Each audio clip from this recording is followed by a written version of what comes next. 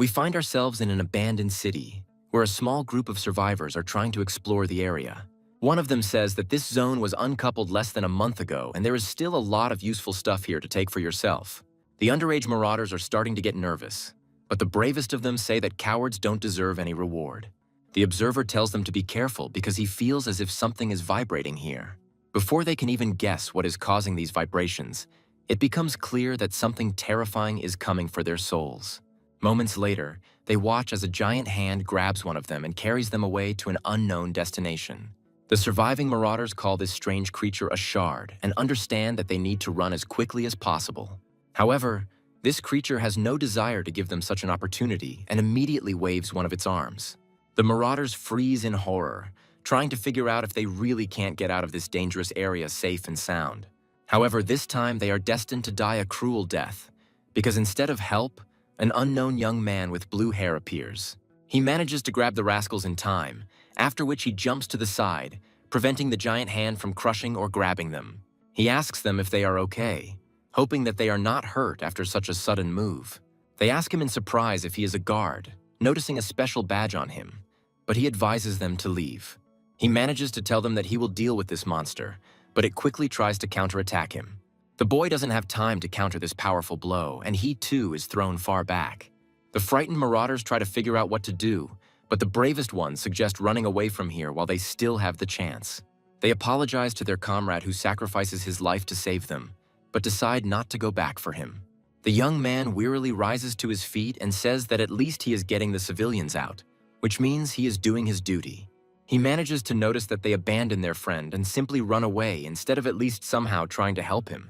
He immediately turns around, realizing that the enemy who was attacking him is still there and is preparing to hit him. He manages to jump to the side, thereby preventing irreparable damage that would definitely kill him. However, this does not make the situation much better, since he understands that the enemy has a serious advantage. In desperation, he grabs his knife to at least have a small chance of destroying this enemy. His target is the weak spot of this shard, which is not easy to reach given the agility of this creature. The young man understands that he must try to hit the body hidden underground and the area connecting the fragment with the disaster. He hopes that the creature is not agile enough to survive his powerful and unexpected attack. He sadly lands on that part of the creature and screams for it to break in one hit, then stabs it with a knife. However, this blow does not produce any results, since the monster's body turns out to be too strong for this knife. The young man wonders why this creature is so strong, while realizing that he no longer has a chance to win. Meanwhile, the disaster shard counterattacks him to knock him off his vulnerable spot and prevent something like this from happening in the future. The young man lands on his feet and tells the creature not to dare underestimate him, as he does not show his true strength. The unknown creature, instead of thinking about these words, simply deals another powerful blow to his body with its hand. In this situation, the young man again fails to dodge the powerful blow and finds himself buried under multiple stone fragments. He tries to cough, but in his situation, it is almost impossible to escape from the captivity of this monster on his own. He understands that he will most likely have to urgently come up with some kind of plan to get out, but he doesn't have time. As the monster swings his fists, he realizes that this is becoming very dangerous, but he cannot dodge. However, within seconds, a beautiful girl, armed with energy ribbons, cuts the monster into several pieces.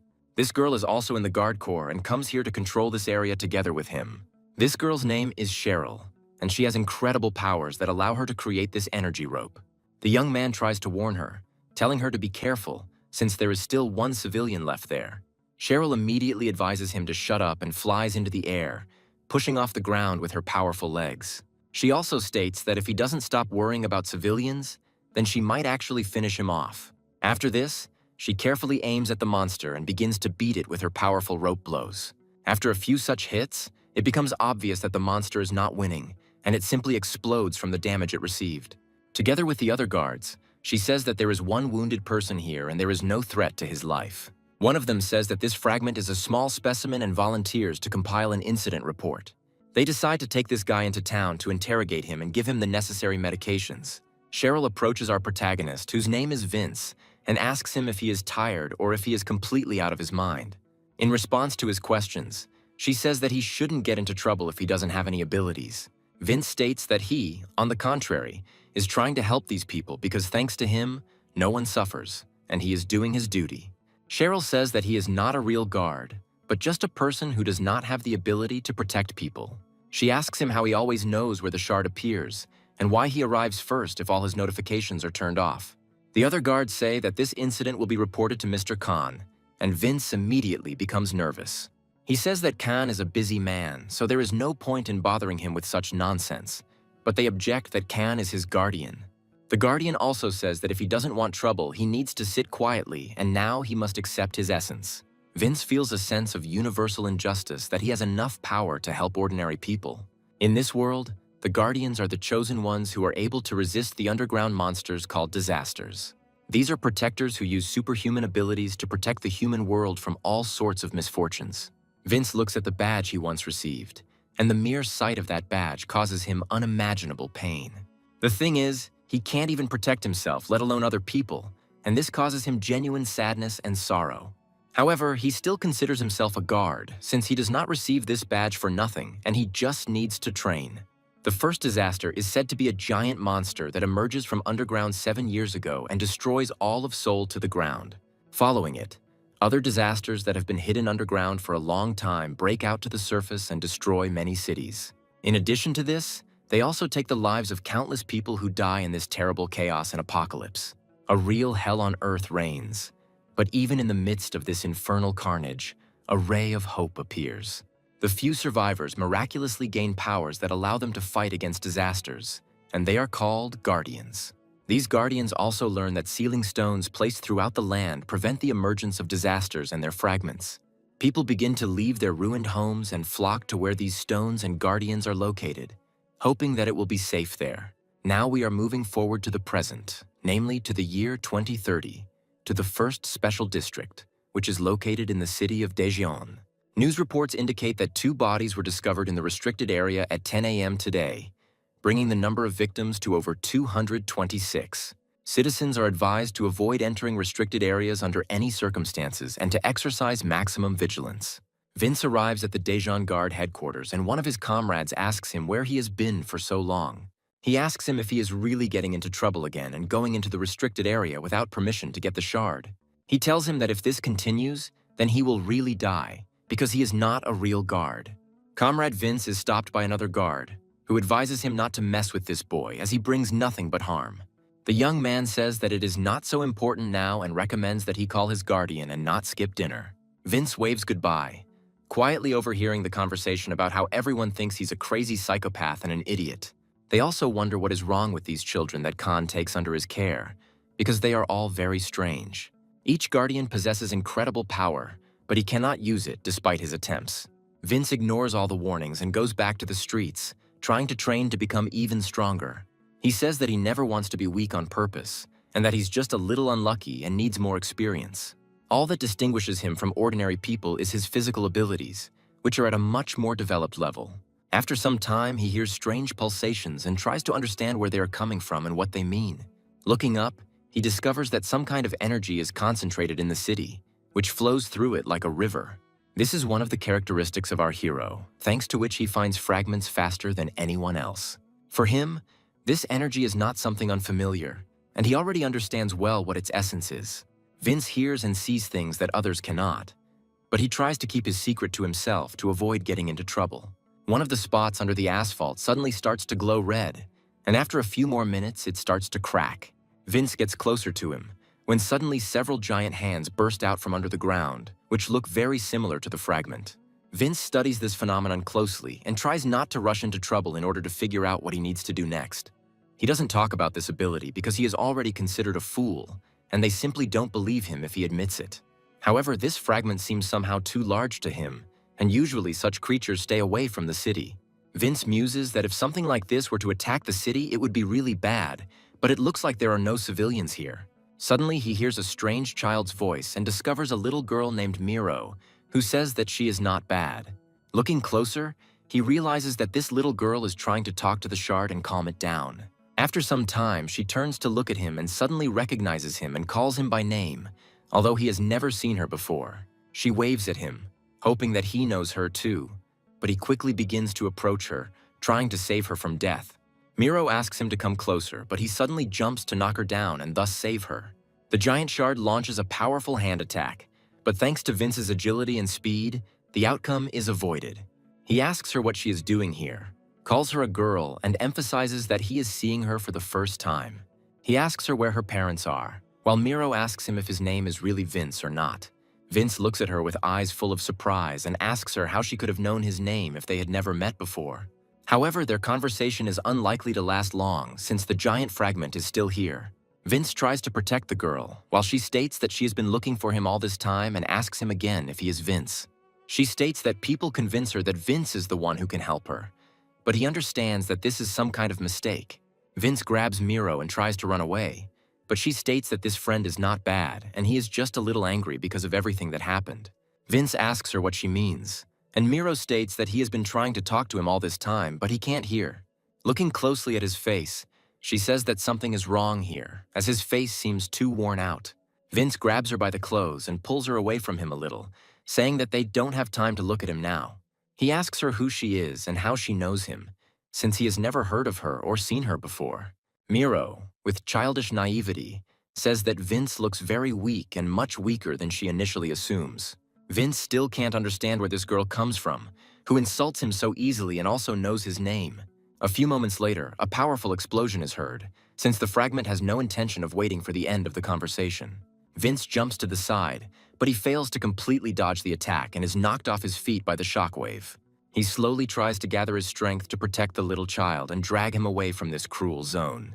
He says with bitterness that now even some children can help them, but he can't do anything to stop them. He speaks sadly about how he is truly weak, a man without strength or ability who is good for nothing. He asks her if this is partly his fault, since he is doing everything to become stronger. He assures her that he always just wants to help people the same way they once helped him and saved him from death. Vince realizes that he can no longer run away because of his injured leg and apologizes to the girl, saying that he cannot save her. He notes that if someone else, who is a real guard, comes to her, then she would have been saved long ago. Miro takes his finger in her hand and says that there is nothing to worry about, since everything is really fine and she is looking for him. She says that he is actually a good person and she is very nervous before meeting him in person. After this, she carefully asks him if he really wants the power to save other people. Vince tries to understand what she means, and Miro guesses that he really wants the power to help the people he cares about. The shard of disaster gradually advances to crush its victims with merciless attacks from its giant hands. Miro looks at him with shining eyes and says that she is capable of giving him such power if he wants it. There are only a few moments left before their conversation is interrupted by powerful attacks from terrifying limbs filled with energy.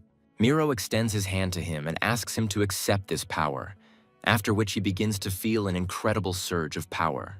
His hand also begins to glow, as if it were overflowing with incredible energy, and he mechanically extends it forward. The giant shard lowers one of its fingers to touch Vince, but the effect is astonishing. A few moments later, a powerful explosion occurs, destroying the fragment as if it were made of paper. This effect is reminiscent of an incredible hurricane in its power, which blows away flimsy sandcastles with incredible ease. Vince watches in shock as he tries to figure out how he can achieve such a powerful effect. However, despite everything that is happening, Miro remains remarkably calm and addresses the protagonist by name. She politely takes his hand and asks him to help her, filling his body with incredible energy again. She declares that in this case she will give him the power that he needs to do good and save people. Vince looks down at her small hand and begins to hear strange voices coming from somewhere in the air. He looks at the giant fragment and realizes that all this time the terrible creature has been screaming about how much pain it is in. Vince tries to understand what it all means, but the power that fills his body becomes too powerful. He quickly turns towards the little girl and asks her who she is, but his legs give way. His vision begins to double and he falls to the ground, no longer able to maintain consciousness. Cheryl, meanwhile, says that they are saving everyone, and except for one wounded person, everything is fine. She also says that they are investigating the illegal entry into the restricted area. She also states that all of this seems strange to her, since the fragments are starting to appear much more frequently. Her interlocutor says that these fragments are starting to appear not only more frequently, but also much closer to the city center. He sternly emphasizes that this safe zone in the city of Daejeon is rapidly beginning to shrink, and this is a very bad sign. He adds that the boundaries of the no-go zones are being expanded, but this is only a temporary measure that will not solve the problem radically. Her interlocutor also says that it is too early to worry about the seal losing its power, since engineering is still looking for a solution. Cheryl says she wants to talk to him about Vince's behavior on the last outing. She says that this time everything is really dangerous and asks him to tell him about it quite harshly. Can, who has been talking to her the whole time, asks her what happens after he hears her sharp screams. Cheryl clutches her phone tightly and sees a very unusual sight in front of her, which frightens her greatly. Can orders her to answer immediately, but she states that it is difficult to explain in words in a way that would be believable. She recommends that he come here on his own in order to understand and sort everything out. After a while, Vince slowly opens his eyes and sees Cheryl in front of him, who is looking at him intently. He asks her where he is, and she sternly tells him that he is in his own room. Vince quickly looks around and realizes that he is indeed not being deceived, and that he is in his room. He also sees Can next to him, asking Cheryl to leave them alone to talk. This man is the commander of all South Korean guard units and plays an incredibly important role. Vince says that lately all he hears about is that Khan is a famous person and asks him what he is doing here. Can asks him if he has been drinking alcohol and notes that he cannot otherwise explain why he is sleeping on the street. Vince wonders in his mind if everything that is happening is a dream and he is just imagining it. Khan says he's hearing that Vince is getting involved with the shard again, but this time it's dangerous. Vince says that thanks to him, 3 civilians survive, so he does not regret his choice. Can tells him that the only reason he is becoming a guardian, despite his lack of abilities, is because of his recommendations. Vince says that he understands everything perfectly, but he doesn't understand why he is being sent to this particular building. Can says that initially he did think that he had some potential, but those times are already passing. He says in a stern voice that during this time Vince has not shown himself, and he is not fit to be a guard under any circumstances. Khan notes that he hopes to one day develop abilities, but now it's time to face the truth. He suggests that he finally abandon these senseless undertakings, since they do not lead to anything good. Vince says that he refuses because they are making him a guardian themselves, so he must answer to the end. Can claims that if he returns to normal life, he will be able to go to school again, and being stubborn is not helping him. Can also advises him to think carefully, because until he has abilities, it will be difficult for him to protect him. Vince states that he does in fact have powers, but Khan interrupts him, saying that there is a more important problem. Looking him sternly in the eyes, he says that during this time Vince has managed to establish himself as a burden that only slows others down. Vince can't believe his guardian is speaking to him so rudely, and it leaves him speechless. However, this also creates a rebellious rage in his heart, as he feels the injustice of such a decision. He realizes that he is the only one in this world who can see the aura of disasters, while others can only guess. However, he also understands that it is unlikely that anyone will believe him, after which Miro asks him why he is crying. Vince says that this is not true, and Miro declares that it will not be possible to deceive her and that Vince is a real crybaby. Vince starts screaming loudly when he sees a very strange creature that looks like a cloud with eyes. Miro tries to shut him up, saying that if she is discovered, it will be very bad, so he should behave much more quietly. Vince throws her aside, causing her to hit the wall, but due to her ephemeral body, she is not in any danger. Vince wonders how a piece of wool can talk, and Miro replies that it's a crude comparison. She waves her woolen hands at him and tells him that her name is Miro and that from now on he should always call her that. Vince realizes that he recognizes the voice of this strange creature, and it suddenly takes on human form. Miro states that he got better thanks to her powers, reminding her that he fainted and she dragged him here. Vince tries to understand what this means, and the girl tells him that he is too relaxed to accept her powers yet. Vince realizes that apparently what happened last night was definitely not a dream, which means he really did fight the shard. Miro says that she is very smart and will figure everything out correctly next time, and Vince just needs to stop for a while. He asks her who she is and why she decides for him what they will do in the future. He also says that he has no idea about the nature of such a creature, and Miro asks him to shut up. After this, she carefully looks at the protagonist's notes and discovers information about the sealing stone. Miro says she never thought such a stone would be called by such a complex and cumbersome name. Vince grabs her by the body and lifts her into the air, telling her that she shouldn't be snooping around here without permission, ignoring his questions. After this, he orders her to immediately answer the question of who she is, looking closely at this strange creature. Miro jumps out of his arms, says what her name is, but Vince states that this is absolutely not what he is asking her about. Miro says there is a problem with this because it is too late to explain anything. Vince asks her what she means, and Miro responds by asking him if he is afraid of heights. Moments later, Vince finds himself in a very awkward situation as it turns out he is afraid of heights. Miro turns into a giant ball of wool and leaps over walls, then soars far into the sky. Vince demands that she release him immediately, saying that this is a real kidnapping, which is why she asks him to be quiet. Miro asks him to calm down and says that they have almost reached the right place and transfers him to the restricted area. After they get to a special abandoned village, she drops it on a small building. Vince gets to his feet and asks her what this all means and why she brought him here. Miro takes on human form while Vince decides to look around and realizes that these landforms are familiar to him. After analyzing the cityscape, he realizes that he has ended up in the photographs of the book and they end up in the village of Crimson. Vince says that he has definitely gone crazy, because if they find him here, they will kill him. But Miro replies that she does not know about this.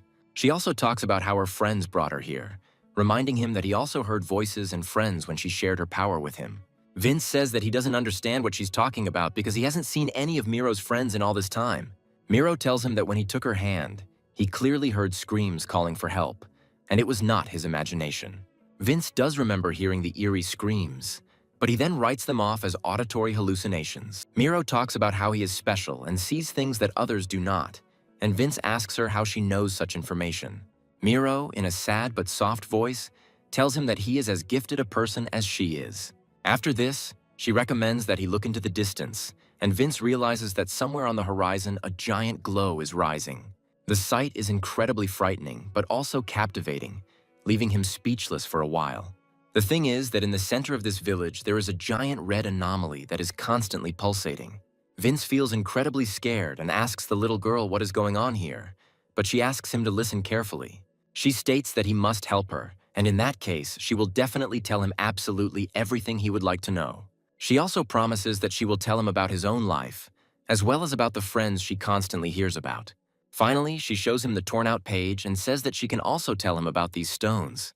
Vince wonders if the sealing stones are truly a source of security, and Miro promises to dispel that mystery as well.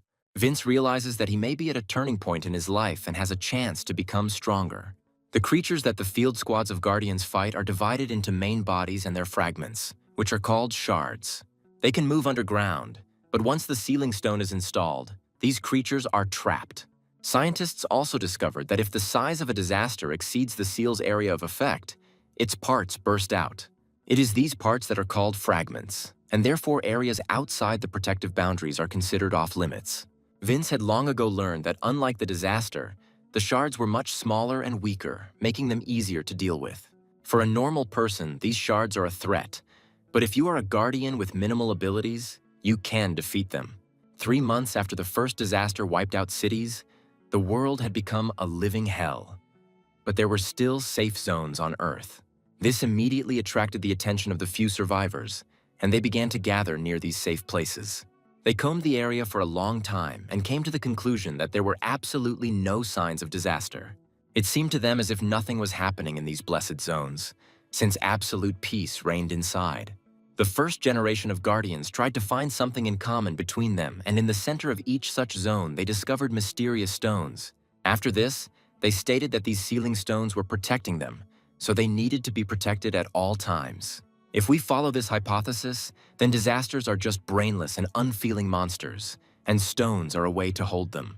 However, our protagonist always had serious doubts about this, since something in this theory does not add up. The whole point is that thanks to his ability, he can more accurately sense the energy that flows near this stone, and it has long begun to seem to him that the light breaking through from underground is nothing other than a form of this disaster. The movement of these energetic barriers feels as if this stone is connected to these disasters, but it is their captor. Vince begins to suspect that these stones are actually the main body of the disaster and cannot save people. Vince asks her what they need to do, and Miro asks him to follow her, promising that they are almost there. After some time, she reaches a small place and says that they have finally arrived at the right place. Vince peers around the corner cautiously and immediately freezes in surprise, not believing his own eyes. The thing is that he sees a small sealing stone from which loud screams are constantly heard. Taking a closer look at this stone, he realizes that it is on the verge of collapse. and therefore the entire village has turned into ruins. Vince muses that it looks like even the guards haven't been here, since there isn't a single soul in the area. Taking a closer look, he realizes that the basic security system is still working, and therefore it would be too dangerous to stay here. Miro says that now he has to destroy this stone, and Vince replies that this is the most idiotic idea he has ever heard. Miro claims that the stone is the source of evil, but Vince argues that he would not be so categorical in his judgments. Miro reassures him that she will give him strength so he doesn't have to worry about anyone getting hurt. A serious conflict ensues between them as Vince flatly refuses to destroy the stone. Miro realizes that she will have to act on her own and approaches the stone to kick it. Vince tries to push it aside while the alarm system states that the stone is damaged. Miro says that she will not go anywhere, and if she is caught, she will say that it was he who made her fight with this stone. She also says that then everyone will understand what a terrible person Vince is, because he uses a child who doesn't understand anything. Miro tells him that he must break this stone in order to find out the truth, or he can choose another option. From her point of view, the second option would be to simply run away like a wet chicken and lose all respect in her eyes. Vince realizes that he himself is curious to know what is inside this stone, after which he grabs her hand. Taking a more comfortable grip on her, he feels a surge of incredible strength and says that any consequences remain on her conscience. He then launches a powerful attack at the stone, hoping that it won't be strong enough to withstand it. After the blows received, an even greater flow of otherworldly energy begins to emanate from the stone, which strives to break out. Vince asks Miro if it is really safe, but she states that he shouldn't ask that question and should continue. She rightly reminds him that there is no turning back anyway, so there is no point in asking himself about safety. Vince agrees with her, after which he continues to build up his strength and deliver powerful blows to this stone. This time, the cracks become even more numerous, and it becomes obvious that very soon the stone will simply fall apart into small pieces. Miro senses that there is only one more blow left to strike and tells him to finish off this piece of stone. Vince grits his teeth, preparing to deliver a powerful finishing attack, and swings his fist again. After this, the attack falls with all its weight and the energy it has received onto the sealing stone. After a few moments, the dust settles, and he says that they have managed to destroy this artifact. However, immediately after this, he sees a giant red dot that seems to start peering at him. Vince takes a few steps back in horror, but it's too late to dodge. A powerful creature bursts out of the ground, and Vince somehow manages to avoid any damage. He quickly tries to catch his breath and restore his heartbeat so he can continue the fight. The creature that emerged from underground is truly enormous and can be considered one of the most serious disasters. Vince asks what he should do now, and Miro turns back into a fluffy cloud and declares that they need to fight. She shows him the creature's main weak point and tells him that he needs to destroy this glowing thing. Vince claims that he is too weak, but Miro says that he has to believe and that with his strength, he can definitely handle it. She encourages him to give it his all, promising full support to ensure that he has enough internal resources. Vince realizes that he doesn't even have time to panic, as the upcoming battle has already begun. He quickly picks up speed to take advantage of the monster's momentary delay and climb on top of it. After this, he takes a short pause to gain strength in his legs and push off the ground. The jump is truly magnificent, as its outstanding physical qualities are amplified many times over. Vince is surprised at how high he can now jump and almost falls down because he has trouble keeping his balance. His body becomes so light that it cannot be compared to what it was like just a couple of days ago. Miro tells him that everything will be okay, and Vince realizes that now is the time to trust her. He reflects on the fact that he would not have been able to leave even a scratch on this monster using normal means. Now he thinks that perhaps now he will finally be able to stand in line with the other guards and show what he is capable of. After this, he rushes forward, making several jumps across the body of this giant monster. The monster tries to knock him off his body, but our hero turns out to be too agile and fast for such attacks. Vince decides to take full advantage of his increased agility to close in on his opponent.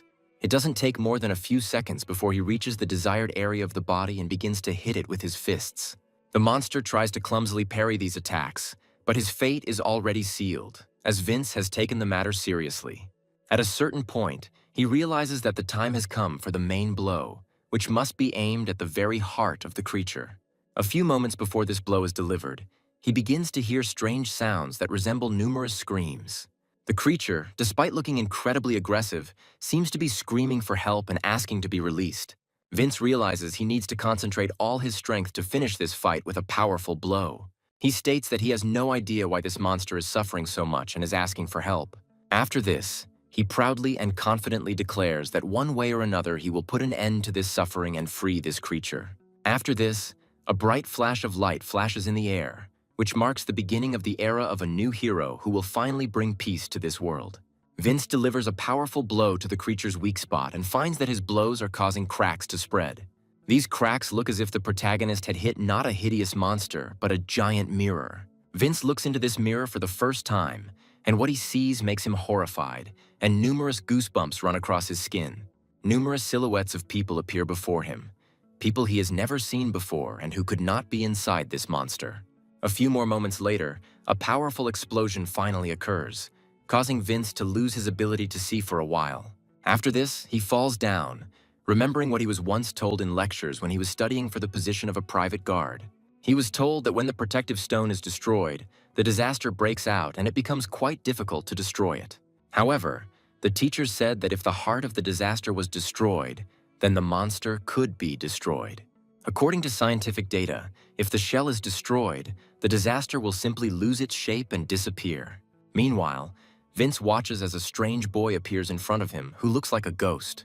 After a few seconds of silent eye contact, the boy closes his eyes and nods slowly, looking at the protagonist. Vince and Miro land on the ground, finding that the energy environment around them has changed significantly. Vince turns to his ally and slowly tells her about what he saw. He asks her if these people are the same friends she has been telling him about all this time. Miro says that these are the innocent souls of dead people, whom this stone kept in captivity for many years. Vince asks her what she means, and Miro, slightly annoyed, says that he already knows the answer. She reminds him that once upon a time something incredibly terrible and cruel in nature happened here. She bends down to a small flower and plucks it, saying that something happened here that should never have happened. Vince looks at her and realizes that her words alone make his heart ache, because he already guesses what happened here. Once upon a time, there was a real massacre here, as the Korean peninsula was then torn apart by a brutal war. This war is known for the deaths of many people, regardless of whether they deserved their fate or not. Miro says that the many people who were killed here were not even given the opportunity to understand why it was done. She claims that it was then that this stone appeared, to cover up the mistake and cover up the traces of this crime. Miro says that in those days many people were afraid of meeting the dead and therefore decided to buy them off with tombstones. She also talks about how this seal holds back souls and prevents them from rising to the surface, and that was very bad. The longer they are locked up, the greater their despair becomes, and eventually they turn into cruel monsters. Miro states that this is precisely the logic behind the emergence of disasters that these people fear like fire. She tells him that the stone not only holds back the occurrence of disasters, but is also the cause of their occurrence. Vince says that the Guardians claim that disasters happen on their own, and Miro replies that he himself knows that this is not true. Looking into his eyes, she says that after this stone was destroyed, there will be no more disasters here. Vince looks at her closely and realizes that now his understanding of the world is turned upside down. Miro pauses briefly, then tells him that he should follow her. She promises to show him something very important, hoping that it will finally sway him to the right side of history. After she turns into a cloud, she gains incredible agility and can quickly jump for kilometers. Vince asks her where they are going, to which the girl replies that they are going to a very high place. Vince tries to figure out the reason for such a rush and looks around, hoping to find clues. Looking at the place where the retaining stone used to be, he discovers a giant crater there. Vince notes that the disaster energy is completely gone, and Miro says that she wants to save everyone trapped underground. Vince says that this means that the cores need to be destroyed, but then the remaining cities will be destroyed. Miro says that people who live in these cities are in mortal danger no matter what. After some time, they reach the required place, and Miro again takes on a funny human form. She takes the protagonist by the hand and brings him closer so that he can see everything with his own eyes. Vince peers into the distance, and what he sees again makes him completely change his attitude towards what is happening. Miro says that the disasters that are locked underground become too strong and the stones can no longer cope. Vince sees a branching system of energy flows that are drawn to each other at incredible speed.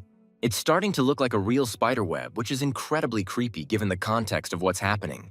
She also shows him that disasters that are close to each other begin to merge more strongly. She also states that if they are not released one by one beforehand, They will unite and break out, destroying everything. Miro explains that her request is made not only for the sake of her friends, but also for the sake of all the living people who will die as a result of this disaster. Vince turns to her again in surprise and asks why she chose him. Miro says that she already told him that the reason is that he is a special person. She pauses briefly, giving him time to think things over, and asks him if he agrees to help her. She extends her hand to him in the hope that he will answer her call to try to save this world. Vince looks at her for a moment with a lost look, but he doesn't really have much of a choice. However, after thinking for a bit, he says that he still agrees to help and that there is nothing cruel in saving people. He grins and states that he has no other options, so he sees no harm in giving it a try. Meanwhile, the camera, located in the area where the recently destroyed stone had been all this time, continues to record what is happening. The sensors are still sending signals to headquarters, so someone has definitely detected that something happened here. The task force is in full swing, and staff report that officers have already left for the scene. However, they are now interested in something else, since the appearance of fragments makes their work increasingly difficult. Some employees are chatting about the technical condition of the equipment when they suddenly notice Khan appearing. They assume he came here because of the Vince incident, and Khan claims he came after Cheryl called. Khan approaches one of the employees and says that he has a serious request concerning Vince, who is very worried. His colleague says that he still has a special feeling for the boy, and Khan chuckles briefly. He adds that this boy seems like a relative to him, when suddenly another guard runs into the room. He states that they have activated alarms from the Crimson area, and Khan reminds that the area was closed. However, he demands that the report be made right now and to him personally, since they have very little time. After a while, he quickly returns to the elevator to go about his business, as circumstances have changed. He arrives at the Prime Minister's office and tells him he has urgent information, but he says he has already reviewed it. Can tries to start a conversation, but some objects immediately fly at him and bounce off to the side. This object turns out to be an ashtray, and the angry politician says that he himself understands what is happening here. He says that one destroyed small ceiling stone is not yet critical. After this, he shows him a small photograph taken from the camera and tells him that this is the problem. He orders that this damned creature be found immediately, since it is the source of all the problems. He also points to an unknown silhouette on camera, stating that the identity of this person must be established. Can looks at the boy closely while the politician declares that this is an order. After he leaves the Prime Minister, he is asked if he is okay, and he replies that there is nothing to worry about. Wiping away the blood, he says that now he urgently needs to call a meeting to discuss important issues. He says that this needs to be organized as quietly as possible so as not to attract unnecessary attention. Some guards' icons begin to glow, indicating the need to urgently arrive at the designated location. These guards form a special group of people whom Khan trusts most in matters of security. He states that this meeting must be urgently organized in a week at the central headquarters in the city of Daejeon. One of the guards picks up his token, which begins to actively glow blue and vibrate loudly. Khan emphasizes that this meeting will only be held for leaders at the special circle level, which is difficult to get into. There are countless unjust deaths in the world, and attempts to cover them up have always accompanied human history. During the Korean War, the South Korean army committed genocide in the territories recaptured from North Korean troops. This genocide was committed under the pretext of fighting the accomplices of the northern regime. But it was precisely this that gave rise to a real tragedy. Vince reads the story and realizes that it was after this that the seal stones were created to keep evil souls away. Miro says that no one realized at the time what a disaster it would turn into, and Vince notes that 50 years ago, all records of them disappeared. The souls, left for decades, continued to build up their energy underground until their power surpassed that of the stones. Miro speaks of those who are still underground joining forces to free themselves and break out. She notes that if everything is left as is, then one day a powerful catastrophe will occur that will finally destroy the Earth. Vince thinks it sounds like nonsense, but the guard's data confirms this theory perfectly. He counts the increasing number of fragments in neighboring villages and realizes that the disasters are starting to connect with each other. Vince wonders why the guards haven't figured out the nature of the disasters yet, as it's extremely important. He suggests that if this is true, then they must destroy all the disasters before it is too late. Vince asks her how she even has this information, to which she replies that it is a secret. Vince is trying to figure out if this is even possible to believe when his computer starts beeping frantically. The system informs him that in order to access these materials, he needs to have a higher rank to avoid problems. Vince can't believe this misunderstanding, thinking that just recently everything was completely normal and he had access. He receives an additional notification that his rank has been changed and he has now become an intern with fewer rights. Vince can't believe this outcome and claims that it's impossible and that there must be some kind of mistake. After some time, he receives a call and abruptly picks up the phone, saying that there was an error in his clearance level. He is immediately told that this is the administration's decision, since problems have arisen at the top and they have decided to remove him. Vince asks how long this will last and is told that this time it is serious and the restrictions may not be lifted. He is advised to stop cherishing the dream of remaining in the guards and take up more important work, after which Vince says goodbye to his interlocutor. Miro looks at him in surprise and asks what happened and why he suddenly became so sad. Vince reports that he currently has no access to any data or information and that he is formally discharged as a guard. Miro claims that there is no problem, because you just need to find all the stones and break them. But Vince replies that it is not that simple. He tells her that there are actually more than 100 of these stones and that going ahead would be an extremely stupid decision. Vince wonders what he should do now, while Miro states that he was more of a coward than she thought.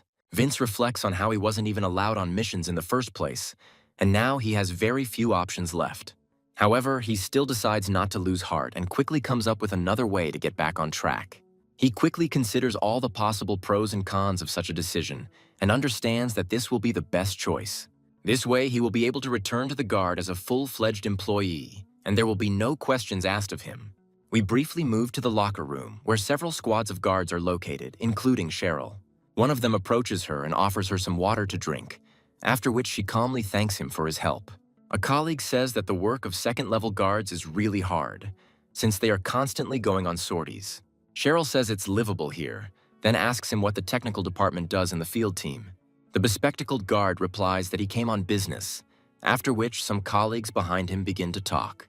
They claim that Vince's level 3 was taken away and he is now left as an intern, which is why he could soon be kicked out. Cheryl asks in surprise if they've already fired Vince, and her colleague immediately replies that they haven't. He says he was simply transferred to the technical department so that he could contribute to the Guardian Corps in another way. He also adds that Vince himself asked for this and stated that he was refusing field assignments and wanted to work there. Cheryl is surprised to hear that he was welcomed with open arms because they are short-staffed.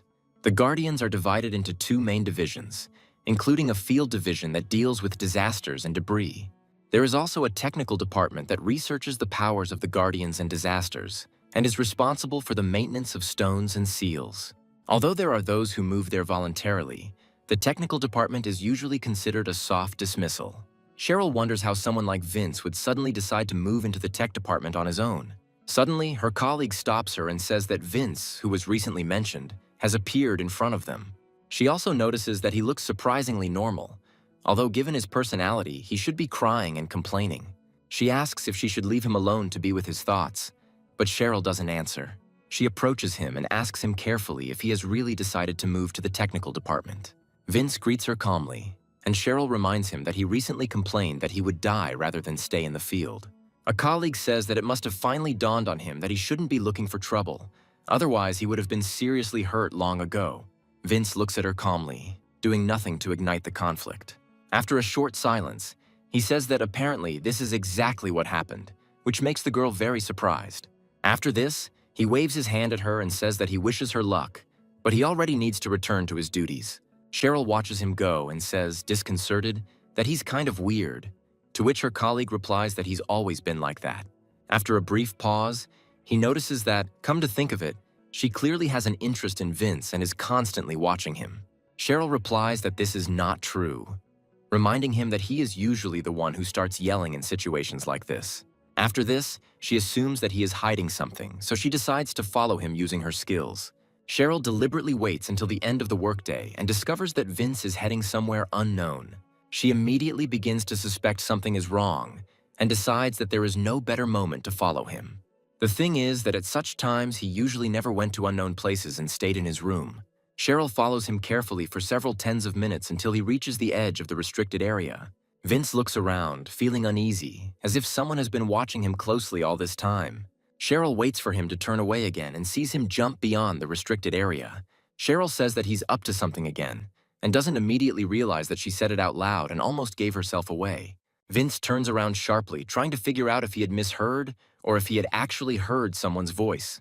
Cheryl doesn't make a single move, which allows her to clear herself of any suspicion that she is following him. Cheryl realizes that she is also hiding, because she has absolutely nothing to hide and can safely patrol this area.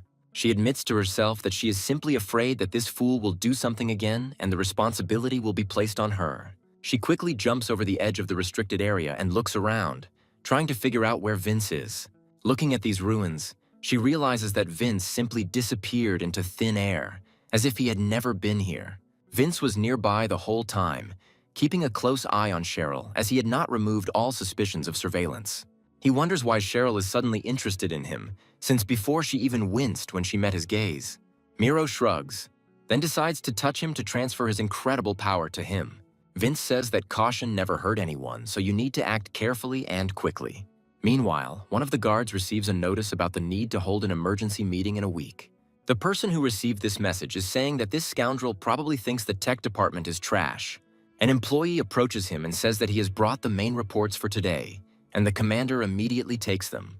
He asks if there is anything unusual here and is told that everything in these reports is absolutely standard. After that, he takes a close look at Vince's personal file and asks if this is the boy the administration values so much.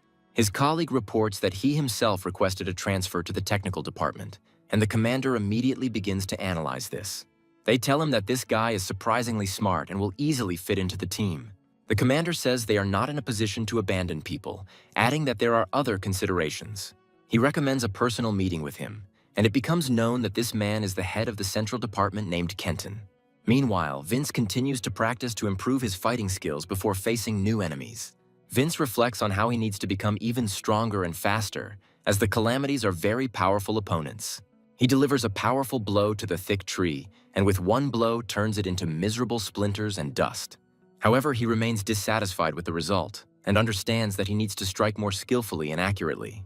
He reflects on the fact that he needs to gather all his energy and release it outward, like a shot from a gun. This allows him to perform a ranged attack, although it dissipates fairly quickly. Vince watches these energy waves closely to see how effective this attack is. Much to his dismay, he fails to even leave a scratch on the wood, which is far below his expectations. Vince reflects on the fact that he literally does not understand what is going on, because as soon as the energy leaves the body, the form immediately disintegrates. Miro says that you can just punch him, and Vince replies that brute force can't always help him. He says that your level as a guardian depends on how freely you can shape your energy. Miro yawns and says that it is a rather complex concept that is not close to her, and that she still thinks it is better to just hit. Vince admits that he has studied the theory very well, but still does not understand how it feels, because he did not have the ability. Over the course of several nights of secret training, he realized three main things that needed to be followed. The first is that if Miro is nearby, he receives power, but it is not necessary to hold on to it all the time. The second discovery was that, unlike the Guardians who can shape their energy, he can only fight hand to hand. And finally, the third discovery is the most important detail that he is still trying to understand.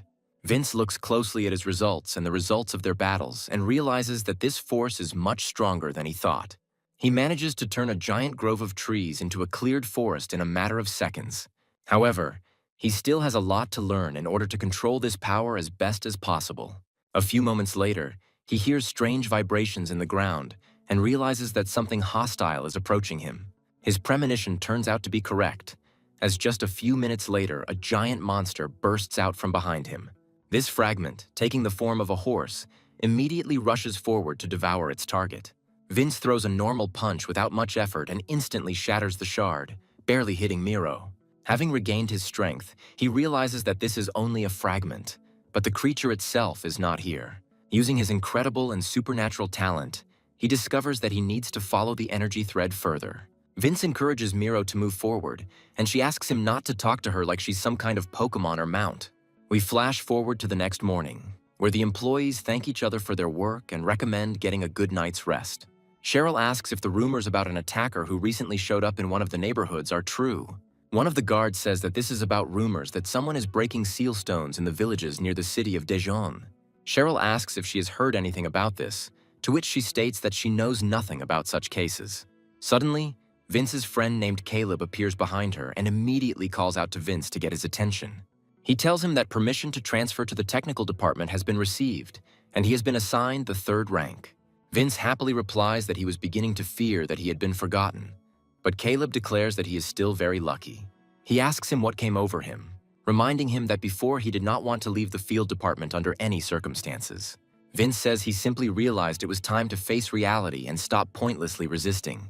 Cheryl continues to watch him closely, fully aware that he is not telling her everything and constantly runs away into the restricted area. Vince notices her look and tries to figure out what's wrong with her again, while Caleb states that for now he will work with him. Cheryl, meanwhile, continues to watch him very closely, not taking her eyes off him for a single second. Vince, on the contrary, tries to relax and even jokes a little in order to win over his colleague. Cheryl, meanwhile, realizes that something is definitely wrong here, and she needs to continue to monitor this person so that it doesn't become a problem. He tries to get home as quickly as possible so he can literally jump out of his boots and rush on. Miro asks him where he is going, to which Vince replies that he needs to get to the archives for new information. He proudly says that this is where he will be able to access all the latest materials, and Miro declares that she is tired. Vince says that she can wait for him here and keep a low profile since he will be back very soon. Miro looks at him in surprise and asks if he's really completely satisfied with everything. Vince asks her what she means, and Miro reminds him that he had a reason for wanting to stay in the field. Vince says that this is indeed true, but now he has realized something that is much more important. Vince asks her to close the door behind him, and Miro reminds him to come back quickly because it's very boring here. After she is left alone, she sighs and says that her friend is the most pathetic liar there is. Vince doesn't complain that the transfer from one department to another took a whole week and it's not very efficient. But there is no choice. He realizes that during his secret training, he destroyed 3 seal stones, taking advantage of the fact that no one was watching him. He understands that these seals were small and abandoned, but the guards must have noticed his presence. He is looking for some new materials and assumes that most likely, no one will make them publicly available even if they are digging into his dossier. Looking at the latest reports, he realizes that even the level of activity of the fragments around has not been recorded. At first he assumes that this is even good news, but after a while he remembers Miro's words. She asks him why he looks like everything is fine when he had a reason to stay in the field unit at any cost. Vince remembers that there really was such a reason, and briefly dives into memories from a year ago. Khan receives information that Vince has lost his memory, retaining only his name, age, and a couple of fragments of events from 2 years ago. Khan claims that it can indeed be considered a strange stroke of luck, while Vince claims that he does remember some things. Khan turns towards him in surprise, and Vince states that these memories can hardly convey the whole picture. After this, he begins to look closely at Khan's face and again immerses himself in the memories that remain with him. He claims that the person who saved him at that very moment of disaster was Khan. Vince asks if his memories are accurate, hinting that he was the one who killed that monster. Vince talks about hearing about people called guardians and how they protect people from these monsters. Khan agrees that this is indeed the case and is one of those people, after which Vince says that he would like to be like that too. Khan was very surprised by such determination, and Vince says that one of the guards mentioned that he also had such power. After this, he proudly asks if he can become such a brave warrior and freezes in anticipation of an answer. Khan can't believe his ears, as this is the last thing he expected to hear from a disaster victim. After this, he pats him on the head, saying that this issue can indeed be resolved with due diligence.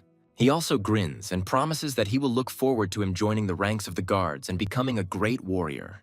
Vince comes back to reality, realizing that those dreams never came true despite all his efforts. He slaps himself on the cheeks and says that there is no point in concentrating on this now since it is already in the past. Vince reflects on the fact that he told his mentor about all this, but now is not the right time and they will not believe him. He wonders if things are really much worse and if the top brass of the guards have known for a long time, but are simply hiding what is happening. As he continues to research the necessary information, he suddenly comes across a very strange publication that arouses his interest.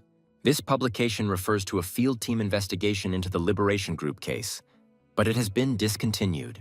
Vince is trying to figure out what this Liberation Group is and why it is getting so little attention, because it should be something serious. Vince quickly heads home and opens the door, saying that Miro needs to wake up as soon as possible because he has questions. Vince looks around and finds a tense Miro, who says there's been a bit of a mishap. Vince looks down a little and finds Cheryl pinned down, unconscious from the force of the blow. Miro is well aware that they have been exposed and wonders what they should do now and how to deal with this situation. To understand how everything came to this strange point, we go back some time to when Miro was sleeping. She was awakened by strange clicking sounds, as if someone was trying to break down the door or was constantly tugging at the door handle. Miro, being a very trusting child and a naive creature, opened the door herself, assuming that Vince had forgotten the password. However, she quickly realized that it was not Vince who had come to visit her, but Cheryl, who had been trying to break the lock all this time. Miro and Cheryl's eyes met, and in that very second, the little creature realized that it was necessary to act quickly. Vince listens to this story with genuine surprise and himself says that she should have been much more careful. He reminds her that she shouldn't open the door in such a state, and Miro apologizes to him for her mistake. Vince asks her how she was able to knock out such a powerful opponent with just one blow. Miro is clearly avoiding the answer, and Vince orders her not to prevaricate and to tell exactly how everything actually happened. After a few moments, Cheryl gradually comes to her senses, and our heroes immediately become even more tense. Cheryl wonders what happened and why she ended up on the floor and suddenly lost consciousness.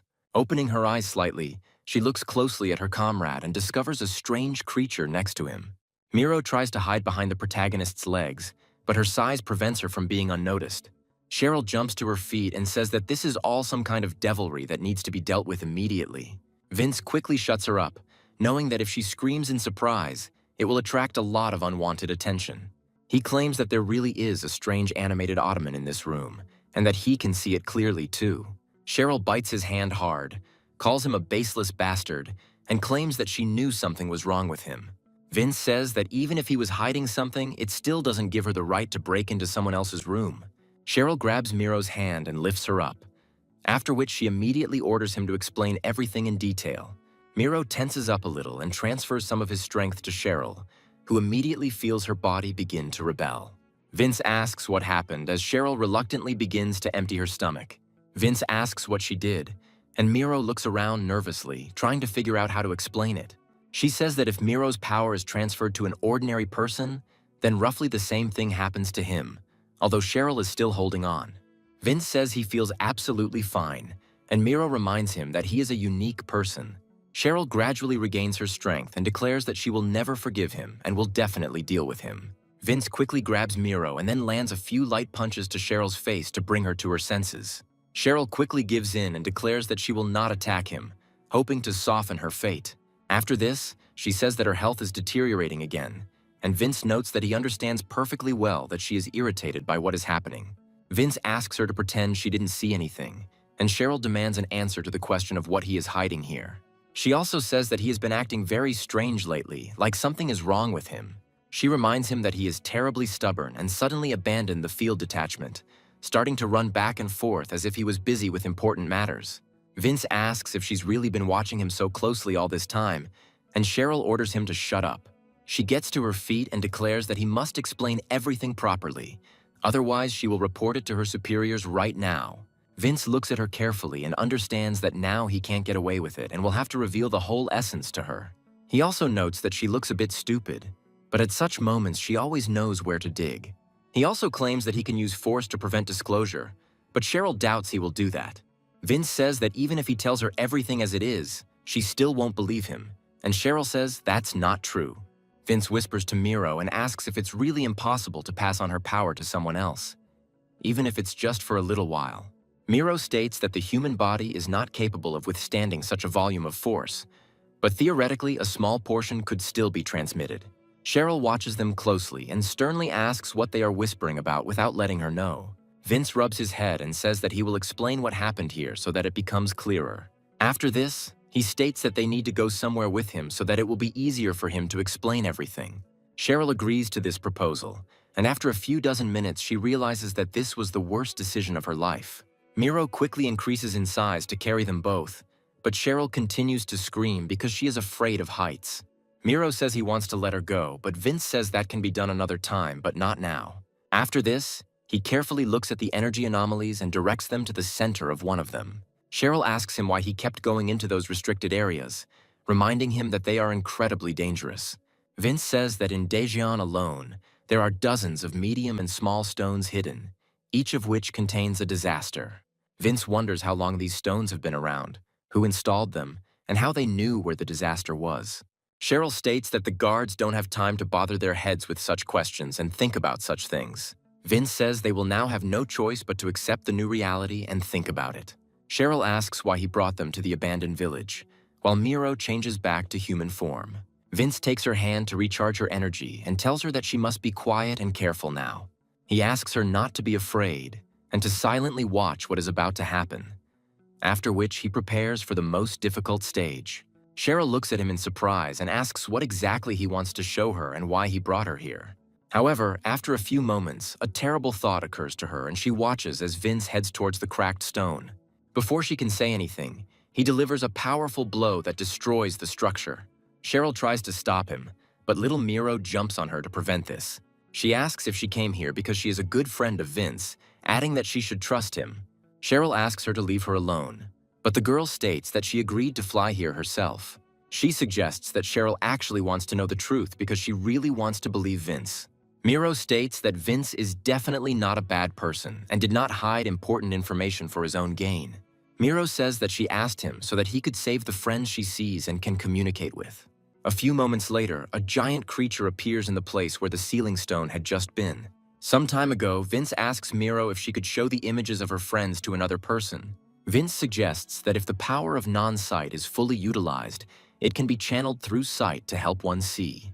Miro agrees, stating that Cheryl is quite tough, so it might be a good idea to open her eyes to what's going on.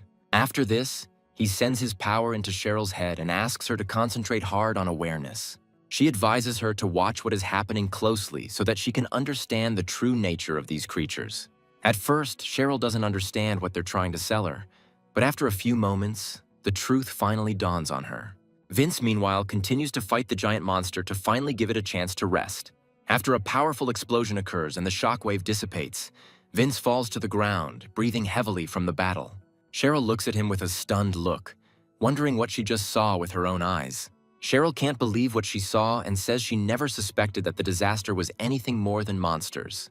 She manages to notice people emerging from this monster and heading towards the sky, although this has never happened before.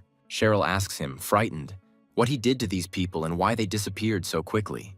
Vince says that this is the real face of disaster, which people mistakenly perceive as something terrible. Vince claims that no one knew this truth, or they knew it but did not want to admit it and constantly hid it from other people. Looking closely at his ally, he promises that he will explain everything she wishes, since this is a truly complex topic. He also expresses hope that she will not resist and will simply help him in completing his task. Cheryl always stood out from the other guards due to her very specific attitude towards the main character.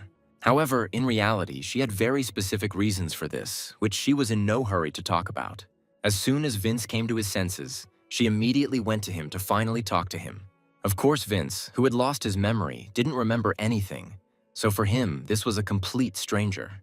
He looked at her in surprise and asked who she was, which immediately caused her to fall into a stupor, trying to figure out what to do.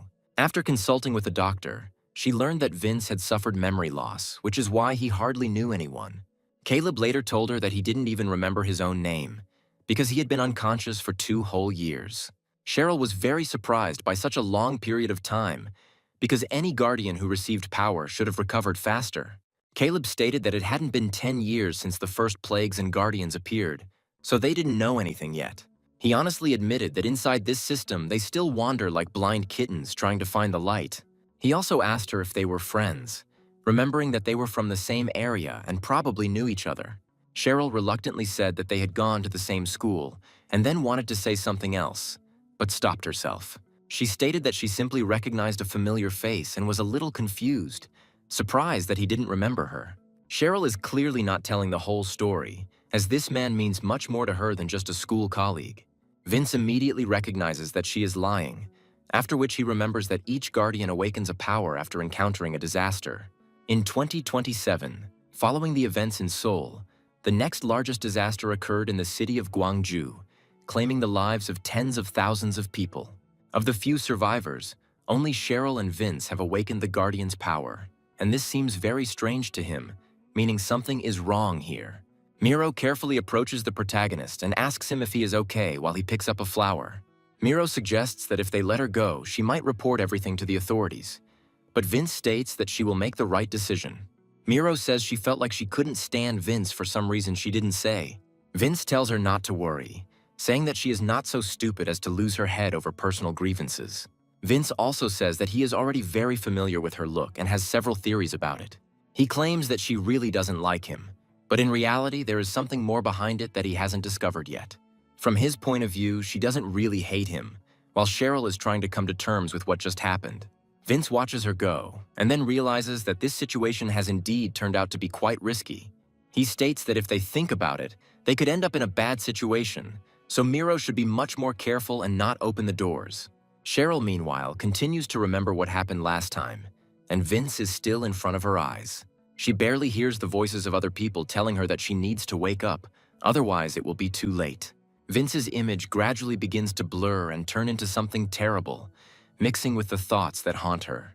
However, with each passing second, she begins to hear more and more clearly strange cries that call her by name. At a certain point, she comes to her senses and realizes that these screams belong to someone else. Quickly concentrating, she realizes that she needs to be quicker because a charge from one of the fragments just flew past her. Another guard tells her that she has completely lost her mind if she decided to fight monsters so recklessly. Cheryl quickly realizes that such thoughts in battle can only cripple her or send her to the next world. After this, she decides to use her spiritual power to form a large whip and destroy the monster. A colleague asks her what's wrong with her today, assuming that she has suffered some serious injury that is preventing her from fighting. Cheryl quickly and curtly replies that she is just really tired, but otherwise everything is fine, and they just need to rest. The guard says that in this case they need to return to headquarters, since no more requests for help are coming in. Cheryl asks a colleague how bad the situation is in Gumsan and is told that the town is now closed. Cheryl wonders what all this means and is told that the seal has been destroyed and no one is allowed in there yet, except for elite fighters. He also quietly says that this information is unofficial and reminds that earlier he spoke about one person. He clarifies that this man is hunting for sealing stones, and there is speculation that he was the one who destroyed them in Gumsan. Cheryl wonders what good there is in breaking seals, as it seems quite counterintuitive to her. The guard says that he knows nothing about this, but he heard about some sect that was obsessed with this. This guard clenches his fists, saying that someone is fighting, everything is blowing up, and the world is heading towards the abyss. Cheryl makes a firm decision to find out what the real nature of Vince's actions is and cautiously makes her way home. After this, she quietly leaves her shelter and rushes straight to the very city that was destroyed. Cheryl speculates that the seal here was broken exactly 9 days ago, so it's probably full of monsters. However, she realizes that, apart from the giant hole from which the disaster erupted, there are no other signs of the breakthrough. She finds that it is surprisingly quiet here, and there is not a single disaster or fragment, as if it is now possible to live here.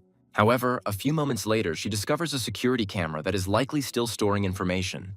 She decides to take the data from this camera and return home to check it on her personal computer. After making sure that no one is watching her, she starts the process of decrypting the files so that they can be viewed.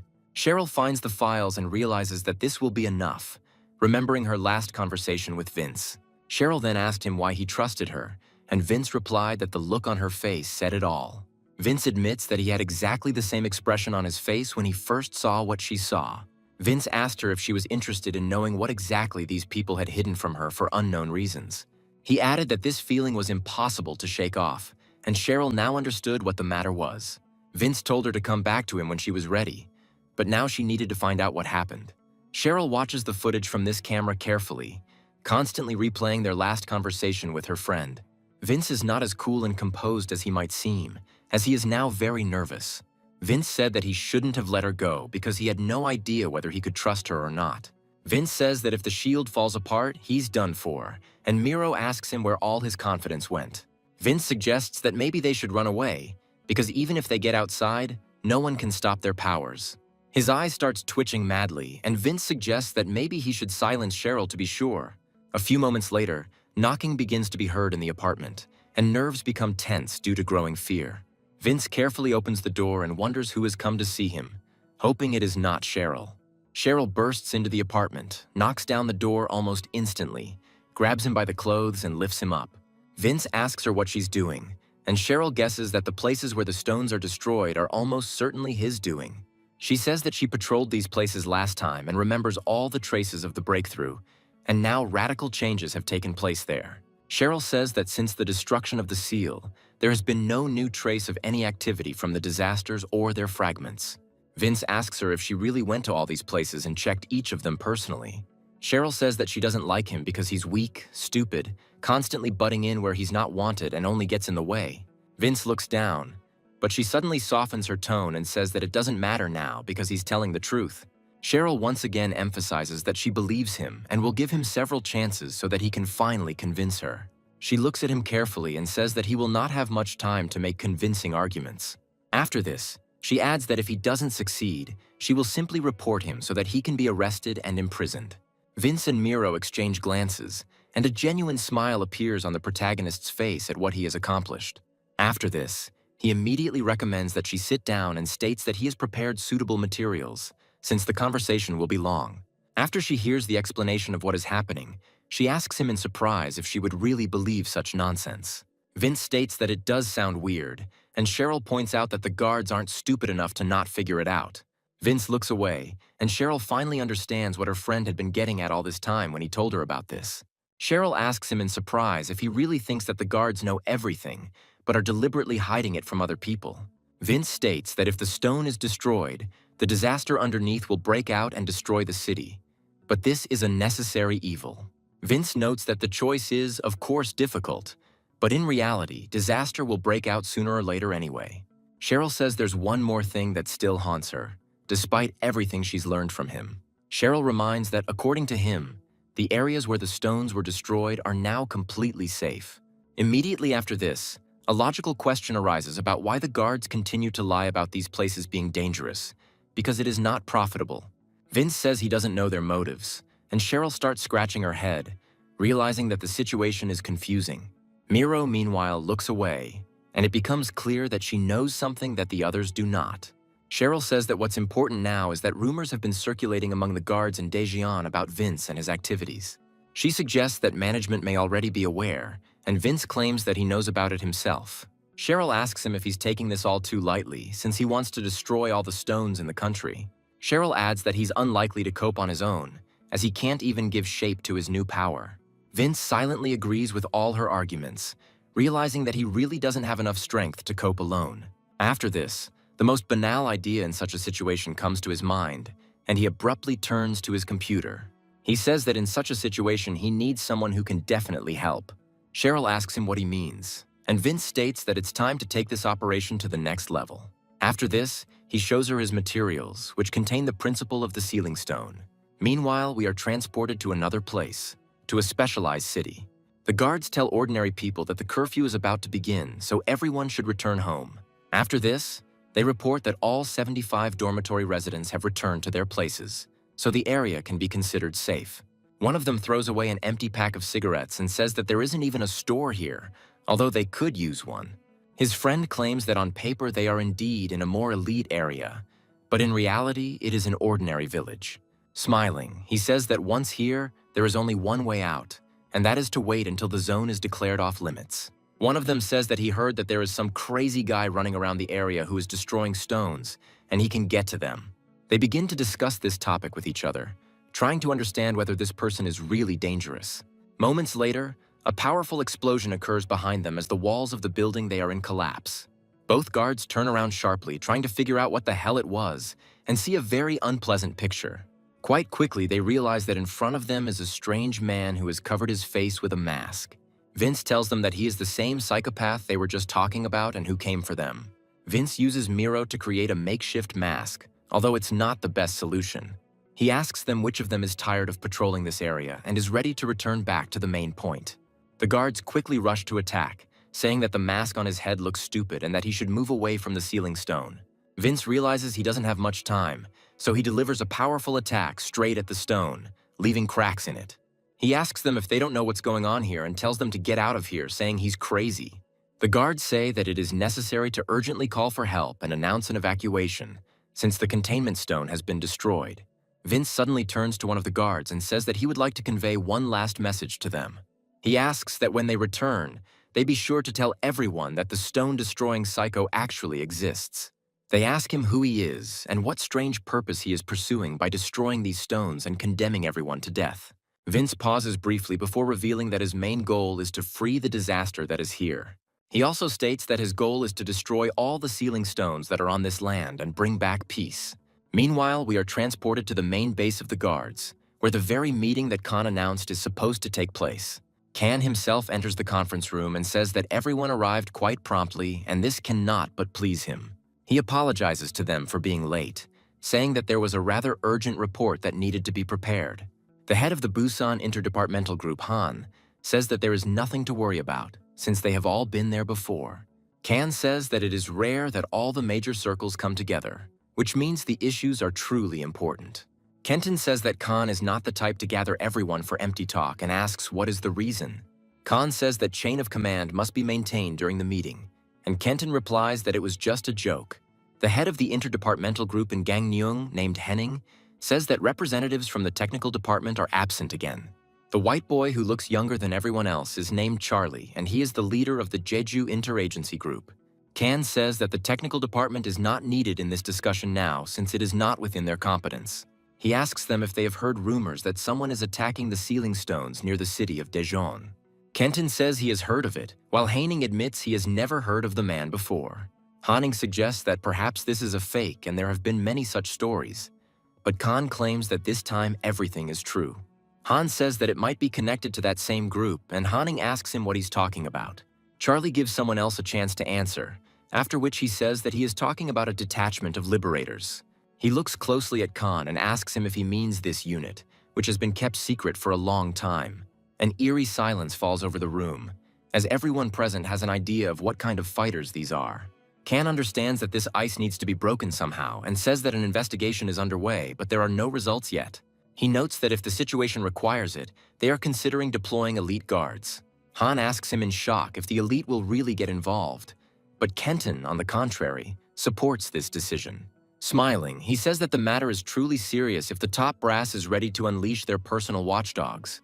He asks Khan if this is true, and Khan immediately reprimands him to observe business etiquette and not so panic. Kenton, meanwhile, begins to feel strange fluctuations in the energy aura and rises to his feet. Khan asks him what happened, and he says that he feels some strange change. He walks over to the window quite quickly and decides to look out into the distance, and Kenton immediately gets up from his seat to keep him company. A few moments later, an employee runs into the room and says that he has a message for the manager. He states that urgent requests for assistance have been received from the Chonung area that require immediate attention. He says that there has been a report of an attack on the sealing stone, and Kenton states that this is true. After a short pause, he says that this is indeed the case, and he sees everything with his own eyes. After this, they talk about the need to assemble a squad and immediately move towards the incident to neutralize the disaster. Vince said that there is little material on the Liberation Squad, but this name pops up everywhere if you dig into the documents. He concludes that one thing is clear. These people are acting with the goal of releasing the disaster, and so far no one has been able to track them down. Kan immediately says that he will have to stay in this city for some time, since the situation has changed dramatically. He gives orders not to reveal information about the attacker to the public, and that only second-class guards should be informed about this mission. While they decide to cooperate with the elite guards, Vince says that if the liberators exist, they need to contact them. He notes that in this case, they can become the most valuable allies they could ever have. Charlie suddenly announces that he has also decided to stay to help in the destruction operation. He states that there are no areas near the city he patrols that require close attention. He also says that the island is so small that even the technical department can handle its security. Cheryl asks Vince how he plans to contact them, and Vince states that it's actually simple. He states that all he has to do is get their attention and then they will come for him on their own. Charlie declares that he is not going to sit back and watch entire villages and the people with them perish. Vince, in turn, talks about the need to make a name for yourself in order to attract the attention of this mysterious group. After some time, news begins to spread that some kind of psycho has appeared and is attacking the stones. The Guardians begin to tell each other about this after they find out through the refugees. But the image of this Avenger remains vague. Some people think it's a young guy, others think it's a middle-aged woman, or that there are several of them. Some even begin to assume that this man is a former Guardian, since he possesses incredible strength. However, the most important thing is that all people are passing on the message that this very psychopath has announced by word of mouth. The idea that a man has appeared who wants to free the disasters has firmly taken root in people's minds. He begins to be called the liberator of disasters, and each of his appearances is accompanied by serious panic. Although he does not attack people, Vince deliberately gives them time for everyone to evacuate, warning them that they have 30 minutes left. He even periodically gives commands to other people to help the elderly who cannot move quickly. He begins to get indignant, saying that the damned youth think only of themselves and do not have a drop of altruism in their hearts. However, his moralizing is forced to be interrupted as a rapid response team from the old guard arrives to see him. The local forces immediately attack him in the hope that they can destroy him with a couple of blows. Vince doesn't waste time and continues to train, so he already feels quite confident in these fights. Having knocked out one of his opponents with a sharp move, he immediately switches to the second one, who is armed with a spiritual sword. This guard's confidence knows no bounds, so he easily rushes at Vince, declaring that he will finish him off. Vince easily intercepts the blow and says that it is time to stop this senseless fight. He then delivers a quick and powerful blow to strip the opponent of their stamina and ability to fight. A powerful explosion of blue energy is heard, signaling that the winner of this fight has been determined. Vince has no desire to fight his comrades to the point of serious injury or death, so he stops. The Guardian, having admitted his defeat, asks him what he is trying to achieve and why he needs to destroy the stones. Vince says that he is already tired of answering this question, as he has asked about it several times. He says that his only wish is for this guard to tell everyone else about his plans. Sometime later, in the archives, one of the employees of the technical department tries to understand who the liberator of disasters is. This employee is Vince's handler, who cannot believe that there is not a word about him in the official reports. They tell him that this is not happening, since too many refugees have arrived in the city in recent weeks. An employee asks his colleague if he has finished his work, and the colleague states that he simply answered the question. The same one accuses him of being rude to him, threatening that if it weren't for them, he would now be on welfare and eating God knows what. After a while, Caleb approaches them, waves his hand at him and says that he was looking for him. He states that they need to talk about further cooperation, after which he briefly looks away. This colleague turns out to be Vince, who continues to operate in the technical department in order to avoid attracting attention. Caleb says that he should also go with them since the conversation is very serious and requires his presence. After this conversation, he returns to Cheryl and informs her that he is being transferred to Gangneung by order of the management. Cheryl says that he received his assignment less than 2 weeks ago, and now he is already being sent on an external mission. Caleb says that this is, on the contrary, a good thing, since no one has tried to contact the liberators yet. From his point of view, the thing is that they simply haven't heard of him, and perhaps their base is far from the city of Daejeon. Cheryl looks at him as he declares that it is time to spread the name of the disaster liberator far and wide. Cheryl says that people will become suspicious as soon as he gets to Gangneung, and the liberator's forays will immediately change geography. Vince talks about how no one is interested in him because everyone treats him like an outcast, a piece of trash, and a pathetic worm. He notes that in any case, the most important thing now is to contact the liberators as soon as possible, because this is their chance. Kenton suddenly appears behind him and asks him what other chance he is talking about with such enthusiasm. Vince and Cheryl immediately become scared and look back at him in fear, which makes him feel a little uneasy. Vince feels a cold sweat run down his body from head to toe, and he loses the ability to speak for a while. Kenton himself feels a little awkward after such a greeting and asks him why he was so surprised. Smiling broadly, he says that he has long wanted to meet him since there are many rumors about him. Vince asks him if that's really the case, and Kenton points out that rumor has it that he's Khan's favorite. After this, he pauses for a moment and with a sly grin asks them what they were talking about and what this chance is. Vince realizes that he hasn't thought through the scenario and is simply backed into a corner with no answer. Cheryl realizes she needs to take matters into her own hands and mentions that Vince will soon be sent on a business trip to Gangneung. She says with a smile that he had never left the district before, so he was glad to have become a big shot. Kenton, smiling, says that it was he who entered his name so that he could go to this district on an external mission. Vince looks at him dumbfounded, and Kenton says that Caleb told him a lot about how talented Vince is. Kenton also says that he can cancel this trip if Vince doesn't want to, but he immediately states that he was going to go. He also states that he has dreamed of seeing this city since childhood, and that it has amazing mountains, air, and wonderful people. Kenton watches Vince with interest, and Cheryl suddenly decides to join the conversation, saying that she has questions. She asks them if she can go with them, given the current circumstances and staffing issues. Kenton immediately begins to watch her closely, as he is used to analyzing the behavior of other people. Cheryl says that she is an orb-level guardian from a field detachment and that they will most likely need an escort to the city. Kenton asks them if the field office is really that overcrowded, as they must have a lot of work. After this, he exchanges glances between the two of them and says that perhaps the situation lies on a different plane. He makes several guesses without completing any of them, after which he realizes what the matter really is.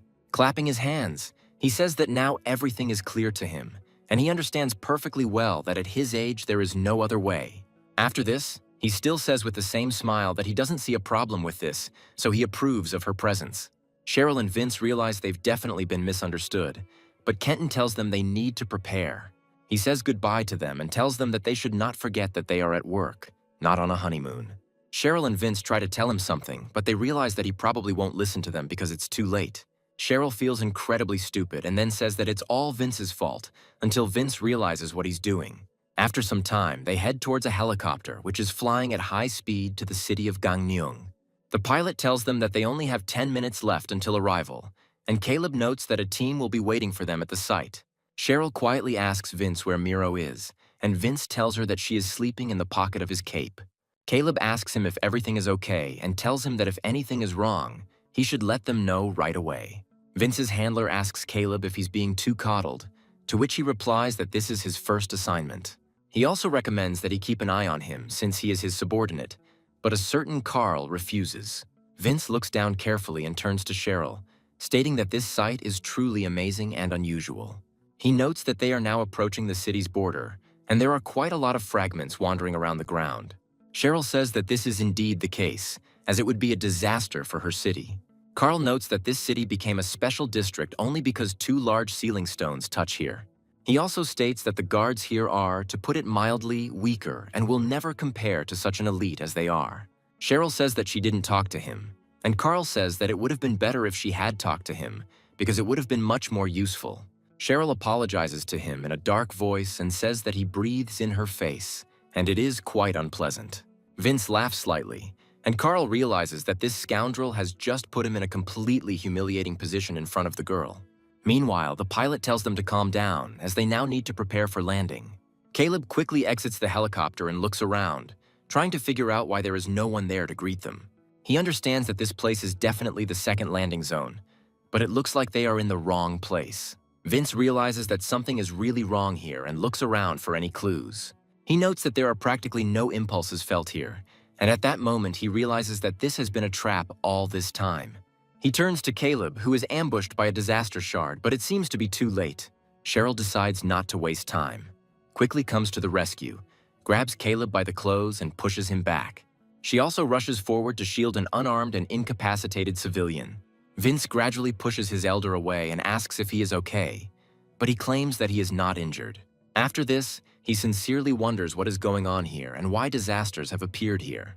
Vince realizes that the situation is not limited to the appearance of one shard, and they are in much bigger trouble. A multitude of different fragments, shaped like animals, gradually approach them, waiting for the moment to attack. To understand this situation, we need to go back to 2025, when the guards were barely able to restore order. Hundreds of villages and towns arose around the hundreds of ceiling stones. But due to rumors, complete chaos reigned for a long time. To stabilize the situation, the surviving members of the government declared 5 cities special districts. This decision made these cities the backbone of New Korea, as they were given the responsibility of managing nearby smaller towns. Among them was a region with a population of less than 50,000 people that was unremarkable in its size. However, due to its unique location, Gangneung City was chosen as the last special district. The thing is that Gangneung consists of 2 ceiling stones, and this allows movement between safe areas. However, there was a problem with the ceiling stones, so they asked for help from the Daejeon City Technical Department. They were assured that nothing dangerous would happen, so there was no point in worrying. But now it is becoming clear that this is not the case. Cheryl, meanwhile, realizes that she is the only person who will have to fight against these creatures. She decides to go all out and immediately destroys one of the fragments that is heading towards her. Her fighting skills are truly admirable, as she never leaves her friends behind while she is still standing. Caleb thinks that this seems absurd to him, because they are definitely in a safe zone.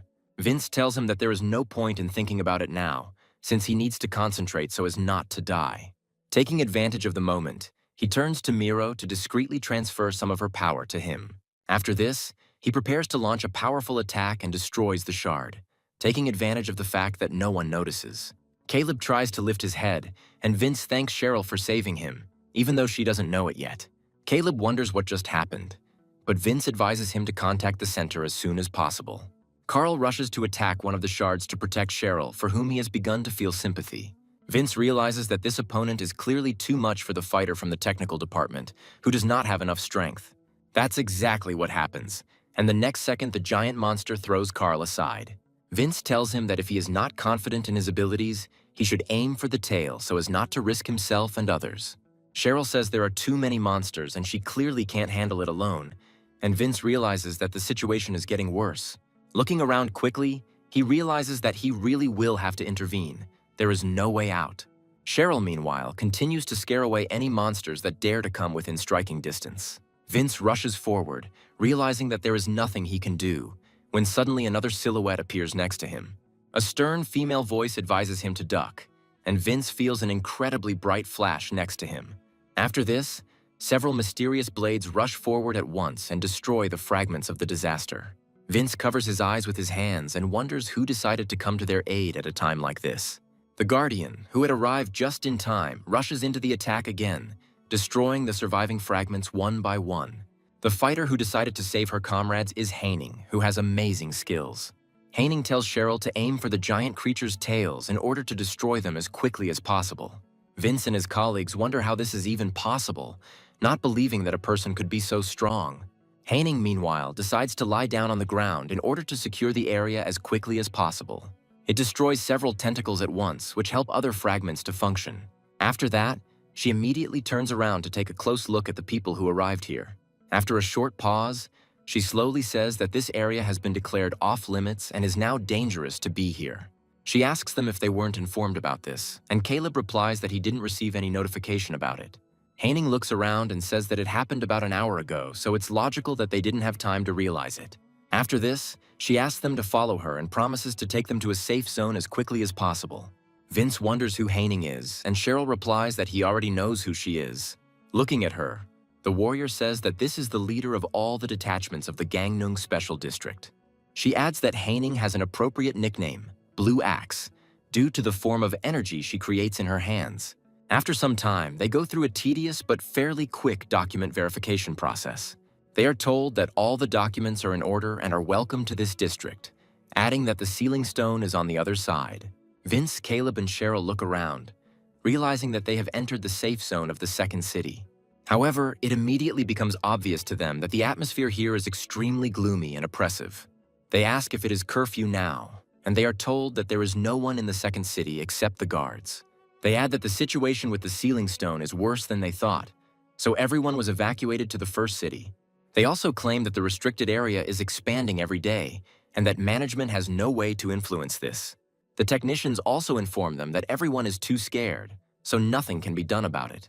Vince looks around carefully and reflects on how there are cracks everywhere here, and Miro says that the disaster is especially strong here. The technicians ask them to follow them, after which they head to a special building. As they get closer, they are shown a giant machine that is the sealing stone of the second city. Vince says that there are cracks in it and that it is much more serious than he initially thought, and they agree with him. Also, the technicians say they want them to have a look around first, so they were transferred here and the day shift will end soon. He advises them to sort it out as quickly as possible, since they will only have to return with the night shift. Hanning says that she is ready to stay here, so they can stay here as long as they want. Cheryl wonders who these strange techies are and admits she doesn't like them. Afterwards, she discovers that Vince is acting particularly strange and asks him what happened. Caleb and Carl carefully examine the cracks and realize that they are not the result of external influences and everything looks dangerous. Meanwhile, Miro asks Vince what he is going to do and how he will solve this serious problem. Vince doesn't respond because he can actually see how bad the damage is. After some time, he returns to the dorm and tells his plans to Cheryl, who is shocked by what she hears. She wonders if she heard right, and Vince states that he really is going to do what he said. He also says that he originally planned to attack small towns, but now he changed his plan after what he saw. He confidently declares that he will start with this city and free the scourge of the second agglomeration. Needless to say, Cheryl was in serious shock after hearing these bold and almost suicidal plans. There is a good reason for this, however, as Vince and Miro clearly sense that these disasters were starting to coalesce. Vince talks about how he vaguely senses something stronger than before, as if this being is becoming more powerful. Miro says that these two disasters alone would not have been enough to overcome this stone. But times are changing. Looking at this colossus, she declares that the stone has already weakened, and if they completely unite, a catastrophe will occur. From her point of view, if this happens, then not only the second city, but also the first one will be destroyed in a few moments. Vince tells his battle buddy all about this and says that there are 3 or 4 weeks left at most. Vince believes that this is the only chance to liberate the city, and this chance must be seized right now. Cheryl asks him if he knows what he's saying, noting that the scale is different here and that this is a special district, of which there are only 4. Vince says he knows all this, but Cheryl reminds him that something similar has happened before in the city of Gwangju. Cheryl notes that this was the first special district-level disaster to occur since Seoul, and he simply doesn't remember it. Just thinking about it makes her tremble with fear, as she has experienced a truly traumatic event. In reality, what happened then was an incredible and monstrous catastrophe, the likes of which had never been seen before. Cheryl was one of the few who managed to survive, but because of this, her psyche was forever crippled by what she saw. Miro watches carefully as Cheryl's expression and voice change, realizing that this is very important to her. Cheryl concludes that the huge rocks are so big for a reason, and he is unlikely to cope with the disaster that lurks beneath them. Vince says he has a plan prepared and that things are not that bad, but Cheryl immediately stops him. She says that a disaster is one problem, but there are 50,000 people nearby, as well as an entire corps of guards. She asks him what his plan is, since he doesn't even know how to shape his power into a fighting form. She accuses him of always being reckless and self-confident and of going off on his own again. Vince asks her what exactly she means when she says it was before, but she immediately falls silent.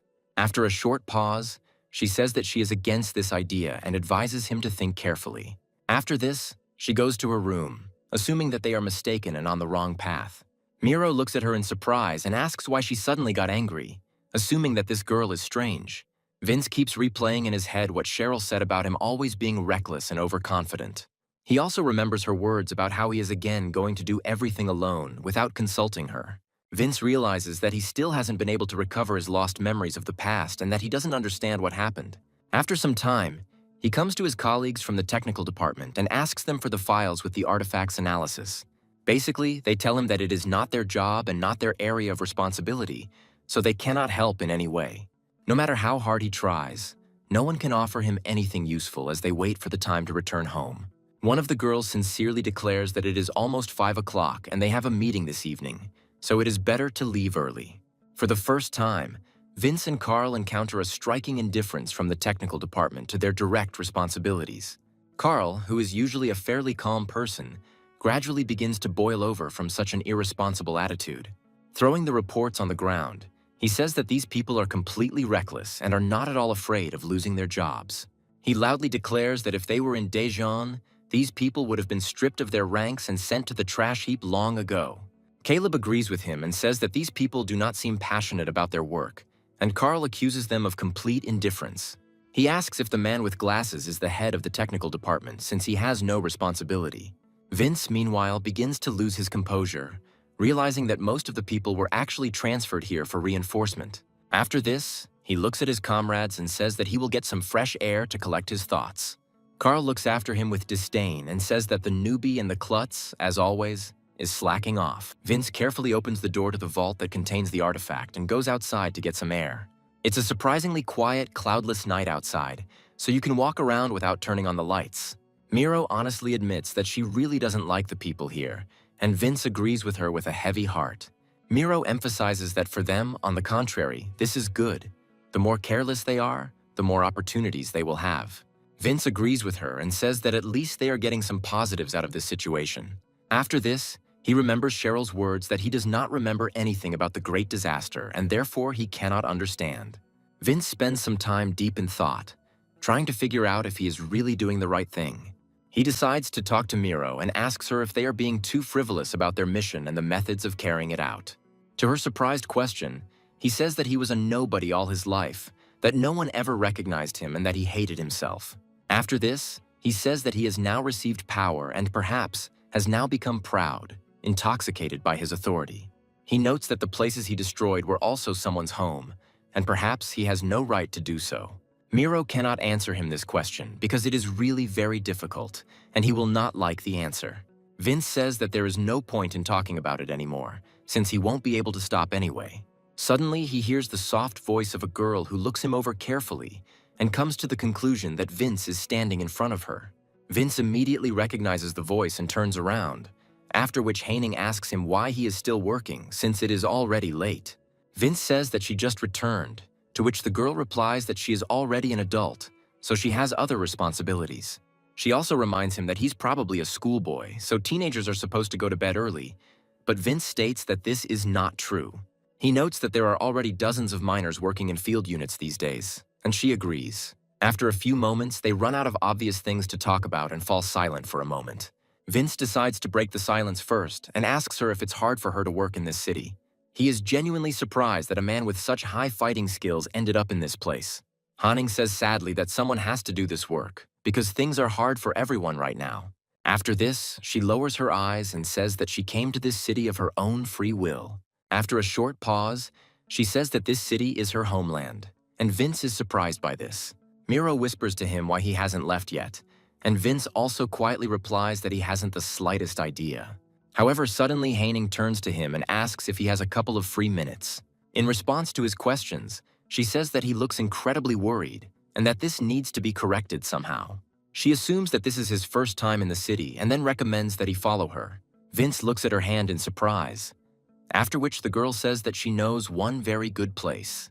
They start walking through a small forest grove, and Hanning says that it has already been 5 days since they have been here. Haining asks him about the condition of the sealing stone, and Vince states that, frankly, it's very serious. He states that the disaster underground has suddenly become worse, and Haining asks if there is a reason for it. Vince, listening to quiet advice from Miro, says that they themselves do not yet know what the reason for this event is. Haining quickly climbs up and says that the road is a little bumpy, but it wasn't that bad before. Haining says that this was a safe zone just last week, but Vince keeps looking around. He discovers a small piece of the emerging disaster and realizes that it will soon become very dangerous here. Haining, who lacks such extrasensory abilities, suspects nothing and says that they have come.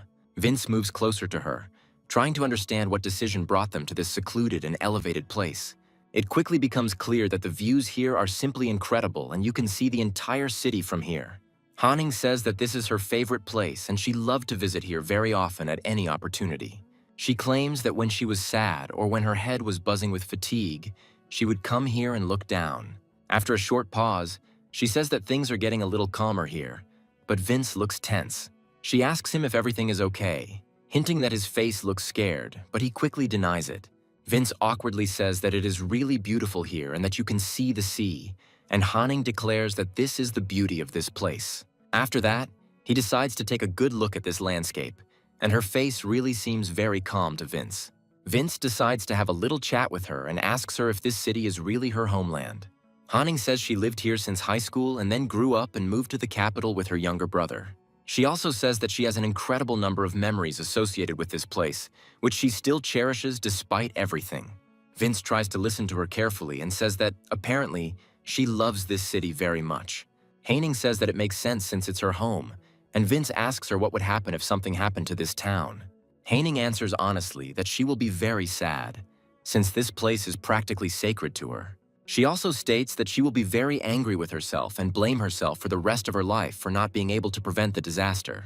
After this, she says that this is precisely why she tries to do everything possible to prevent this. She gives him a determined look and says that she will defend this place with her life.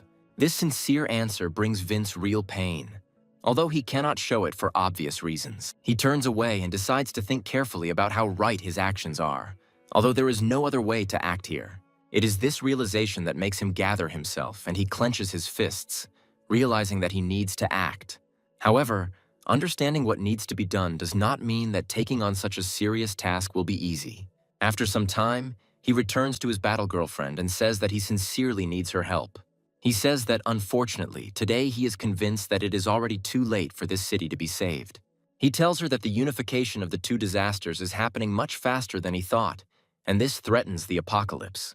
He notes that it is necessary to act quickly to save at least the residents. Otherwise, a catastrophe greater than Gwangju will occur. Cheryl asks him if that's the reason for his rush, and Vince falls silent. She advises him to think carefully, because he is about to destroy someone's homeland on an incomparable scale. She says that even if we talk about success, at that moment he will become an unprecedented villain whom they will try to kill. She adds that he will be pointed at everywhere, and the guards will probably be obsessed with the idea of catching and destroying him. She also says that everyone will curse him, and no matter what the outcome, he will be a madman to them.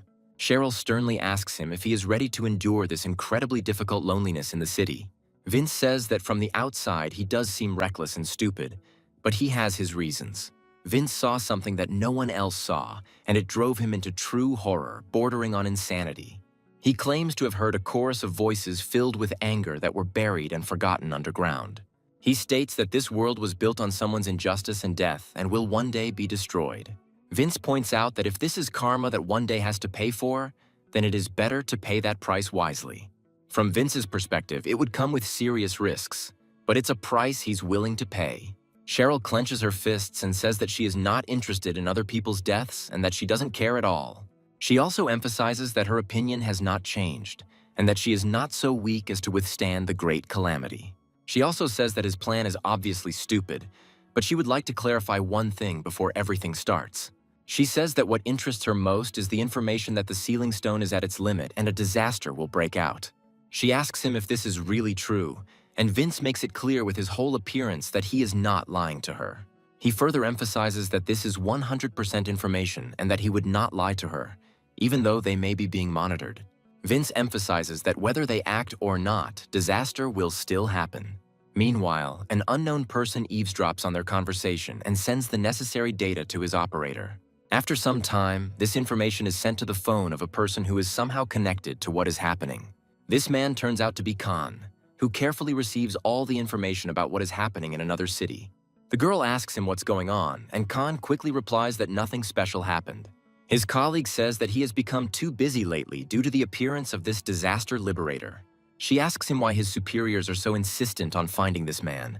Khan doesn't answer, and the girl states that she understands that the project is a failure, but it's better than ignoring it. She reminds him that he has more important things to do, and Khan replies that he knows his priorities and has delegated the matter to Charlie's boss. His colleague says that in this case she is calm about their future, while the elevator reaches the next floor.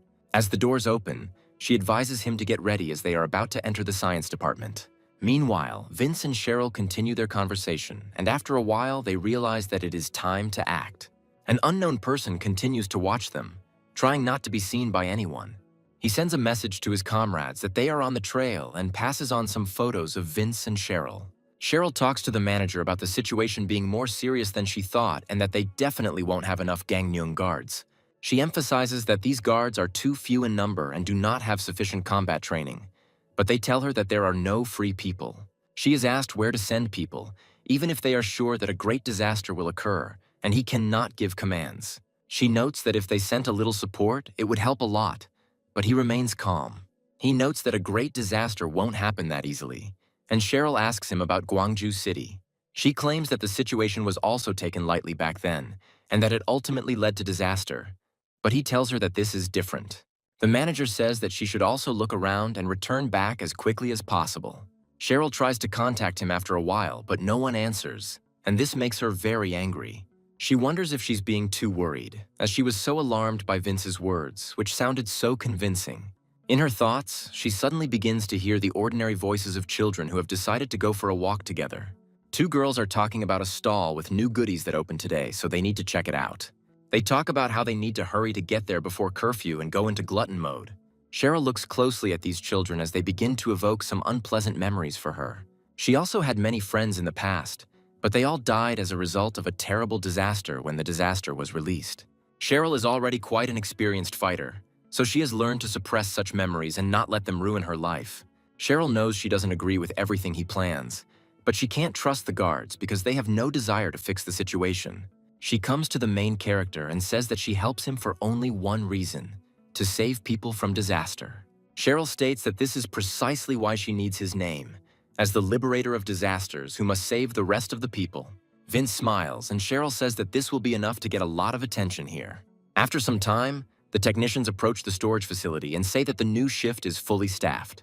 They wonder where the specialist from Daejeon went and conclude that they simply gave up and left. Vince reflects that the special district will not be afraid of the mere appearance of a liberator, so they need to act differently. He decides that it is necessary to use the special structure of this city in order to make as much noise as possible. Vince contemplates waking up the disaster in the second city to create chaos and evacuate residents from everywhere. Cheryl asks why they need to touch the first city, and Vince states that the disasters have already started to merge, so it's too late. Vince states that when the second city's disaster breaks out, its influence will weaken the first city as well, so the residents cannot be left behind. Meanwhile, the technical department specialists are trying to do something with the sensors and come to the conclusion that they are faulty. They try to justify themselves and say that they have a lot of experience, so it is not a malfunction, but a short circuit. From our hero's point of view, the plan will be carried out the day after tomorrow at 7 p.m. after the start of curfew. When that time arrives and the city becomes quiet, Vince initiates an operation in order to gain the advantage of surprise. One of the specialists says that they need to turn on the emergency power supply, when suddenly his comrades fall sharply to the ground. The man takes a few steps towards him and discovers that his comrade has lost consciousness. But the reason for this is still unknown. Vince carefully disables each member of the technical department one by one, so as not to cause panic and waste time. Haining bursts into the room of his comrades to tell them some very important news. She asks them who is on duty today and adds that there is still no contact with the second city. However, the picture that appears to her looks quite depressing, since it seems like no one cares about what is happening. One of the guards, already quite drunk, asks her where she's going so early since her shift is still ahead. Haining asks them if they don't know that drinking is strictly prohibited on the premises and tries to find out who brought the alcohol.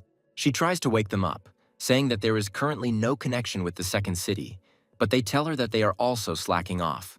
They also offer her a drink, but Haining immediately refuses and is mocked. They smile and say that she is behaving a little inappropriately, but they won't offer her anything else. Haining looks at them with irritation, feeling his anger slowly begin to boil, but decides not to take it out on them. Once outside, she tries to contact the second city, but no one answers, despite all her attempts.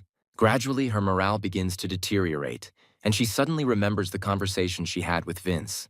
He told her not to try to take all the responsibility on herself, as it would ruin her and would do no good. She states that this is pure absurdity, and that ordinary people simply cannot cope with such natural phenomena. He asks her not to blame herself too much no matter what happens, emphasizing that it will not be her fault. Haining, meanwhile, begins to go crazy and says that she would like at least a little help from this side. However, after a few moments, a terrible roar is heard, and she comes to her senses to concentrate. She notices the sky suddenly turn red and waves spread through the air as if a powerful explosion had occurred. Haining looks around and wonders what it all means while ordinary people hide. The wind is so strong it seems like it is the result of a shockwave. Haining quickly realizes where this is all heading, and to her dismay, her worst fears come true. Vince muses that the biggest problem in this regard is Chief Commander Haining, as she is too strong. Vince knows he can't handle her because she is an accomplished fighter with years of combat experience. Haining quickly covers enormous distances to check what is happening in the second city. Vince remains calm, however, as his plan does not require him to fight her. Haining sees before him a gigantic disaster that has appeared out of nowhere and is preparing to destroy the city. Haining recalls traveling with her family in the past, and like any family, they had some tough times during the apocalypse. In the distant past, her father told her that this city was indeed safe, emphasizing that he had found out everything. He claimed that their family could live happily again and could finally forget about the disaster and other fragments. He told her that it was very difficult for her to move, but there was not much time left and she just needed to be patient for a little while. However, on that cruel day, a powerful collapse occurred, leaving them simply buried under debris and rubble. Haining found herself beneath a real tomb, but this allowed her to gain access to incredible power. Like other people who interacted with the disaster, she encountered a bluish flash. This flash penetrated her body and gave her incredible abilities, despite her terrible condition. After some time, the weather in this area returned to normal, and one could even believe in the illusion of a good life. Haining was able to reach this city and now has gained the power that allows her to create an axe. This axe helped her destroy all the enemies that came her way, as well as destroy the rubble that impeded her movement. People living in the area immediately met her to make sure she was okay. Hanning was almost exhausted and discovered that their home, which her father had talked about for so long, had indeed hardly changed. She was glad that she had managed to reach him and yet had overcome incredible difficulties along the way. Unfortunately, her father did not survive, and on the verge of a nervous breakdown, she took with her only what was left of him. But now the home, which is a sacred place for her, is under threat of destruction from a disaster. Her colleagues, still dazed from alcohol intoxication, contact her via radio, trying to understand what is happening. Hanning yells at them harshly, saying that it's time for these stupid idiots to come to their senses before it's too late. They ask her why she is screaming like that, still not realizing how much danger they are in because of their stupidity. Hanning tries to communicate with them, but the connection is quickly cut off due to severe interference. After this, she understands that there is no point in relying on these idiots, and that she will have to solve all the problems on her own. She moves quickly through the city, hoping that she won't come across any residents who haven't made it home yet. Determination and rage slowly fill her body as she realizes that her home is under threat. Cheryl and Miro have been watching the action all this time, trying to figure out how exactly Hanning will start the battle. Cheryl says that everything seems to be going according to plan, and Miro briefly agrees, noting that everything is fine.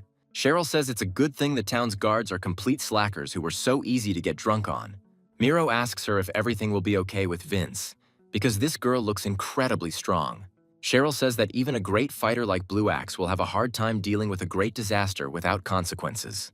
Cheryl also states that if Vince was so confident in saying that everything would be fine, it means he understands his own strengths very well.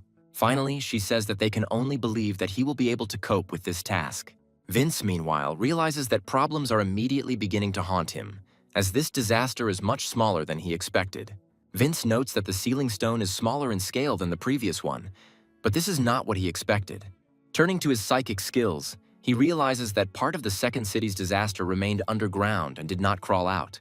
He suggests that it appears that the stronger disaster is absorbing the weaker one, and thus they merge into each other. Vince has been hiding all this time, when suddenly a very bright and fast flash flies past him. This flash turns out to be Hanning, who is preparing to engage the creature in battle despite it having no support. She immediately summons her powerful axe to deliver several powerful and confident blows to the body of this monster. Almost immediately, she manages to strike directly at the monster's head, but he tries to cover himself with his fingers. However, such maneuvers prove to be of little use as Hanning is too experienced a fighter. She is also determined to destroy this scourge and prevent it from destroying her home. Vince wonders if this disaster is that weak, or if Hanning is that strong a guardian. Hanning, without any help, confidently fights back against this creature, constantly hitting it and wearing it down. Vince ponders what he needs from her to give it her all now. While Hanning tries to contact headquarters, a tired voice asks her what happened, and Hanning loudly and confidently informs her that Commander Kangnung is contacting them. She states that the second city in the district is in the grip of an emergency and the disaster is out of control. However, a few moments later, a lamppost flies past her, which, as it becomes clear, was thrown there by disaster. Hanning wonders what it all means, unable to believe that the disaster was able to recover so quickly. A powerful bang is heard as the power line collides with Hanning's body. She is thrown aside, but does not take any serious damage due to her outstanding agility. However, she realizes that she needs to act decisively as more poles are being thrown at her. Using her exceptional axe skills, she delivers swift blows straight to the base of the pillars. This tactic proves incredibly successful, as it allows it to destroy all debris aimed at it. After this, she finally lands on her feet and tries to brake to absorb the momentum of the impact. However, the disaster immediately strikes with its tentacles, giving its opponent no time to rest. The creature concentrates all the rage that has been accumulating within it for several decades to sweep away everything in its path. Vince is also involved in this battle and is the one who throws lampposts at her to distract Hanning. He mentally asks her for forgiveness, hoping that this victory will not take away all her strength. Hanning is in perfect health and reports that a serious disaster has occurred in the second city of her district. She asks for reinforcements to be sent immediately, adding that they must hurry before she destroys everyone here. Immediately after this, she jumps into the air to gain an advantage and maneuver more effectively. Summoning her blue axe, she once again chooses the right moment to deliver a devastating blow. She quickly looks around and realizes that several more objects are flying towards her, which makes her suspicious. She suddenly destroys several pillars flying in her direction, along with concrete sculptures of some building. She reflects on the fact that she saw this graffiti during a patrol about 3 days ago, which means this place is somewhere nearby. She decides to find out where the source of these anomalies is that directs these objects in this direction. Gradually encountering other obstacles, she realizes that the direction of their flight is changing. Quickly analyzing the direction, she realizes that the fragment is moving along the left road at the bottom of the residential area. After this, she decides that the situation cannot be left as it is, because otherwise civilians will suffer. Without thinking twice, she again dodges another pole flying towards her and cuts it with an axe. The pole crashes into the ruins of one of the buildings, causing harm to nearby civilians. Haining makes his way through various obstacles, dodging attacks from the giant disaster along the way. Now her main goal is to try to find that very fragment that wanders around the city and can attack people. Meanwhile, Vince successfully reaches the next transit point, trying to regain his strength. He reflects that the biggest risk of this operation is that he must operate separately from Miro. The maximum time he can use the power he has gained is about 6 hours, and this time must be used wisely. The more he shoots different projectiles and charges them with energy, the less time he has left. Vince promises his girlfriend that he will cope with these tasks no matter what it takes and gives her hope for success. He also understands perfectly well that he will only have one chance, so it is better to use it to its full potential. Vince continues to rip debris from the devastated building and fire it towards Haining to slow her down. After analyzing his own power reserves, he realizes that he still has about 80% of the charge he received. He also expresses hope that she is also tired and will not be able to continue pursuing for long, fighting against the disaster. Haining, meanwhile, dodges another piece of debris flying towards her without any problems. However, she manages to quickly analyze this fragment and realizes that it came from the direction of the construction site. Vince watches as his opponent's behavior changes dramatically, signaling that the plan is going wrong again. Haining turns towards the construction site and says in a loud voice that she has finally caught this fugitive. After this, she immediately summons a blue axe and begins to spin it at incredible speed. She immediately throws several copies of this weapon towards the supposed fragment of disaster. Vince hopes he has the defensive skills to counter such a serious skill. A few moments later, several axes fly past him, leaving several scars on his body. Haining focuses on destroying the shard once and for all, while Vince wonders what her plan is. After a few moments, he realizes that all this time her goal was not to hit him or seriously injure him. Her plan was simpler and more reliable, since she still thinks she is fighting some kind of fragment. Where there was just a construction site, a powerful energy explosion is heard, which should destroy any enemy. Haining turns sharply and prepares another attack with his axe, realizing that this shard is finished. She looks angrily at her opponent and says that she initially thought she could save some strength. However, she now understands that in this situation she needs to give 100% right now. After this, she summons several copies of her weapon at once to deliver another decisive blow. Haining takes aim and says in a menacing voice that she will end this disaster with one blow. With a blast of air, she unleashes an ultimate skill that only a select few fighters who become captains of the guard have the strength to perform. This blow is incredibly powerful and easily destroys most of the health of this giant disaster. Haining, of course, understands that this will not be enough, so he needs to deliver a powerful finishing blow with an axe. The energy that is in her body, mixed with hatred, is so strong that she has to scream loudly. This is necessary in order to give vent to the power that is inside and to deliver an even more crushing blow. Vince, meanwhile, climbs out from under the rubble to assess the situation and figure out what his next steps are. However, the situation turns out to be much more serious, as Haining has already managed to destroy the giant disaster. Vince wonders if she was able to deal with him so quickly and how she did it. However, the next second he realizes that he is not alone here, and an axe appears next to him. Haining suspected that the disaster fragment's behavior was too strange, so she decided to check out the construction site. Now she has no doubt that in front of her stands the very same liberator of disasters who is carrying out terrorist attacks. In a harsh voice, she asks him if he has anything to do with the disaster that has broken out in the city. Vince calmly says that this is the absolute truth, and reflects on the fact that he has about 70% of his strength left. After quickly analyzing her fighting power, he realizes that she is not in the best shape either, and he will not be able to deal with her. Vince notes that this is very good, but he can't back down and has no choice but to try to fight her. Haining orders him to raise his hands and declares that they will go to the first city to decide his fate. Vince says that would be difficult, and Hanning asks him if he thinks she's in the mood for a joke. Vince says he had no such desire, but the main problem is that the first city will not survive. Haining is trying to understand what this strange cultist is saying when he suddenly feels that the global energy balance has changed again. A rumble begins to resound in her midst, and she immediately feels as if some kind of earthquake has occurred. Haining turns back and asks what it all means, seeing a very strange disaster, the likes of which have never been seen before. This giant disaster turns out to be Miro, who makes sounds similar to whale songs. Vince doesn't move from the spot, realizing that everything is going according to plan, and now all that remains for him is to defeat Haining in this fight. Meanwhile, the technical department located in this city receives a message to come to the dormitory lobby. Caleb says that this message came from the number of the head of the technical department, so the matter is urgent. The other guards are trying to recover from their alcohol intoxication, but they are not doing a very good job. They are constantly trying to shift responsibility onto each other, saying that other people need to be sent here. They also turn to Caleb and Carl and point out that they should also help them since they have nothing better to do anyway. One of them states that they should go and check the garage area and also help with evacuation to a safe place. Cheryl sends them a message that she is in the second city and Vince is unconscious and asks if he is okay. Caleb tries to keep in touch with her, but receives a notification that the connection has been interrupted. Carl and Caleb come to the conclusion that there is still no connection with the main city, so they will have to get out of here on their own. Peaceful citizens are wondering what is going on here and demanding immediate explanations.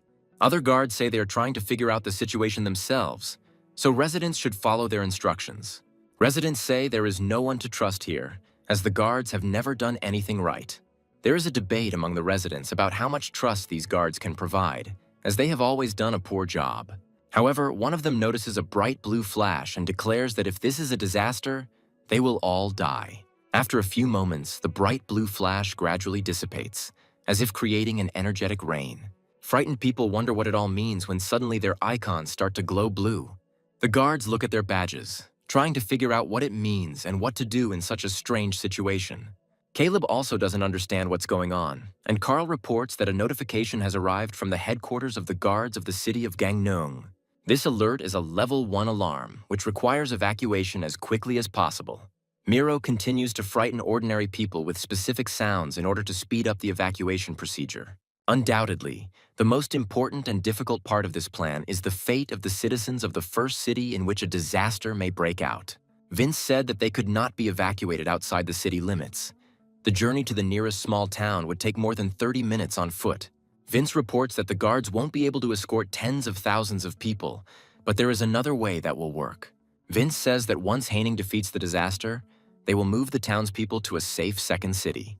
Further, according to his plan, after the disaster is destroyed, all its fragments will also disappear, which will create a safety zone for the rest. Cheryl says that people will see that something happened in the second city, so they won't go there to evacuate. Vince points to the incompetence of the county's guards and the desperation of citizens who have no one to rely on. Vince notes that the key is to not give people time to think and to force them to follow orders in chaos. After this, he notes that for this they will need one more participant in the plan and places his hand on Miro's head. Vince turns to the little girl and tells her that her role in this plan is incredibly important. Vince lays out a plan for her to follow and asks if she can handle the task. Miro firmly states that she will definitely not let him down and asks him to trust her and not to worry. Miro lets out a loud scream, trying to speak distinctly so as not to confuse the others. The terrified townspeople had never seen such a gigantic disaster on such a large scale, although it looked quite harmless. Sirens begin to sound throughout the city and emergency lockdown alerts are issued throughout the city. According to this alert, all citizens must immediately move to the second city's shelter no matter what. All guards are also advised to make the protection and escort of citizens a top priority in this situation. Everyone is ordered to remain calm and follow the instructions given by the guards no matter what. This instruction is a fake, which was specially staged to deceive people. Cheryl watches what is happening and says that she didn't think Miro could become so huge. The tech guys are clearly busy right now, as Cheryl has taken them out with some well-placed shots. She reflects on the fact that the central control room was breached because the guards were dispersed. After this, she notes that she is essentially participating in a terrorist attack, which, among other things, is one of the most clumsy. She also hopes that Vince will succeed, because if he can't defeat the commander, Then they are all finished. She wonders if he can handle it on his own, hoping that he will succeed. Vince was indeed keeping aces up his sleeve all this time to suddenly attack his opponent. Haining looks at the giant Miro in surprise and wonders what it all means, while Vince rushes forward. Haining isn't exactly an easy opponent though, so she manages to easily dodge this backstab. Immediately after this, she turns around to launch a powerful counterattack on the treacherous enemy. However, Vince manages to duck in time so that the axe passes a few centimeters above his head. After this, he grabs the ground as tightly as possible to get a secure point of support. Haining doesn't expect such incredible agility from his opponent, so he briefly exposes himself to an obvious blow. Vince throws a quick kick, and Haining manages to block some of the damage, which sends her flying. However, Vince's plan worked, as it gave him some time to close the gap. Haining says she already sensed something was wrong when a lamppost flew at her from an unknown angle. After this, she says that apparently Vince does not know how to transfer the form of his power, and that is why he fights so strangely. She calls him a pathetic little thing, but notes that he either has the courage or is holding her hand. After this, she takes a few steps towards him and again summons the weapon behind her, concentrating her power. She sternly tells him that he will regret not giving in right away, and Vince understands that he will not be able to deceive her. He notes that it would be good if he could release power without a form, but his body holds this energy inside. After this, he resolutely rushes forward, realizing that he now has only one tactic for an effective battle. Haining jerks slightly in surprise, as this is the first time Vince has demonstrated such a sudden movement to her. However, she quickly comes to her senses and dodges a powerful punch from Haining. However, such a scenario is part of the protagonist's plans, since he does not seek to hit the clever Haining. Its purpose, on the contrary, is to demonstrate its overwhelming power upon contact with any surface. After it touches the ground, it causes a powerful shockwave that destroys the asphalt and knocks Haining off his feet. Vince says that Blue Axe shouldn't underestimate him, and that she herself would do well to be as vigilant as possible. Haining is very surprised by such incredible pressure from Vince, while he only wants to hit her once.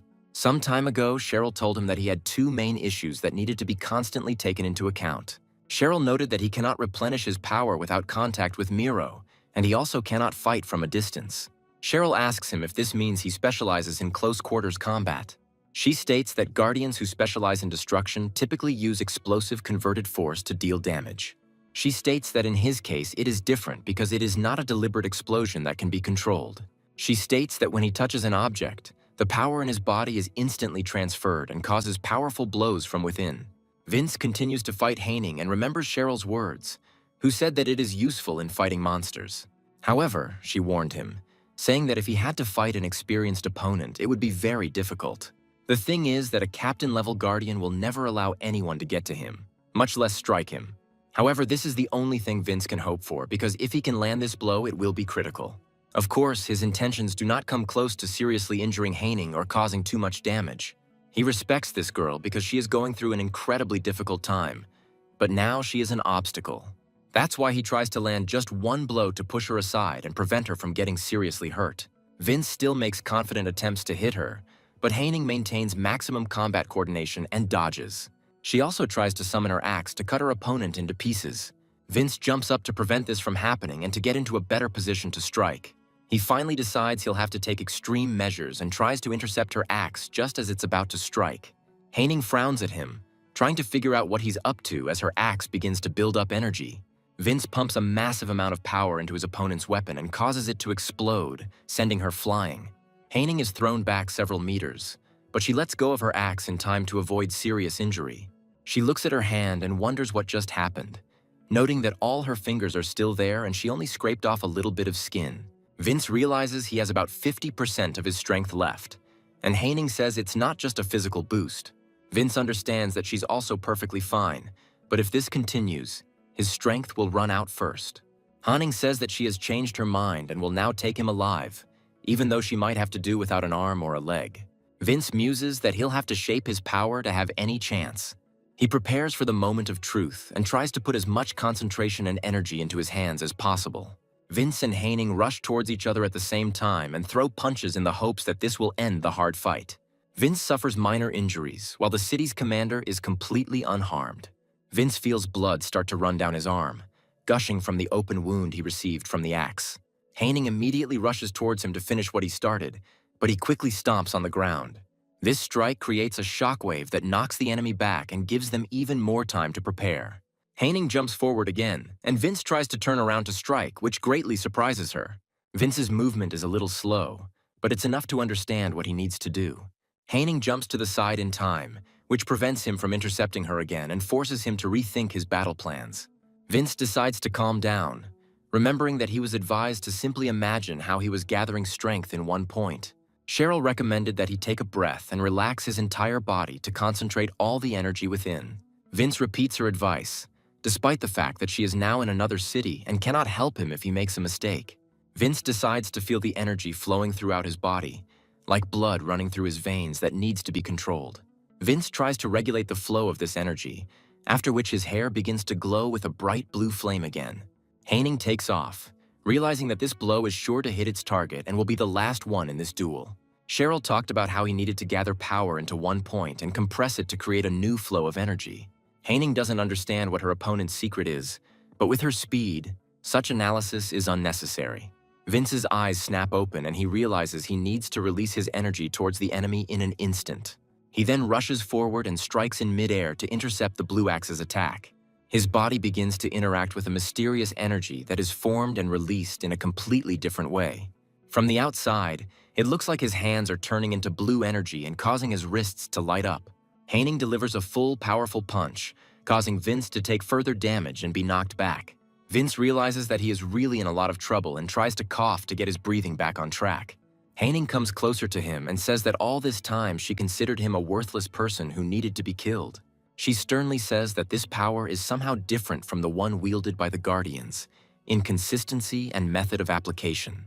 Looking at him in surprise, she wonders who he is and what his motives are. Vince reflects on the fact that he has failed again and urgently needs to find a way to cope with the situation. Miro asks him if he's willing to try again, and Vince agrees almost immediately. After this, he remembers that Miro had already told him that she too could not use her abilities.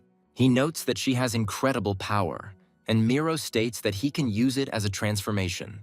Vince says that he meant abilities similar to those used by the Guardians, and Miro replies that he does not have such abilities. She states that he cannot release the power because his body seems to be trapping it inside. Miro says that if she does something like Cheryl, her body turns into an unknown substance. After this, she says that she cannot be called human, and biologically she is much more like a disaster. Vince ponders the nature of this phenomenon as Haining gets closer and closer to it. She says that it doesn't matter what it is anymore and it's time to finish, after which she swings an axe. Vince, meanwhile, remembers Miro's words that he is a special person and only he can control it. Vince wonders if it's possible that he too is the same as Miro, and that's the only reason he can withstand her power. He decides not to resist the flow that is flying towards him and simply closes his eyes to concentrate. He reflects on the fact that first he needs to feel the flow of power that is going next to him, a few centimeters away. After this, he concentrates on his body, realizing that the power inside him is like a stream of energy that needs to be organized. After this, he decides to gather her in one point in order to hold her inside himself for a while and allow her to stabilize properly. A powerful tension arises inside his body, which quite quickly reaches its peak values. Vince comes to the conclusion that having such a force inside himself, he simply needs to release it, as if he were firing a gun. Moments later, a powerful explosion occurs and Haining completely loses control of the axe, which evaporates. She looks at her opponent in surprise as several streams of energy pierce her body, causing damage. For a moment, it seems to her that in front of her is not a person, but something sinister and otherworldly, but at the same time familiar. A terrifying picture appears before her, and she wonders with horror what it all means. Immediately after this, the terrifying picture is replaced by a bright flash that blinds her for a short time. Haining quickly comes to and feels that she has fallen to the ground and has several open bleeds that need to be stopped. She also decides to take a little rest since the blast wave raised a huge amount of construction dust and debris. She wonders what that just was, realizing that it was not the giving of form, but a completely different process. Looking at the silhouette approaching her, which loses its anthropomorphic appearance, she wonders who he is. Vince slowly walks over to the torn mask that was left behind by the powerful blow and explosion and carefully picks it up. Vince addresses her in a mysterious voice that sounds completely unrecognizable, saying that he is a disaster. His face is covered in a veil of energy that reliably hides his identity and gives him a new sinister appearance. Vince clutches the remains of his mask, saying that he is the deliverer of disasters and will stop at nothing. Miro suddenly looks up, trying to understand what happened, as she clearly feels a change in the energy pattern. She notes that Vince's energy has changed significantly and suggests that he has succeeded in his task. Meanwhile, the guards continue to evacuate people, saying that no one should run and everyone should maintain order. Miro recalls being told that she would turn into a giant creature once she reached the second city. Vince told her that she had to become as big as possible, but weigh as little as possible, so that she could move around easily. He advised her to act as effectively as possible, but without causing harm, since she only needed to frighten them. Vince gave Cheryl the task of clearing the control room to organize the evacuation of other people. Vince realizes that almost all the employees there are almost asleep, so knocking them out won't be difficult. Miro took his hand and asked him what had happened to her and why she was scared. Miro says that's not the case, and Vince pats her on the head and says that this is not like her and there is no need to worry. He also noted that once he dealt with Commander Haining, he would immediately come to her to help and recharge. Miro realizes that she's a little worried about her comrade, and then begins to scream loudly to scare the others. People are starting to evacuate hastily and wondering whether they really need to evacuate to the second city. Ordinary citizens ask the guards why they are going to the second city, where it is certainly not very safe. There is a commotion among the guards, as no one understands what protocols they should follow next. Cheryl suddenly comes up to them and asks what the hell they are doing and why they are taking so long. She asks them if they heard the emergency evacuation order, then shows them 2 guards. The other guards look at Cheryl in surprise and ask what happened, and she states that she has no further information. Looking at the frightened guards, she asks them why they are looking at each other and are still standing there. They tell her that the safety of the second city has not yet been confirmed, so they do not know where to go. They are also told that such a decision requires a second-grade guardian, and not everyone here is a third-grade student. Cheryl reflects on how this is simply astounding incompetence, because by the time reinforcements arrive, it will be too late. Cheryl says that they may have received a separate order from the commander, but they were never able to respond. Meanwhile, Miro lets out a very loud scream to provoke people to make decisions faster. Cheryl understands that such psychological methods are excellent for pushing people and forcing the guards to act faster. She states that first we need to save ourselves from this disaster, as the safety of citizens is a priority. However, after a few moments, she discovers that cracks are appearing in the ground and are rapidly growing. After a few more seconds, an incomprehensible blue substance similar to wood begins to appear from these cracks. Cheryl almost instantly recognizes the nature of this phenomenon and wonders if this is really happening. Giant stems begin to sprout rapidly from the holes in the asphalt, heading towards Miro. Before the girl can even understand what is happening, the unknown plant begins to try to entangle her as tightly as possible.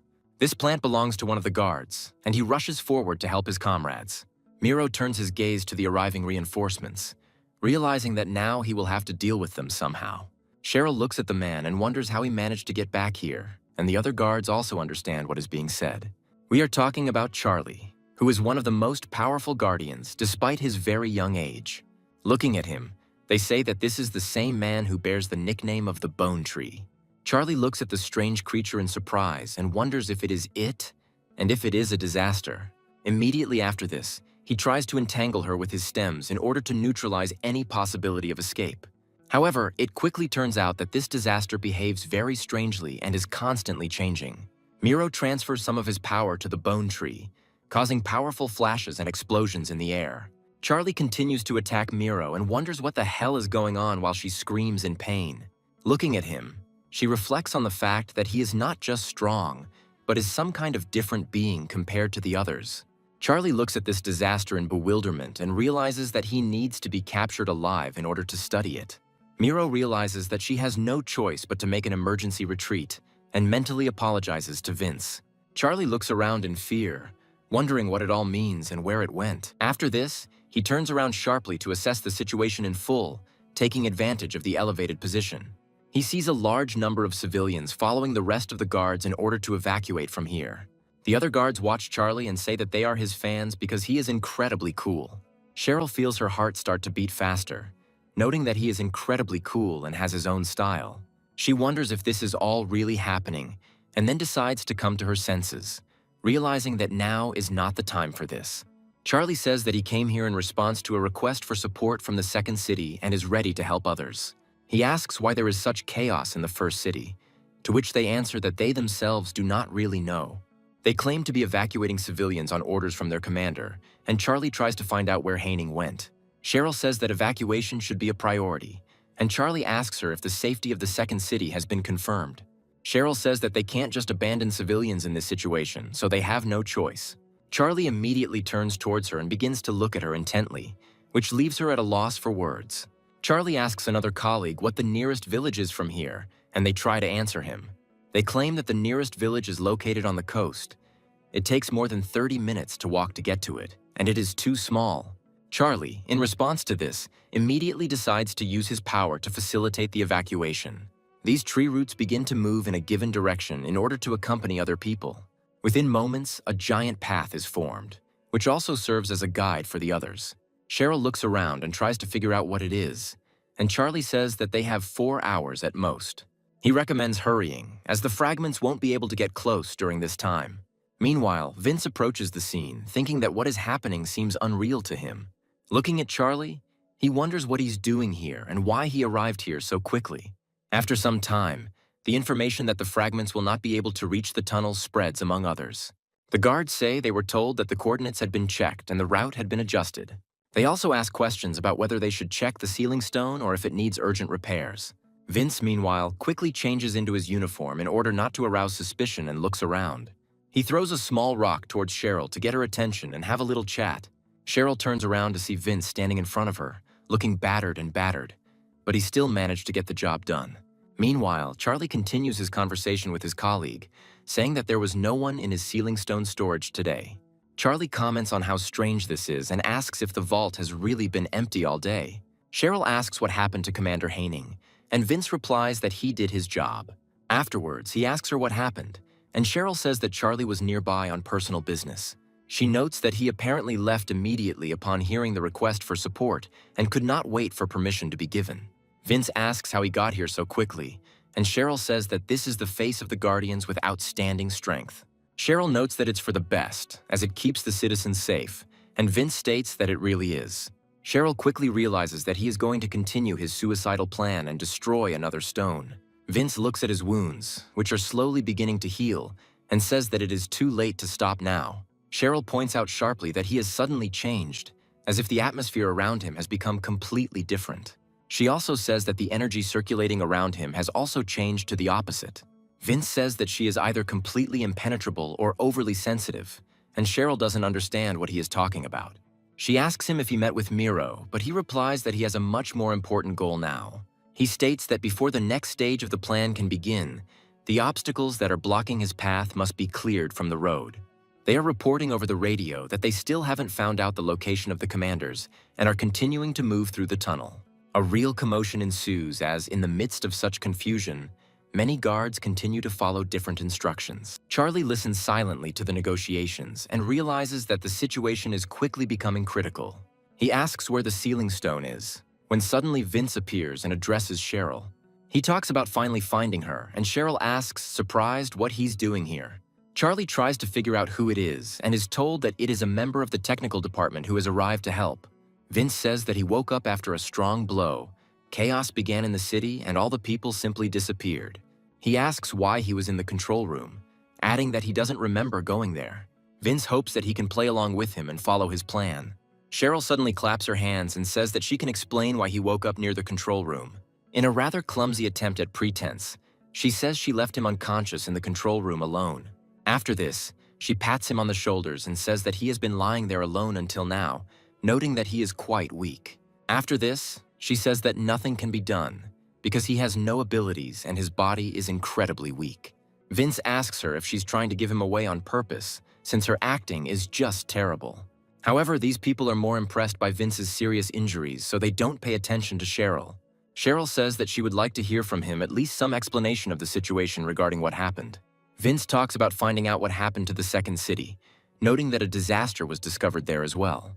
Charlie immediately asks him what he means, and Vince pretends to see him for the first time. After this, he introduces himself and says that it is a great honor for him to meet him. Charlie states that the feeling is mutual, but he would like to hear more about the second city, and Vince's face begins to change. Charlie asks him not to worry and to tell everything as it is, since now any information can help. Vince says it happened about 8 hours ago, and he was returning on a call from the technical department managers. He claims to remember leaving his guard badge and returning to the second city, but suddenly felt vibrations. He adds that after these vibrations, something huge and incomprehensible appeared, which is why he quickly lost consciousness. Finally, he says that he was unable to examine this in detail because immediately after this, the neighboring buildings collapsed. Charlie asks him if he saw the creature up close, assuming it was a disaster. Vince says he can't say for sure, but it seemed to him that it was indeed a disaster. He also notes that right before he passed out, he saw Commander Haining, and Charlie asks if that's true. He notes that she fought this monster in the center of the second city, and judging by the time, the battle dragged on. Charlie says there is no need to worry about it, as he will go straight away to check on her condition. Cheryl says that she and Vince will check the condition of the sealing stone that remains in this city. She states that if it were a real disaster, the entire group would be in ruins, and this reassures him. Charlie says in a calm voice that as soon as he clears up the situation in the second city, he will return here. After this, he turns around and says that until then he will rely on their skills and ingenuity. Cheryl asks him if everything is okay, to which Vince replies that his vision is just not back yet. Vince then asks her if she's really that bad at acting, and Cheryl tells him to shut up. They ask him if he's okay, and Vince grins and says that he's just not a weakling and doesn't care. Cheryl asks him again if they are going according to plan, and he states that all agreements remain in force. He also states that there is no need to worry about Miro since he knows perfectly well where she is now. Having calmed his girlfriend down, he tells her that he has set a meeting place for her just in case, and then leaves. Cheryl continues to roleplay, calling him useless and recommending that he evacuate due to these problems. After a few moments, she stops him and they look at each other for a moment, pausing. Cheryl calmly advises him to be careful, as she would not like to bring him home in a sack. Vince smiles, then nods and says that he hopes that she will also take care of herself on this difficult mission. Meanwhile, Carl grabs his colleague and says that they just need to evacuate and not waste time. He notes that they are from this district and are not part of the squad, so the sealing stone is not their responsibility. Caleb says that these idiots can't be trusted with anything because they don't even know where Vince and Cheryl went. Carl points out that it's not their problem, since Vince definitely ran away and Cheryl is too strong not to stand up for herself. Caleb advises him to evacuate if he wants to so badly, stating that the others are going to check on the stone. Carl understands that abandoning his elder is a terrible betrayal and says that he will follow him further. Charlie, meanwhile, reaches the second city, discovering craters that he believes are quite small. He notes that for a disaster fragment, it was too large and was located in the very center of the city. He wonders what it was, then discovers a bright flashlight shining through the fog. Charlie quickly descends to see what is going on when he suddenly notices a familiar silhouette. Coming closer, he realizes that the body belongs to Haining, who was left unconscious after the battle with Vince. Charlie immediately gets to her to check her vital signs and realizes that she is alive. He also discovers that she has no serious injuries, after which he turns around and sees a strange flashlight nearby. From the outside, it seems as if she put this lantern there on purpose so that someone would find her, or someone did it for her. Charlie tries to figure out what's going on since there isn't a single serious injury on his ally's body. However, after a few moments, he realizes that this whole time it was a trap, as someone was following him. Indulging in the gloomy emptiness, he says that there are about 4 people in front of him. Immediately after this, he turns to his power, which is already preparing to burst out from underground. Addressing these silhouettes, he advises them to come into the light as quickly as possible before it is too late. Someone had indeed been following him all this time, and now they decided to go outside to reveal themselves. Unknown people emerge from the fog and slowly approach Charlie, without naming their goals. Behind these people, there is a strange figure that seems surprisingly familiar to our guard. Looking at Charlie, the girl says that it is a great honor for her to meet such a young guard. Meanwhile, Miro successfully reaches the necessary place to meet with Vince. She reflects on how Charlie really is different and feels this energy that she only felt in Vince. After thinking for a moment, she notes that it is different from Vince's energy, but still somewhat similar. Vince asks her why she was so scared and tells her that he found her, as he promised a few hours earlier. Miro immediately jumps into his arms, and Vince asks her why she is acting so scared. Charlie says that she is asking him for forgiveness because she tried her best before Vince came along. Vince asks her to stop crying because he really doesn't like it, but she calls him heartless. Miro notes that the most important thing is that he has changed somehow and now has a different energy and aura.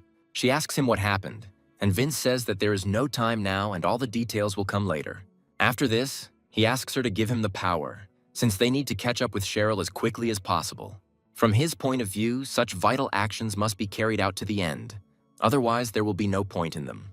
Miro agrees with his point of view, after which he transfers a large amount of power to him so that he can recharge. Vince feels the energy overflowing through him, and his hair begins to behave strangely again, forming a mysterious mask. Miro looks at him with frightened eyes and cannot believe that he has changed so much since their last meeting. Vince says that they must move on, accepting their true form of disaster, which will only evolve. Meanwhile, Cheryl on the other side gets into the storage room for the special stone using her clearances. Cheryl says it was much more difficult to get in than the second city because it has a different security system. The guard says that the sealing stone of the first city is under unmanned surveillance. He notes that the first city was subject to a special security regime, while the sealing stone of the second city was unprotected.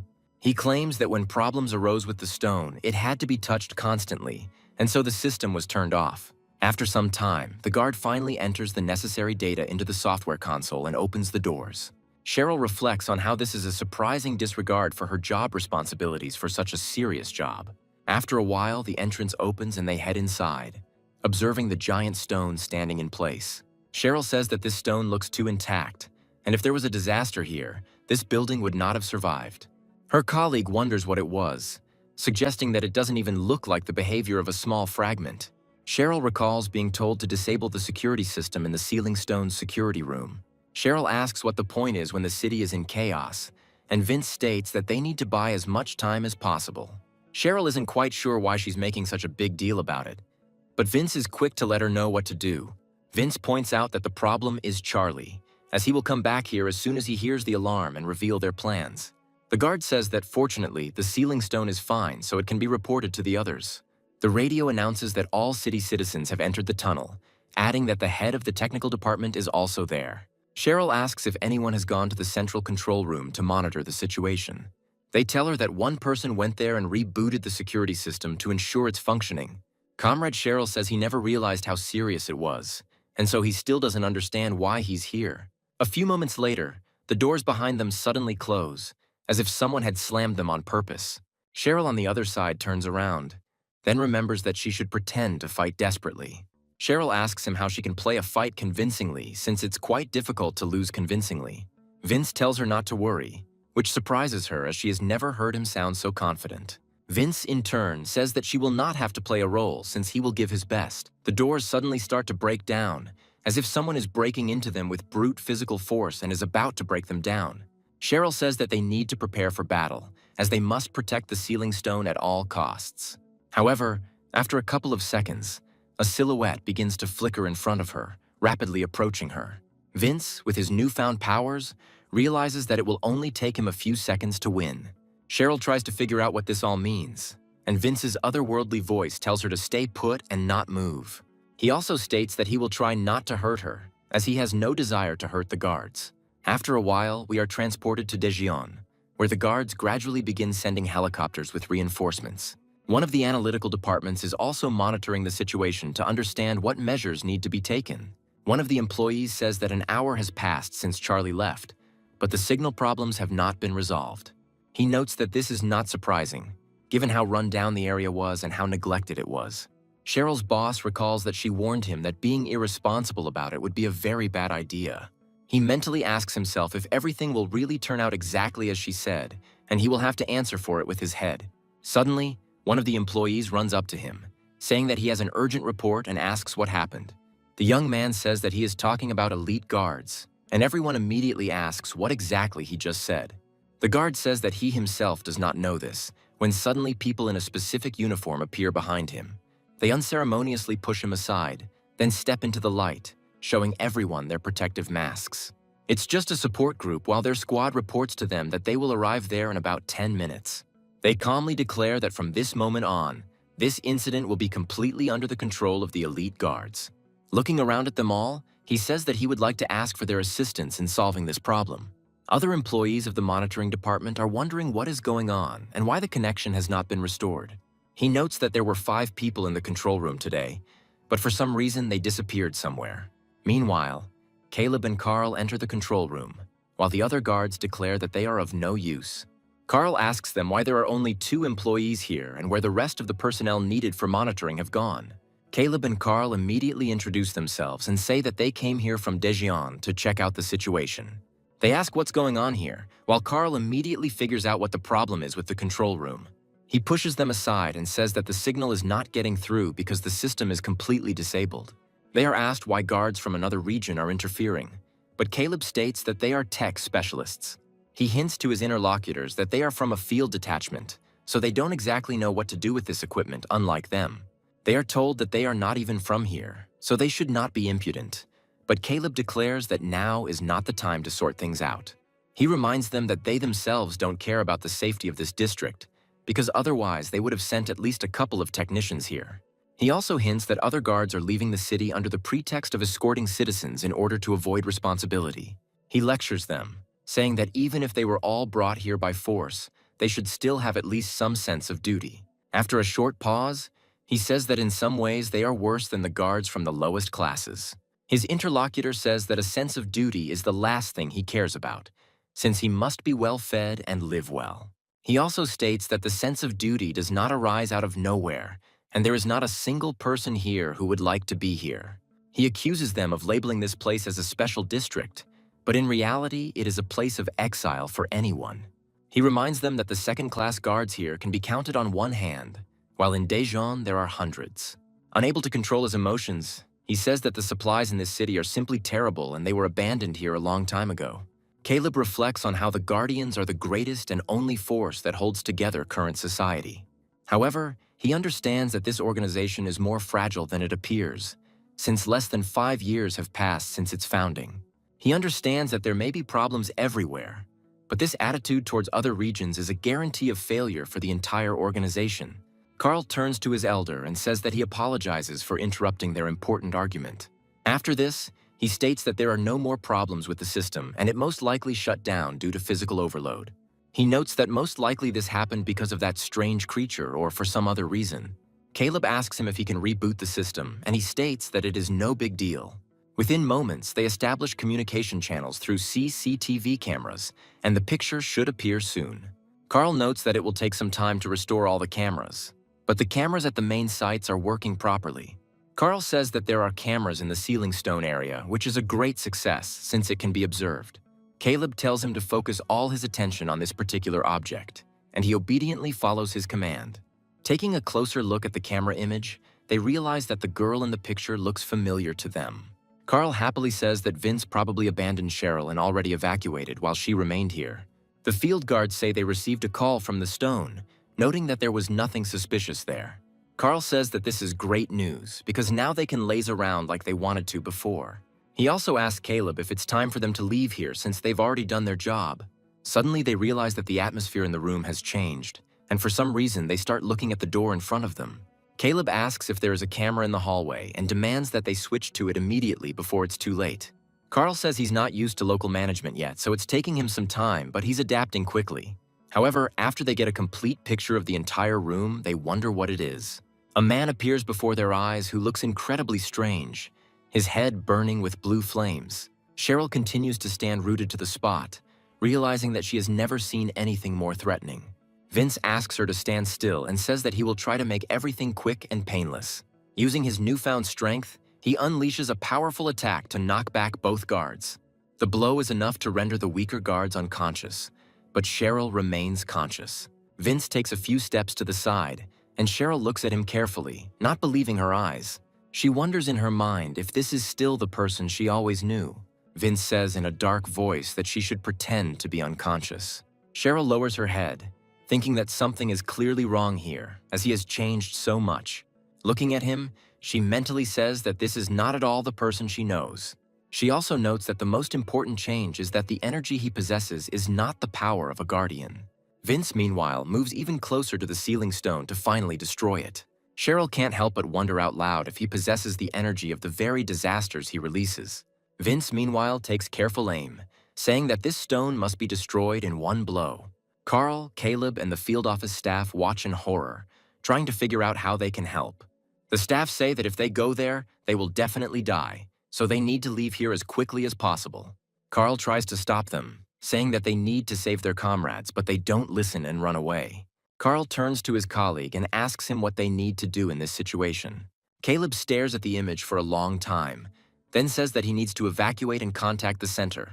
Carl asks him what he's going to do, and Caleb states that he has to help Cheryl because she can't be abandoned. Carl asks him if he is confident in his abilities, and he replies that he was originally in the field detachment. Meanwhile, Haining is gradually being enveloped by the roots of Charlie's tree, which should help her recover more quickly. Charlie understands that now they will probably have to fight, so they need to evacuate their comrades as quickly as possible. Looking at these people, he thinks that they are a fighting force and sees only 3 of them in front of him.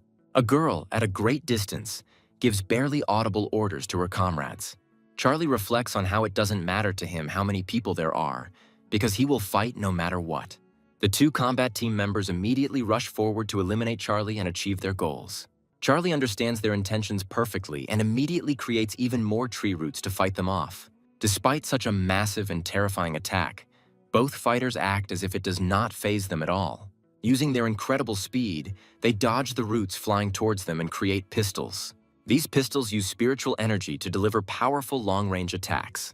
Another guard decides to use a bladed weapon to cut some roots. Their goal is to close the distance and quickly cut Charlie into small pieces. Charlie expected something similar from these opponents, so he prepared a special move in case they approached. He again summons several roots in a very close radius to knock back any enemy that gets too close to him. Looking at them, he says that these opponents are not just a bunch of rabble who decided to take a risk. Looking at them carefully, he understands that he won't have to stand on ceremony with them, so he needs to give it his all. After this, he decides to fight at full power in order to destroy these opponents as quickly as possible. One of them even loses his mask, so it becomes critical not to reveal his identity. Charlie continues to fight them while Vince muses that destroying the sealing stone will be enough. Thus, he analyzes his plan since it went completely wrong. However, he admits that the success achieved is explained by luck, but in this situation, it is not so important.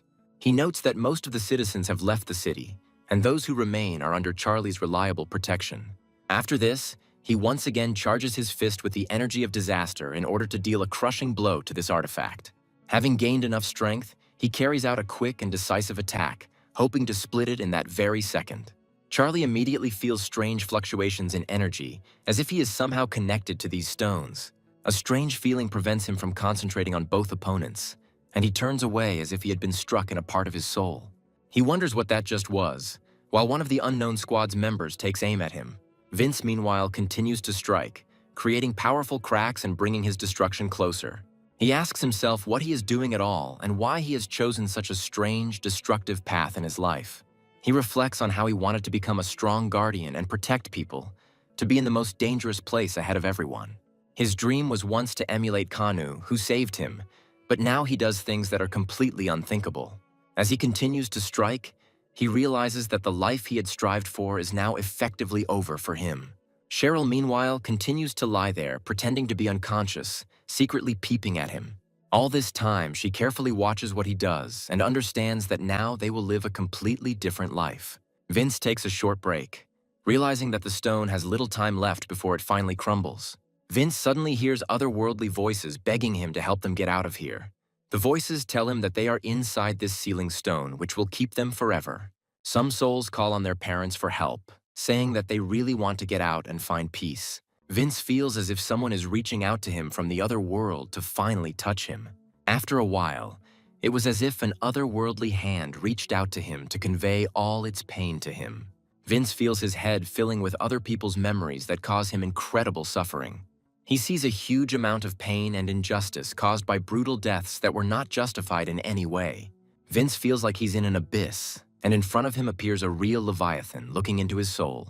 This Leviathan, consisting of thousands or even tens of thousands of voices, appeals to him in the hope that he will help them. A gigantic mass of these souls calls him friend, hoping that he can somehow relieve them of their suffering. Miro comes up behind him and asks if he now understands how she feels all the time. Without further ado, Vince reaches out his hand to grab hold of these otherworldly souls and try to pull them out. After a few moments, the stone shatters into small pieces, and it becomes clear that all it took was to touch it. Cheryl opens her eyes in surprise, realizing that she has never seen such a strange metamorphosis. As the shards fall, strange lights form around them and are drawn to Vince. He talks about how he now really understands what she's talking about as Charlie pushes back the enemies. The girl, who had been watching the whole thing, tells her comrades to stop this senseless battle.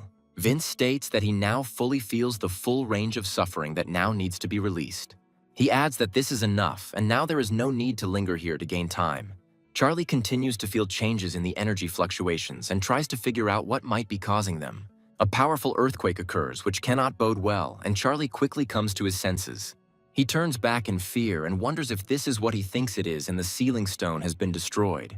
Huge chunks of the tectonic plates on which the first city stood begin to move under the influence of an unknown force.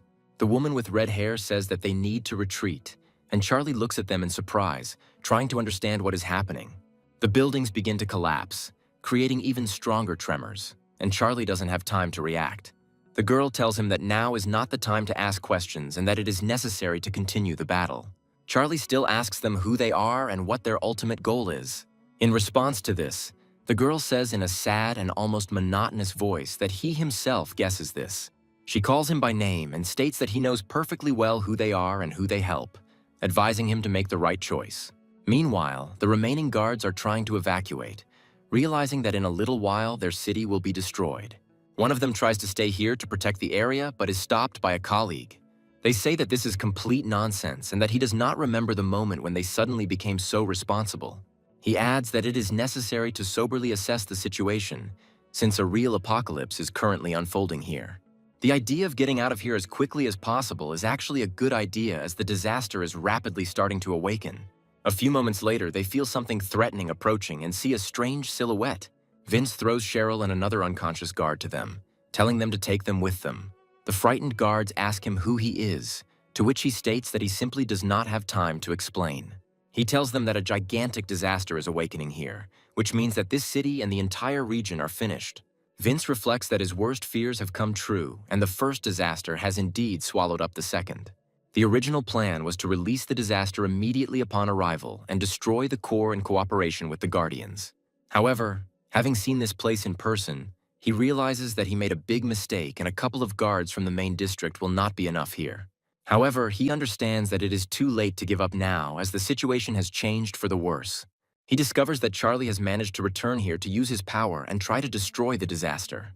These roots rush towards the giant creature to prevent its emergence and destroy it beforehand. This tactic is, of course, doomed to failure, but it will be enough to at least weaken this creature. Vince reflects on the fact that there is now a real fighter in this district who can help him cope. Charlie moves quickly through the roots to prevent serious damage and get closer to the enemy. However, he understands that he does not have enough strength to simultaneously maintain the tunnel and fight this monster. He understands that most of the citizens have fortunately left the first city, but they are still in the danger zone and need protection. He realizes that he needs to hold out for at least another hour, when suddenly an unknown figure appears behind him. Vince addresses him by name and says he is pleased to meet him, although now is not the best time. Charlie turns to him and asks if he is the one who liberated the disasters. Charlie asks him if he was involved in unleashing this disaster and destroying the city. He also asks why he is doing this, and Vince replies that even if he explains, he still won't understand. Vince also adds that he is unlikely to be willing to listen to him, after which Charlie attacks him with roots to immobilize him. Vince doesn't resist, and the giant roots wrap around him, making him unable to move. Charlie says in a confident voice that he will send him to the main district for a proper trial. Vince doesn't react to these words in any way, after which he asks him to listen to him first. After this, he decides to use his power to free himself, stating that they don't have time to fight now. It directs the roots to the side, as if it were managing them on its own without any problems. Charlie looks at him in surprise, and Vince says that this is exactly the main problem. He asks him if he understands that the disaster will be difficult to deal with once it is fully unleashed. After a short pause, he confidently says that this core must be destroyed while it is still exposed. Charlie asks him why he wants to destroy the core if his goal is to free him. Vince says that the destruction of the disaster is the very procedure of liberation that he intends to carry out. After this, he looks at him carefully and asks what his decision is and whether he is ready to help him. Charlie looks at him for a moment, trying to understand what this man is trying to achieve. But the fate of the citizens is more important to him. After this, He commands his roots to stop holding Vince and focus even more on the core. He squeezes his hand with all his might, tightening his grip on the core and preventing it from growing any larger. He also calls upon other roots to go there and help their fellows. After this, he continues to attack the giant core to ensure that it does not release the disaster under any circumstances. A powerful trap is formed, which can keep this creature underground for some time. Charlie turns towards his opponent and says that he will cover him if he decides to do this. Vince realizes that he has acquired a very good ally in the fight against this monster. Charlie, in turn, continues to release more and more new roots so that they are directed there. Vince makes several jumps on these roots to reach his goal as quickly as possible. Meanwhile, the disaster is becoming even stronger and is already preparing to break out of its trap to destroy everything in its path. Even a powerful guard like Charlie is not enough to keep him in place for long and prevent him from escaping. Vince, however, does not give up and resolutely runs towards his opponent, fully understanding what is at stake. At the end, he touches the spiritual root with his hand to give himself additional impetus for flight. There is a powerful explosion, and Vince seems to be sent flying with just one touch, constantly gaining speed. He looks closely at the huge disaster to understand where it would be best to land and how to get to the desired point. Along the way, he delivers a quick blow to knock off several tentacles that are preventing Charlie from completing his task. The tentacles of disaster constantly appear to attack violators and at least somehow vent their anger. Charlie continues to help his temporary ally and still has the strength to create new roots. These roots block the passage of the tentacles so that Vince can get to the main body of the disaster as quickly as possible. Charlie does this completely calmly, realizing that most likely after the fight is over, he will attack him. Vince doesn't think about such things, because his priority right now is to free the disaster. Cheryl, realizing it was time to stop this silly game, opens her eyes, signaling that she had come to her senses. The guards ask her if they are okay, and she replies that they can let her go since she is fine. She is asked about what actually happened, and Cheryl states that she doesn't really know anything about it herself. Carl immediately rushes to her and says that he is glad that she is still alive and that he was scared to watch through the camera. Cheryl stops him and asks where Caleb is, and Carl replies that he said he would go after her. A few moments later, another powerful earthquake occurs due to the release of the disaster. Carl, with horror, assumes that it is still in the first city, although this seems almost impossible to him. After that, he turns a frightened look to Cheryl, and she realizes that she will have to go back to get him out of there. Vince continues to fight the giant disaster in hopes that he can reach its base. Several tentacles immediately move towards him, but he destroys them with one easy movement. Immediately after this, he delivers a small blow to the root of the bone tree to give himself additional momentum. There is a powerful explosion and he leaps forward again, this time aiming straight for the disaster's head to get to it. Charlie feels his strength slowly waning, but he does everything he can to continue the fight.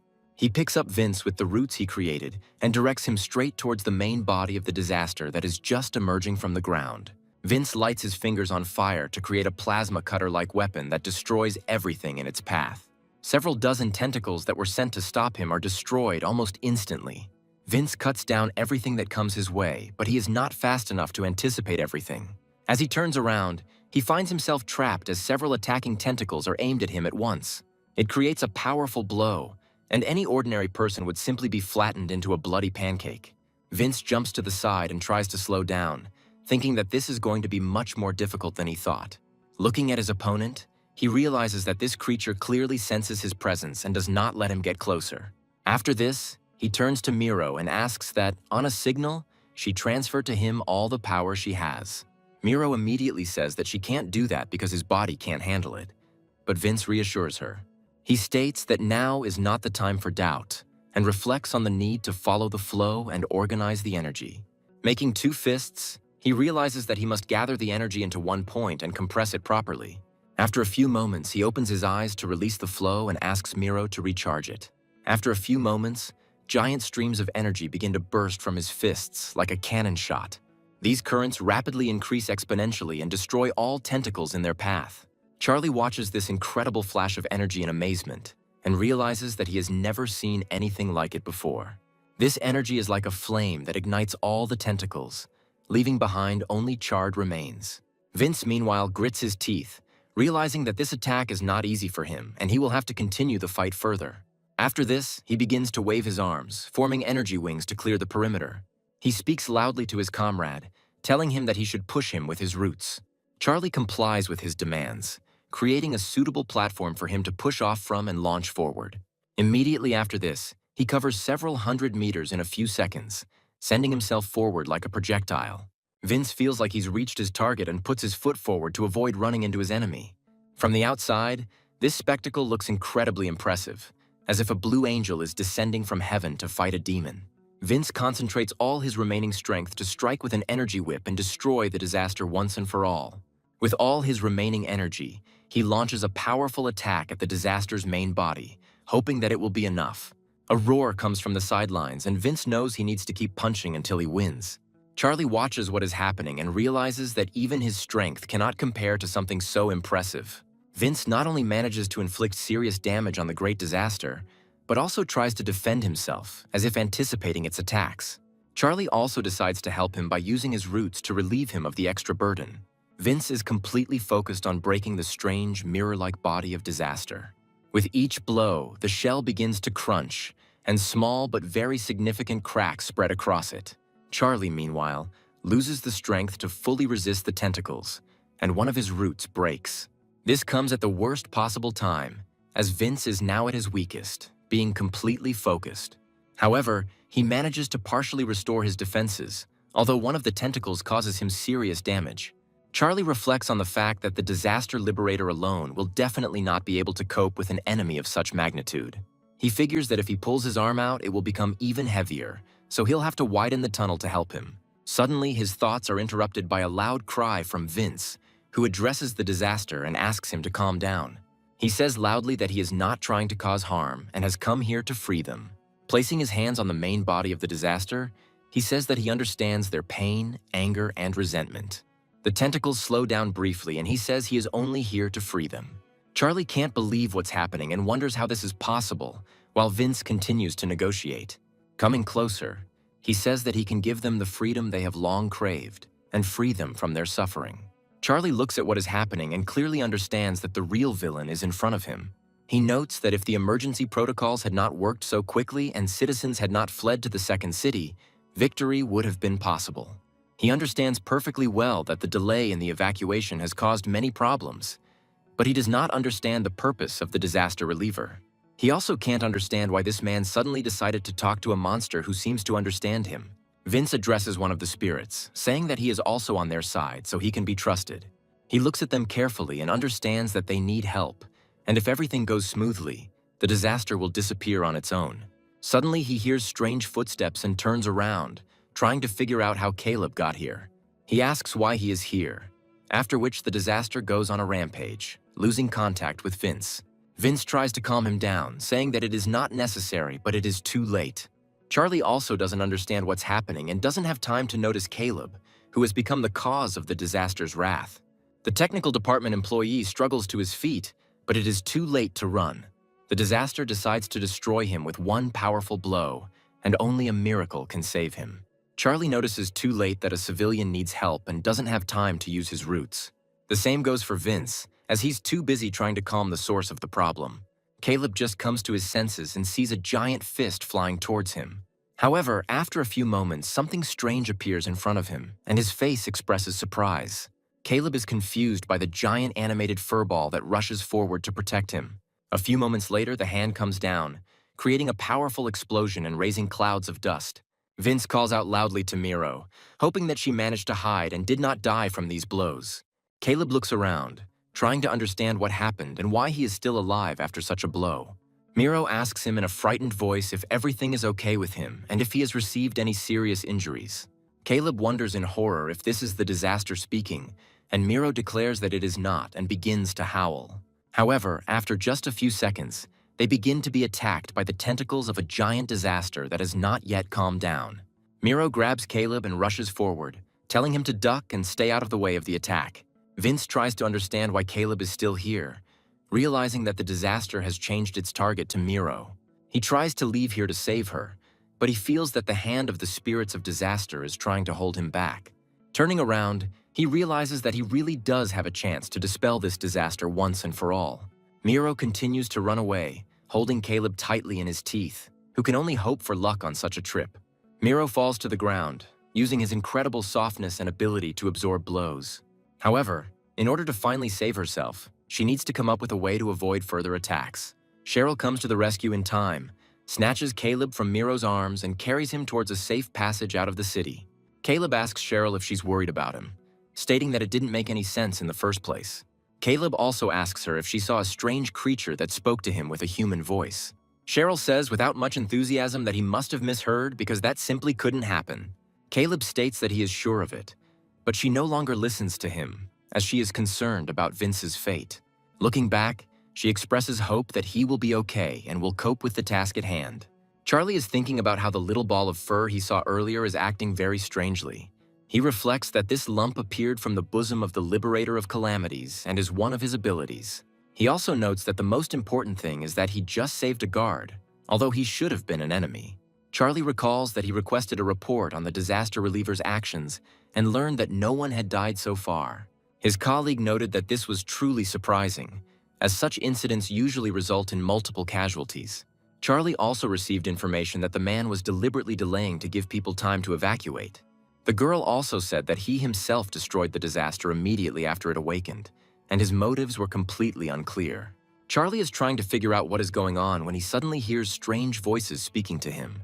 These voices tell him to do it and give them freedom, finally getting them out of there. Charlie orders the voices to shut up immediately and wonders why they have returned now. His powers gradually begin to weaken, and he realizes that he can no longer concentrate to suppress it. He says they won't succeed, but he understands that he has almost no strength left due to maintaining the tunnel. It is gradually becoming clear that this disaster must be dealt with as quickly as possible, otherwise it will be too late. Charlie turns to Vince and says that he was too hasty because he can't hold him back any longer. Meanwhile, the monster continues to rage, causing Charlie to lose even more strength and be thrown back. The monster continues to beat its tentacles and arms on the ground, creating powerful tremors. Vince looks around and thinks about how he urgently needs to pull himself together and act independently. He understands that he can't bring Miro back, so he needs to end this with the power he has. He turns again to the disaster, whose hands are reaching out to him, trying to get out and free himself. Vince agrees with them, saying that he came here to finally free them. After this, he begins to pull them towards him to help them break free. This process takes a monstrous amount of his strength, but gradually weakens the giant monster.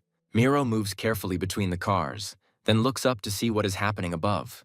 Miro asks him to wait a little longer and says that she will return to him to recharge him with power. Vince, meanwhile, reaches down and tells the suffering souls that he will get them out of here now.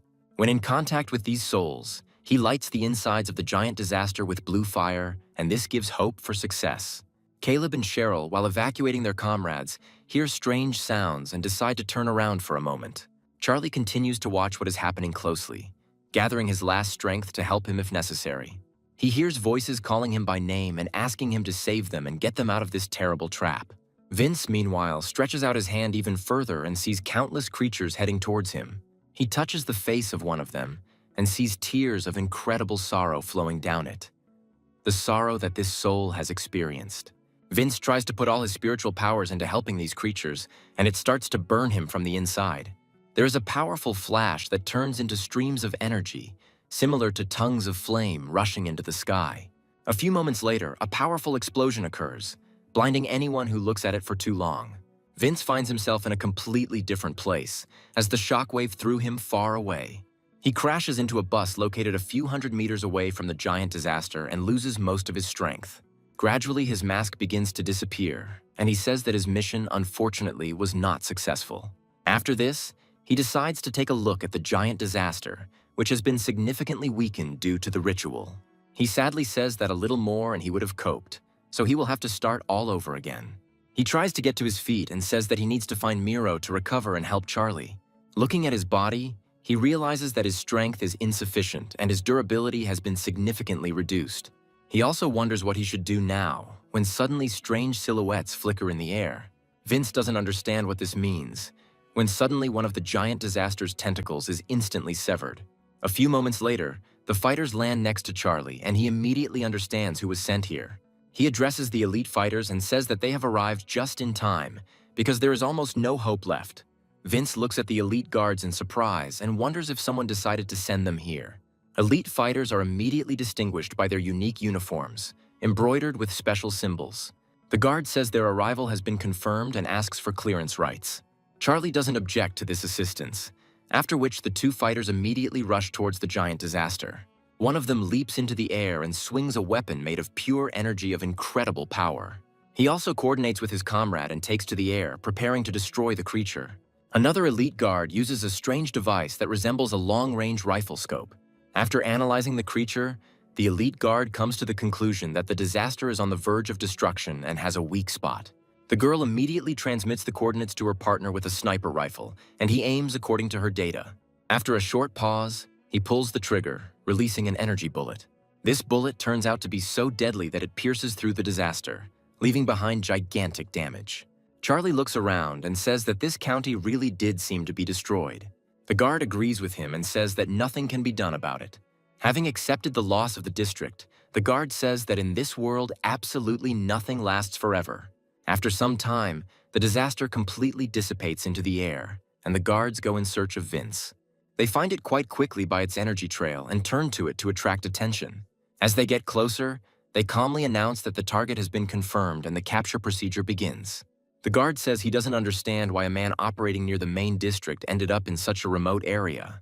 Vince tries to get up and says that this is truly an elite squad, although they usually do not leave their positions. He understands that he needs to escape, but the main thing now is to keep the mask on so that he is not recognized. Vince turns to the guard and asks if he really knows him and why he addresses him informally.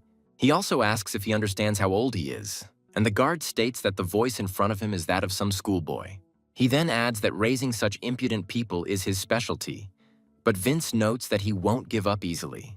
The guard asks if he has a choice, as he is already at the limit of his capabilities.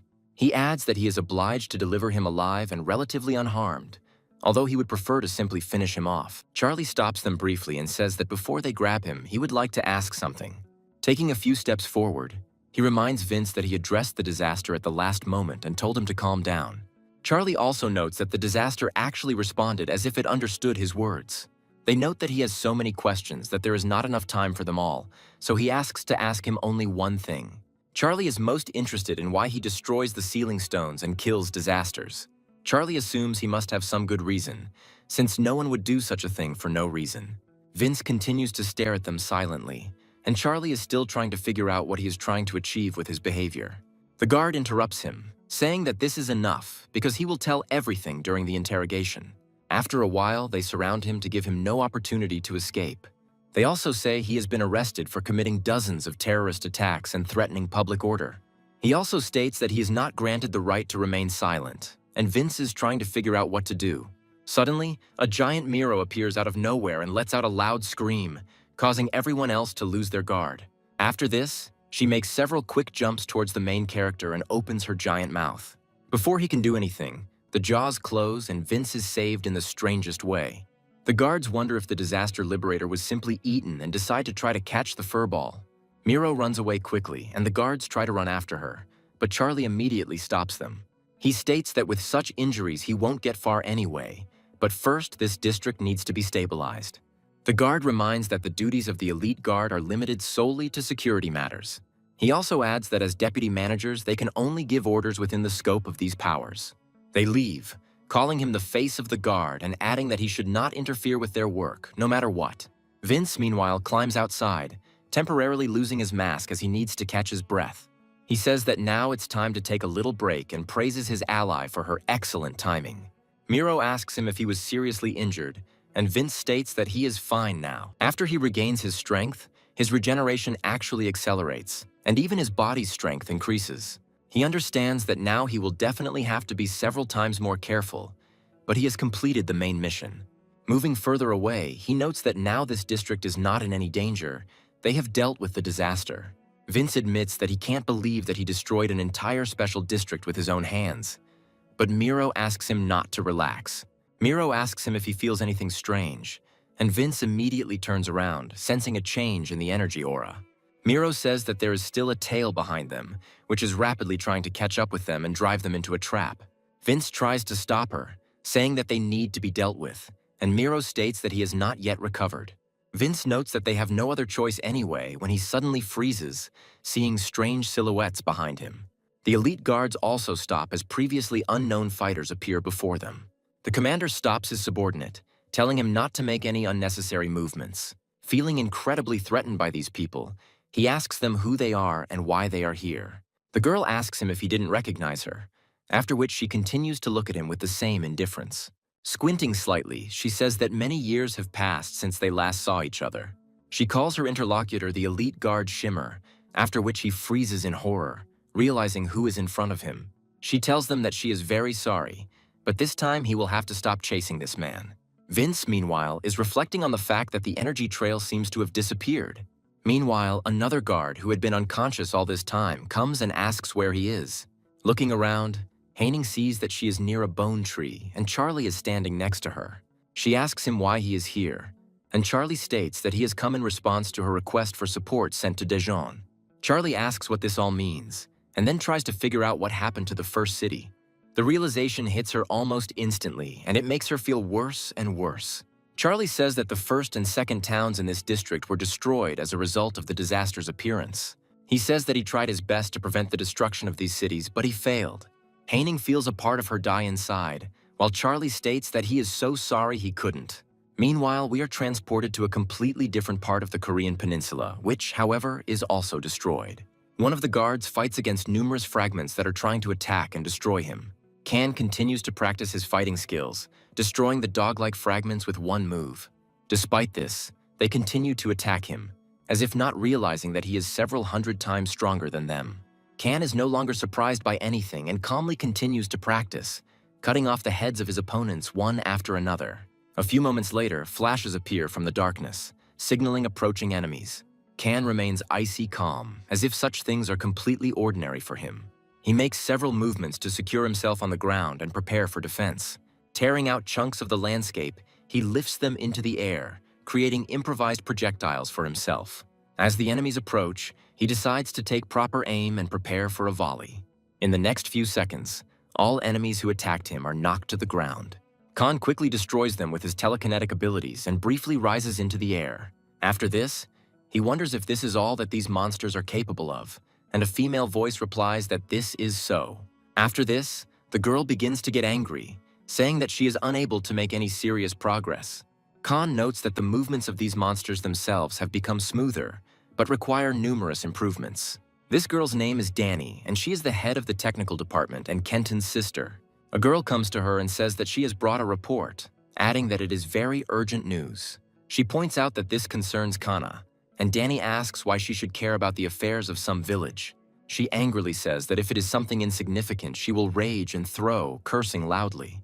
Kan goes inside and asks what happened, after which the employee says that he better take a look at it. She adds that a disaster has appeared there, and Kan asks if it really happened in 2 cities at once. The lab technician says that this is not the most important event, and Danny suddenly remembers the new man project. She demands to bring all the materials on this project, and Kan reminds that she herself said that the project failed. Danny immediately says that this is not true and unfolds the report, showing the photographs of Vince that he was able to take. Kan looks at this in surprise, and Danny states that this villain is using the power that object number 315 gives him. Danny states that the experiment was not a failure, but rather it was their shared mistake, as they considered it a failure. She notes that she cannot believe that all this time there was a guy capable of such an achievement. Danny asks the lab technician why she hasn't brought the materials yet, and the girl replies that it's impossible. She notes that all the materials for this project have been lost, and Danny asks what that means. The girl boldly suggests that Danny might have forgotten what happened a year ago during that incident. She adds that she then said that they needed to be disposed of anyway, so there was no need to worry about it. Danny slaps himself in the face, saying that she is just a complete idiot for allowing such things to happen. She notes that all of this needed to be restored, and the lab technician says that the seizure will start again now. Danny accuses her of being a clumsy idiot who can't do anything, and Kan tries to stop her. He calmly says that it is impossible to return what is lost, and we need to focus on what is happening now. He looks into her eyes carefully and says that there are things much more important than what she is thinking about now. Danny gradually comes to his senses and agrees with him, saying that he is right and they need to focus on something else. They turn towards another specimen, which is some kind of red man. Danny calls her a red woman and adds that if she succeeds in even this, it will be a great success. She notes that she still can't give up and demands that Kan handle this as he is responsible for what is happening. She asks him if he can bring here these two specimens that are in the photograph. Kan quickly changes his clothes and says that he is asking for the first elite team to be called for a meeting. He also says that this concerns the disaster liberators and the operation will be carried out separately from the current representative. Kenton suddenly wonders if his sister is throwing another tantrum, and Kan freezes in place. Kenton asks him how he even tolerates her, noting that he clearly has nerves of steel to be still here. Kan asks him why he is here, and Kenton tries to understand whether he has come to a place where he is not allowed to enter. Kan says that this is indeed the case, as he is no longer part of the elite guard group. Kenton smiles and says that this is indeed true, because according to the documents, this place simply does not exist. Smiling, he says that by this place he means the Seoul headquarters, which was destroyed. Kan looks at him with a steely gaze, and Kenton states that he just came to warn him. He notes that the Prime Minister is furious and has been ordered to catch this liberator before they get to him. Kan says it's none of his business, and Kenton asks him to do his job properly, after which Kenton advises him to keep quiet. This scoundrel says that Kan has filled his head with completely different things and is constantly thinking about the wrong things. Kenton advises him to be careful, as he knows very well how dangerous it is to anger his sister. He adds that they have known each other for so many years that he understands perfectly the feelings he is experiencing. After this, he goes on to say that he cannot believe that he and this sister grew out of the same womb. Kan asks his assistant if it is possible to find any materials related to the new person's project. The assistant says that the same person cleaned everything very thoroughly, and even the backup data cannot be retrieved. Kan says that it is necessary to find all related projects related to this, since some of them are likely to have survived. Kan says that they need to find at least some kind of clue because that's the only way they can catch this man. Haining meanwhile becomes furious, saying that once she gets to the disaster liberator, she will kill him. Meanwhile, it is becoming clear that residents of the district and nearby villages will receive temporary housing in the central district. The guard states that the inspection of the area is complete and begins the evacuation, recommending that everyone follow the instructions of their superiors. Cheryl wonders what's going on here and why nearly 50 people have been sent to help. Caleb, meanwhile, finds Vince and immediately rushes to meet him, asking where he was. Caleb asks him if he's hurt, and Carl immediately states that Caleb is being too pushy with him. Caleb ignores these comments, saying that Vince knows how to stand up for himself and never lets anyone bully him. Vince, meanwhile, looks around and finds Haining among the survivors, looking depressed. Vince focuses his attention on her, realizing that for her, this tragedy is perceived much more acutely than for others. Caleb asks him if he's okay, noting that he looks like he's not himself. Vince answers the question by saying that he evacuated before the panic started and is surprised that Cheryl didn't tell him. Vince notes that he would have only interfered anyway, but he helped by not getting involved in any trouble. Caleb says that he has become different lately, because before he would have stayed to protect people. Caleb notes that once he changed departments, it was as if he had been replaced, and Cheryl tries to figure out how to get out of this. Vince suddenly says that he has now become a realist, and this is the only thing that can explain his actions. Caleb immediately puts his hand on his shoulder and calls him by name to get maximum attention. He says he's sorry he was fired from the field unit and his self-esteem has taken a hit, but he shouldn't beat himself up so much. He claims that the technical department is no worse than the others, because without them, security would not work at all. Carl says that you can work as much as you want because no one cares what you do anyway. After this, he points to the refugees, saying that there is simply chaos there that needs to be somehow controlled. They also point to Charlie, saying that these people are the real heroes, look at the others too. Charlie, meanwhile, turns towards them, and Cheryl pulls Vince back, indicating that the legend is approaching them. Charlie stops in front of them and wonders in his mind why these people are acting so strange. Charlie points out to Cheryl that they have met before, and Cheryl states that this is true. Charlie mentions that he wants to know if everything is okay in the first city, and Caleb notes that he was saved by a strange creature.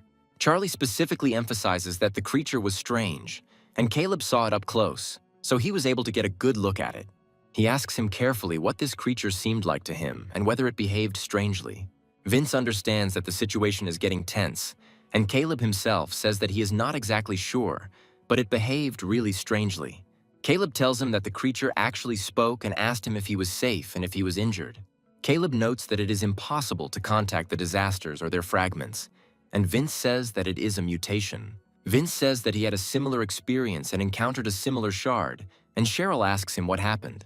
Vince feels his hands shaking with pain and says that he simply twisted his ankle while running. Charlie looks away carefully to take in the information he has received. After a while, he hears an elderly woman say that she is not going anywhere. She states that this is her home, so she can't just up and leave, and even if she dies here, she will die at home.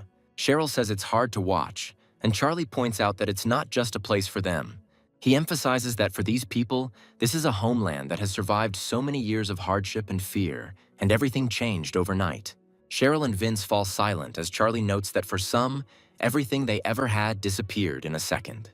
Vince says there's a silver lining to this, as it's not all gone forever. Vince explains his point by saying that as long as the Earth exists, it can be cultivated and strengthened again and again. He speaks with confidence that in this case, this land can become a real home, and this time, for real. Carl asks him what he's even talking about, while Charlie looks at him with surprise and interest.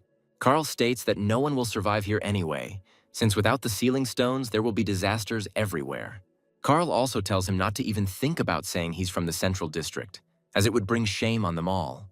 Charlie suddenly receives a phone call from the technical department executives in Jeju. His eyes immediately become sadder, and he understands that he is about to have an extremely difficult conversation. After this, he turns to his interlocutors, wishing everyone a safe return from the mission. Carl suddenly says that he sees this Charlie for the first time, and Caleb declares that this young man is very handsome. After a short pause, Charlie suddenly approaches our heroes and asks if he can ask a question. He asks them how old they are, and Vince and Cheryl look at each other in surprise, trying to figure out what he's up to. Realizing that there is nothing strange in this question, they calmly answer that they are both 19 years old. Charlie nods calmly before turning and walking away, leaving them wondering why he asked about their age. One of the guards turns to Caleb and tells him that it is time to head back to the main district. Caleb calls his comrades to follow him, saying that other squads will take care of the rest of the work. Vince steps into the helicopter, after which he pauses for a long time, contemplating the consequences of his decision. Looking back at these people, he realizes that they are going through an incredibly hard time because their home was destroyed. He also understands that these people are grieving and it will be impossible to make them forget about it for the rest of their lives. However, he understands that he will do everything possible to protect them in one way or another. Miro addresses him cautiously, noticing that he hesitated and was deep in thought at the wrong moment. She asks him if everything is okay, and Vince quickly replies that he is fine. Miro says that there is no point in regretting anything since they did what they had to do. Meanwhile, we are transported to the same observation deck where Haining and Vince were recently. Haining looks at the destroyed house and remembers the words of his father, who so dreamed of coming to this district. Haining does not hide his tears and talks about how their homes have disappeared, despite the fact that they tried for so long to get there. Hatred begins to take over her entire being, and she says that the very same scoundrel whom she did not finish off is to blame for everything. Without hiding her tears, she says that she will definitely find him and finish him off at any cost to take revenge. After a while, Vince hears his new doormate greeting him, and the voice seems familiar to him. This is not surprising, since this voice belongs to Charlie, who says that life will be calmer at headquarters. He also says that it is a strange coincidence, since his new home turned out to be right next to his room. Looking at him with a calm and attentive gaze, he says that now they will be neighbors with Vince. Needless to say, how surprising and unfavorable this new neighborhood turned out to be from Vince's point of view. Cheryl asks Vince in surprise during their lunch break if he really has become neighbors with the great Charlie. She asks him how this happened, because a leader of such a level should not live among ordinary guards. Vince says that it's the next room and it's not scary, but he keeps watching him in a strange way. Vince says that yesterday he even came to work and hung around him, constantly watching. Vince points out that it's unlikely the boy suspects anything, when suddenly Charlie appears behind him and greets him. Vince and Cheryl immediately fall silent, and Charlie says that he is glad to see Ms. Cheryl here too. Cheryl asks him if he knows her name, and Charlie says that he has heard of her before and asks permission to sit down. Cheryl immediately gets up from the table and says that he can sit next to her, and Charlie thanks her for this. Vince begins to eat intensely, and Charlie suddenly stops and says that he remembered a very interesting incident.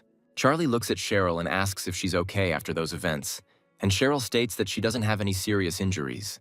Charlie says that this is good, after which he remembers that he hardly crosses paths with Cheryl in the dorm.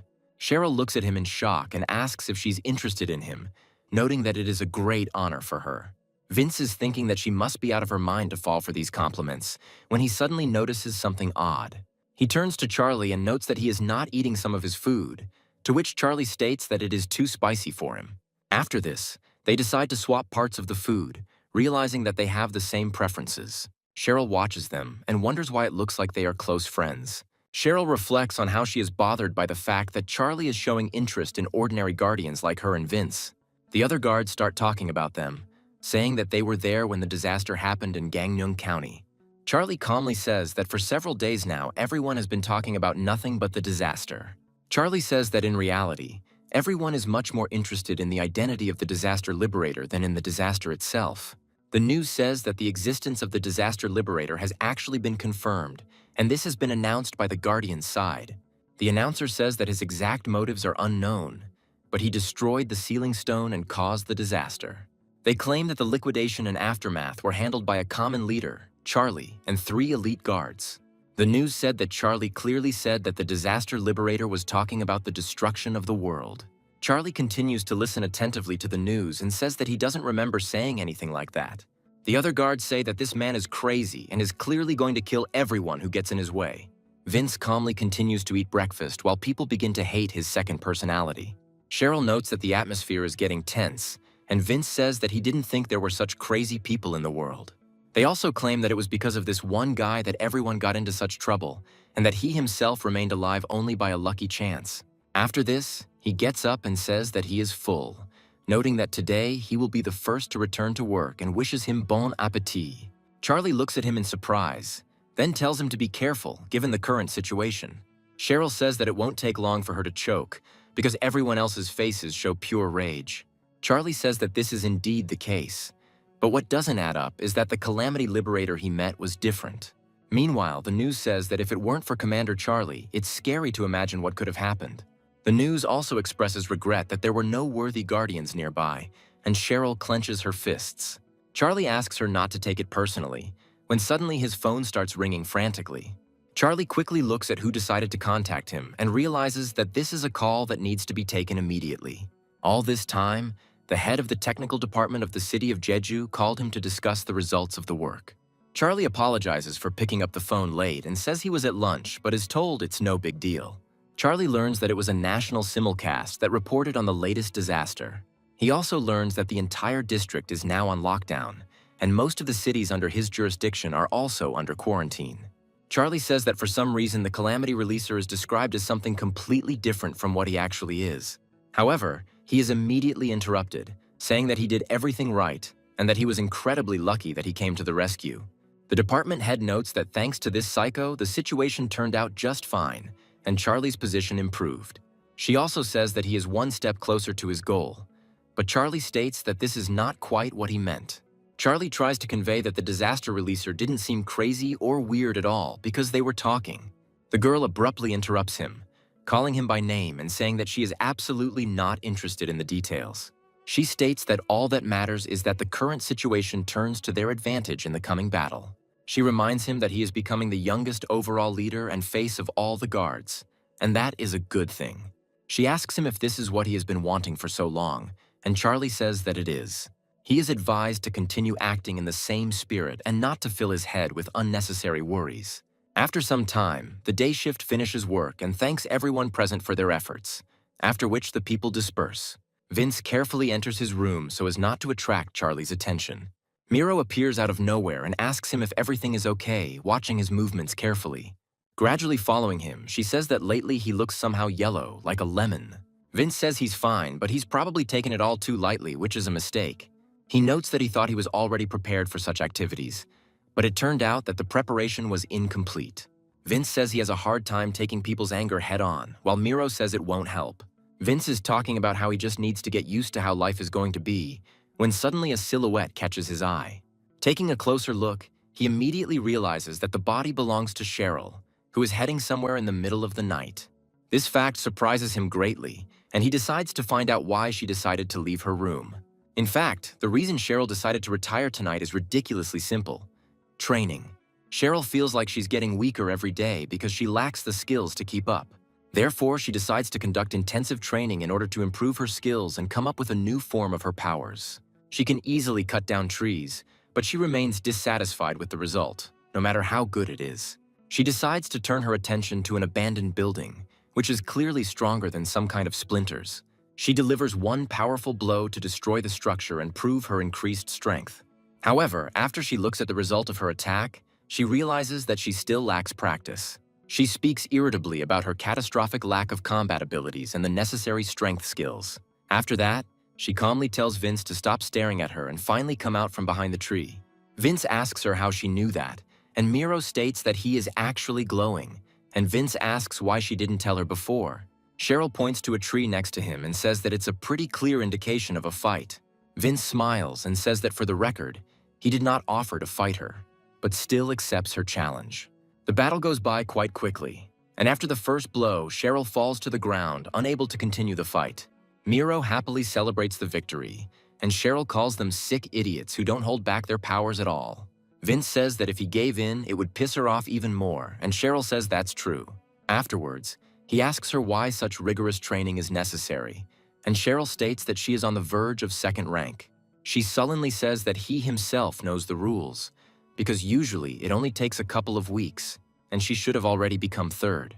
Squeezing her hands, she says that she's been in this state for 6 months now, as if she had reached a plateau.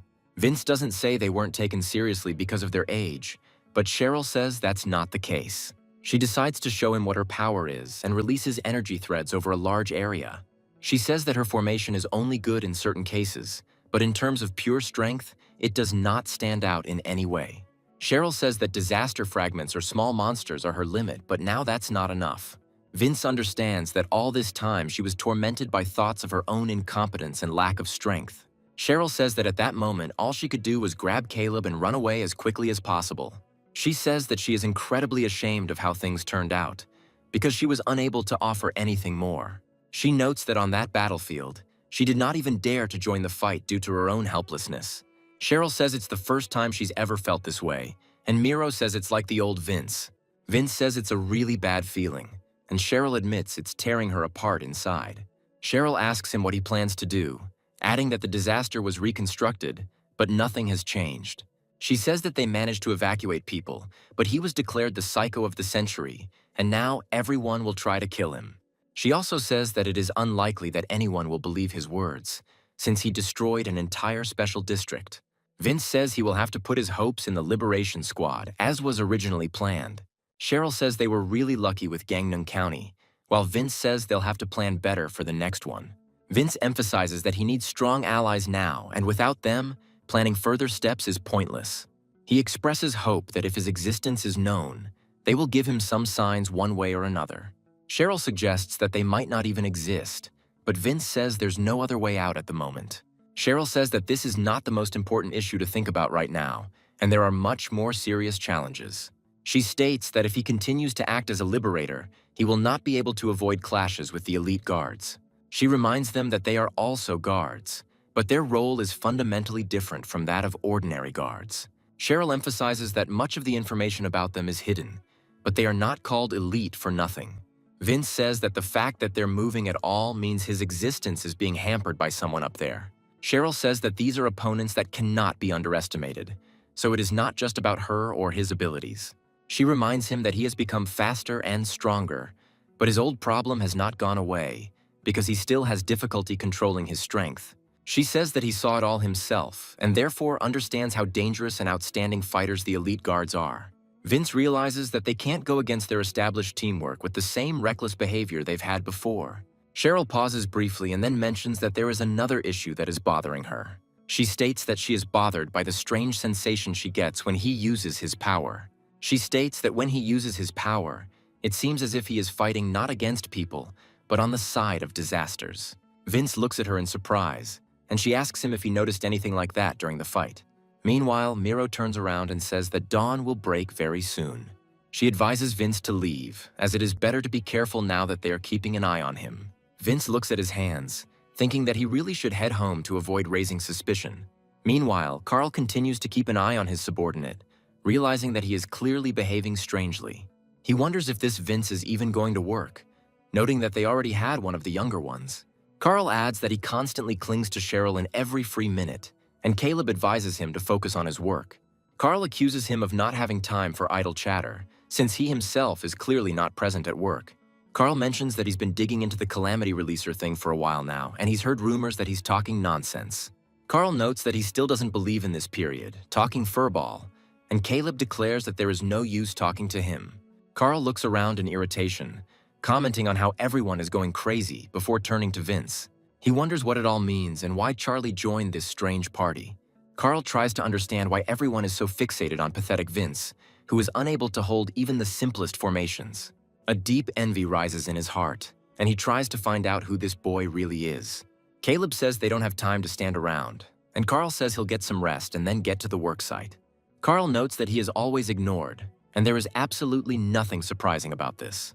He tries to understand why all the attention is going to Vince, despite the fact that he is even weaker than Carl himself. Suddenly, Kenton's voice comes from behind him, asking him if he is the man from Gangneung County.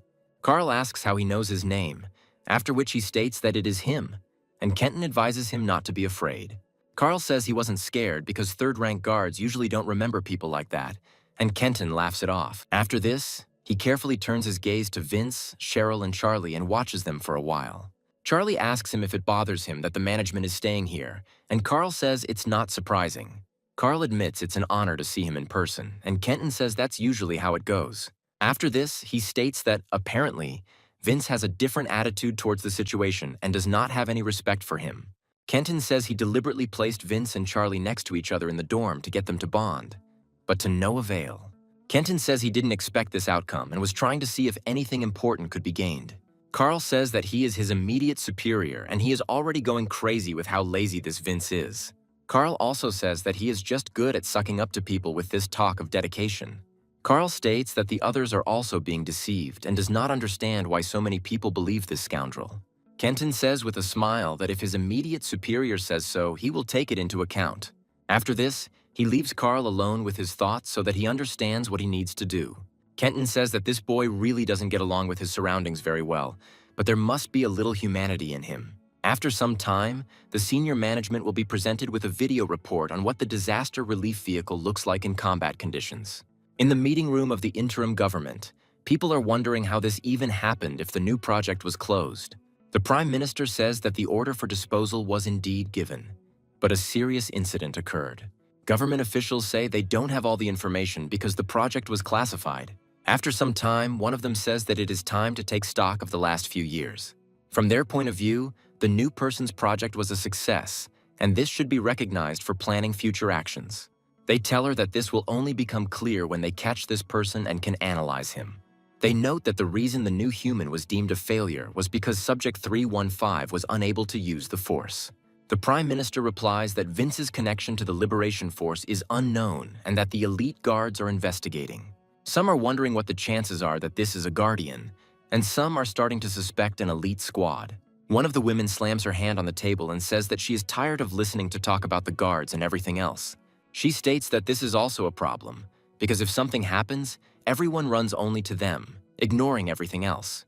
She states that they even communicate with each other in this way, after which she is asked what she is proposing.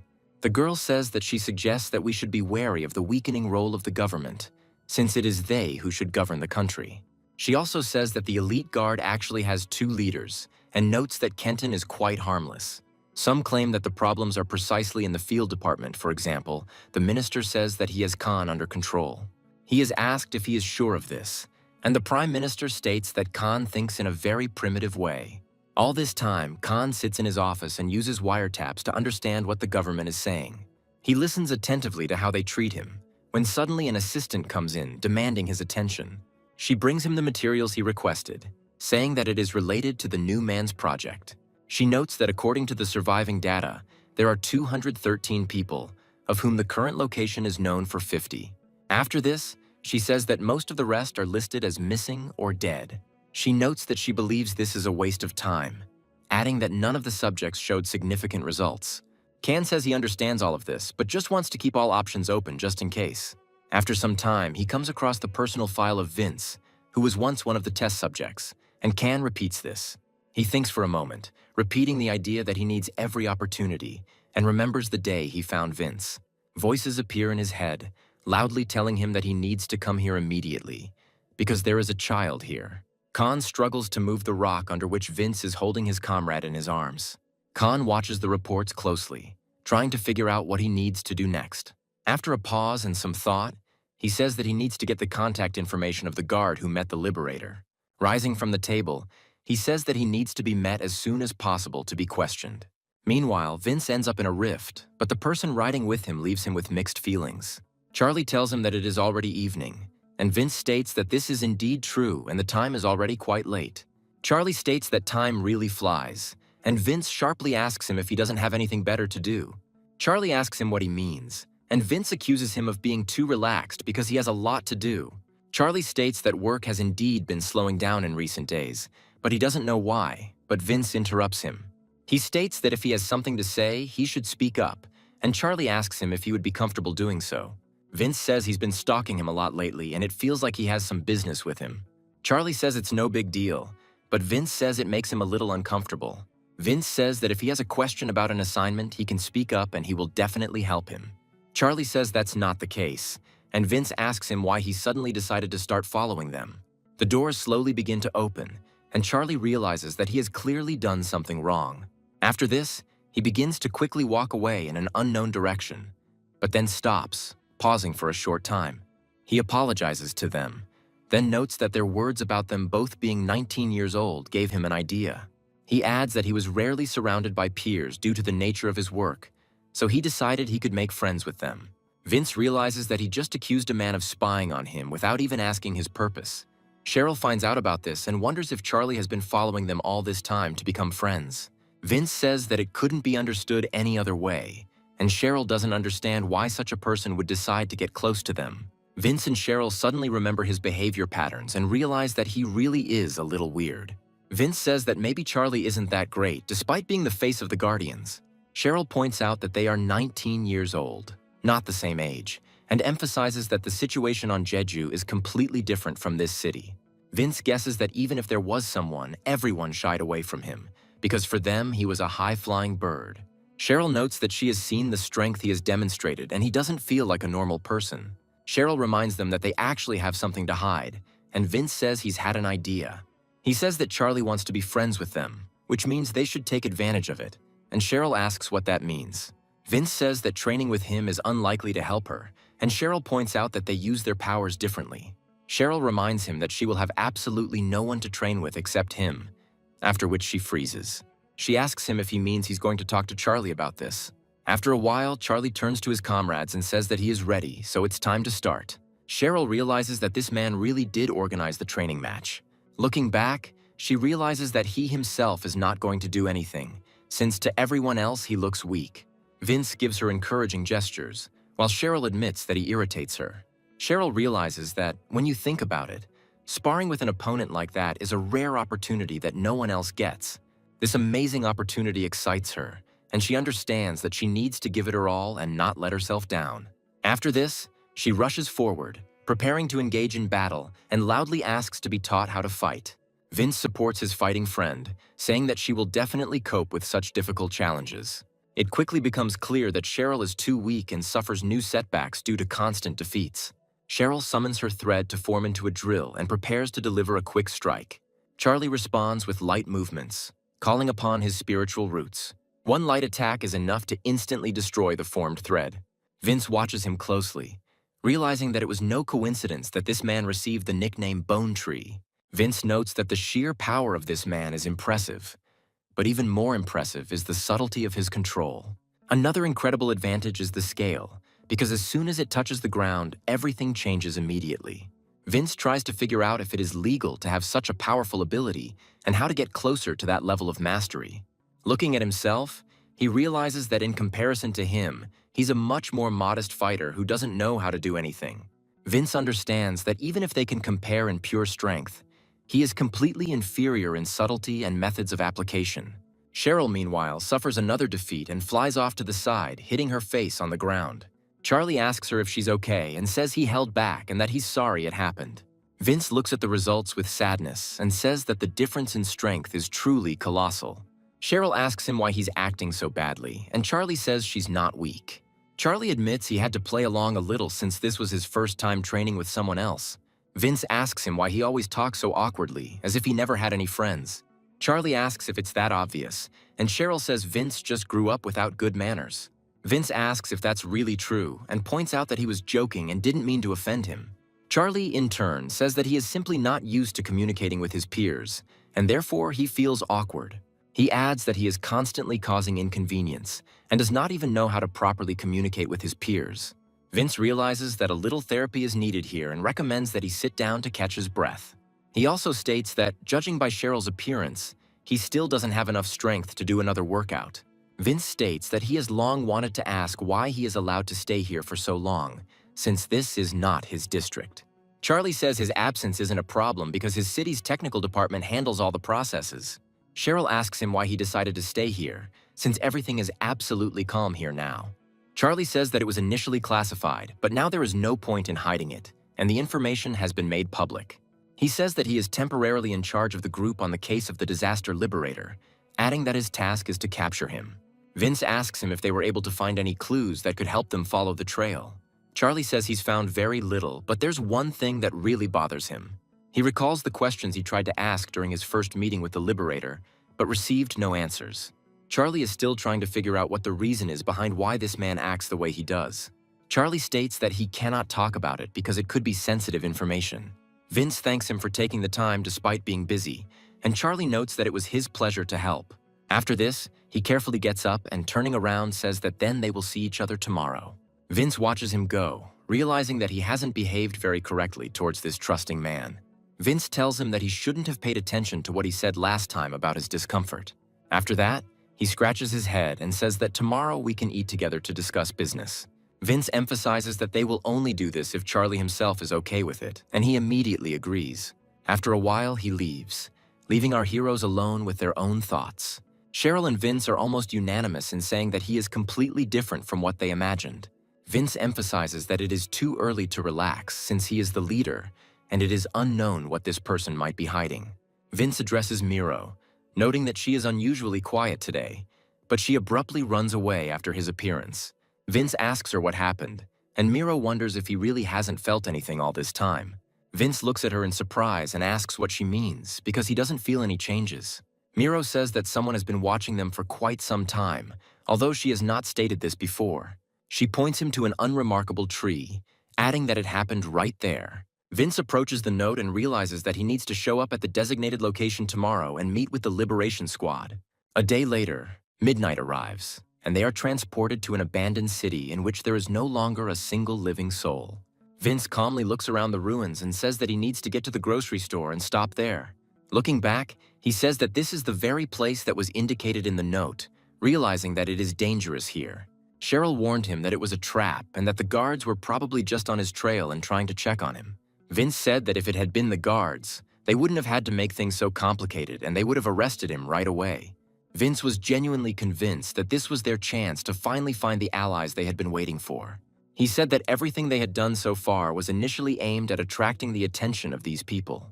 Vince realizes he's going to have to take a risk and suddenly hears movement behind him. One of the fighters rushes into the attack to deliver a powerful blow with an energy blade. Vince reads his movements almost perfectly and understands that this is a test that must be passed. Vince dodges sharply, his physical skills having improved significantly since his last training session. Vince looks at the attacker in surprise and asks who he is and what he is doing in this place. The attacker doesn't respond and only summons a few more blades to rush into the attack.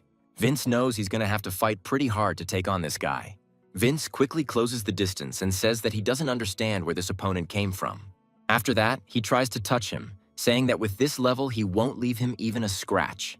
The fighter understands that he has made a serious mistake, and now he cannot escape punishment for his miscalculation. Vince abruptly stops his attack, realizing that he has passed the test and makes no sudden movements. Another observer who closely followed the progress of this battle says that this is enough. Taking a few steps towards him, he asks if Vince is the same disaster releaser.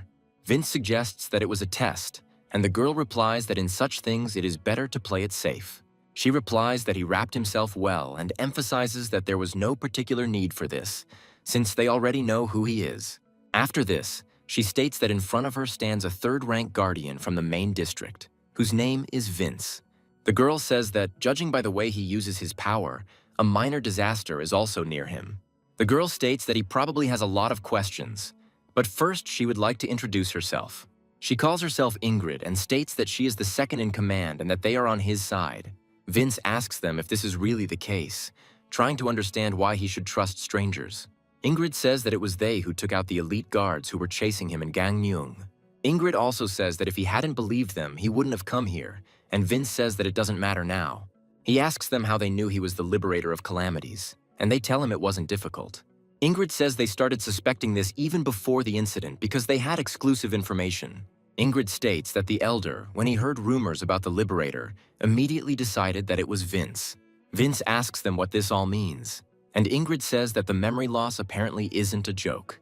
After this, she states that formally they are already acquainted, but explaining everything here would be too long and dangerous. Vince asks why they even thought he would agree to this, but Miro advises him to calm down. Carefully peeking out from under her hood, she says that it would be better to listen to these people first. Vince realizes that there are at least several dozen more people around him who are watching him. Ingrid says that this is a reasonable decision, and Vince nods silently and takes a few steps towards her. Ingrid says that before they go to the base, she would like to ask him one very important question. Ingrid guesses that he knows the nature of the disaster and asks why he is freeing them. Vince says the answer to this question is obvious. He does this because it is right for the dead and the living. Ingrid listens to his arguments and says that now everything has become perfectly clear to her. Vince states that it is now her turn to answer what kind of organization it is and where it is based. Ingrid says that he asked questions directly to her, and this is not the right place to answer them. Ingrid finally says that she is ready to tell him the purpose of creating the Liberation Squad. She states that their goal is to destroy the sealed stones not only in Korea but all over the world, and therefore they are in solidarity with him. Ingrid adds that they came here to persuade him to cooperate, since his strength is important. Ingrid also says that, among other things, they need someone to become the face of the Liberation Squad. Vince asks them what they mean, and Ingrid states that there are almost no records left of them. She notes that their unit was originally created to accumulate forces to confront the Guardian Corps.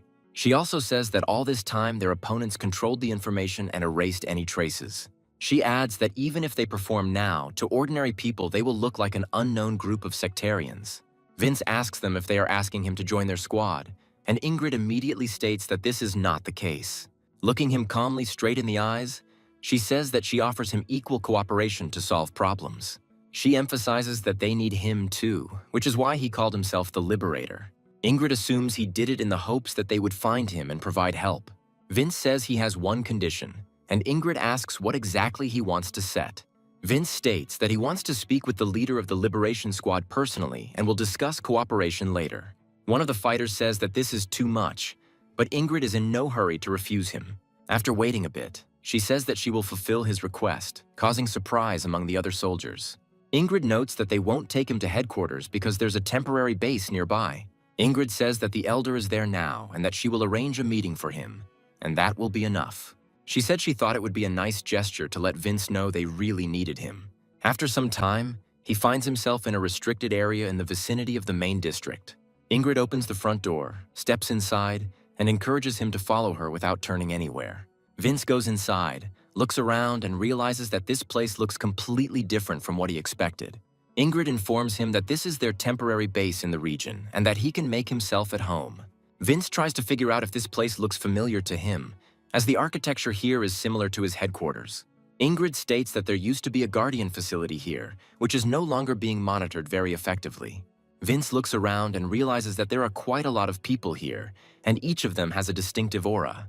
This aura indicates that almost all members of this Liberation Squad were former guardians. After some time, a strange man comes out of the building and immediately addresses Ingrid.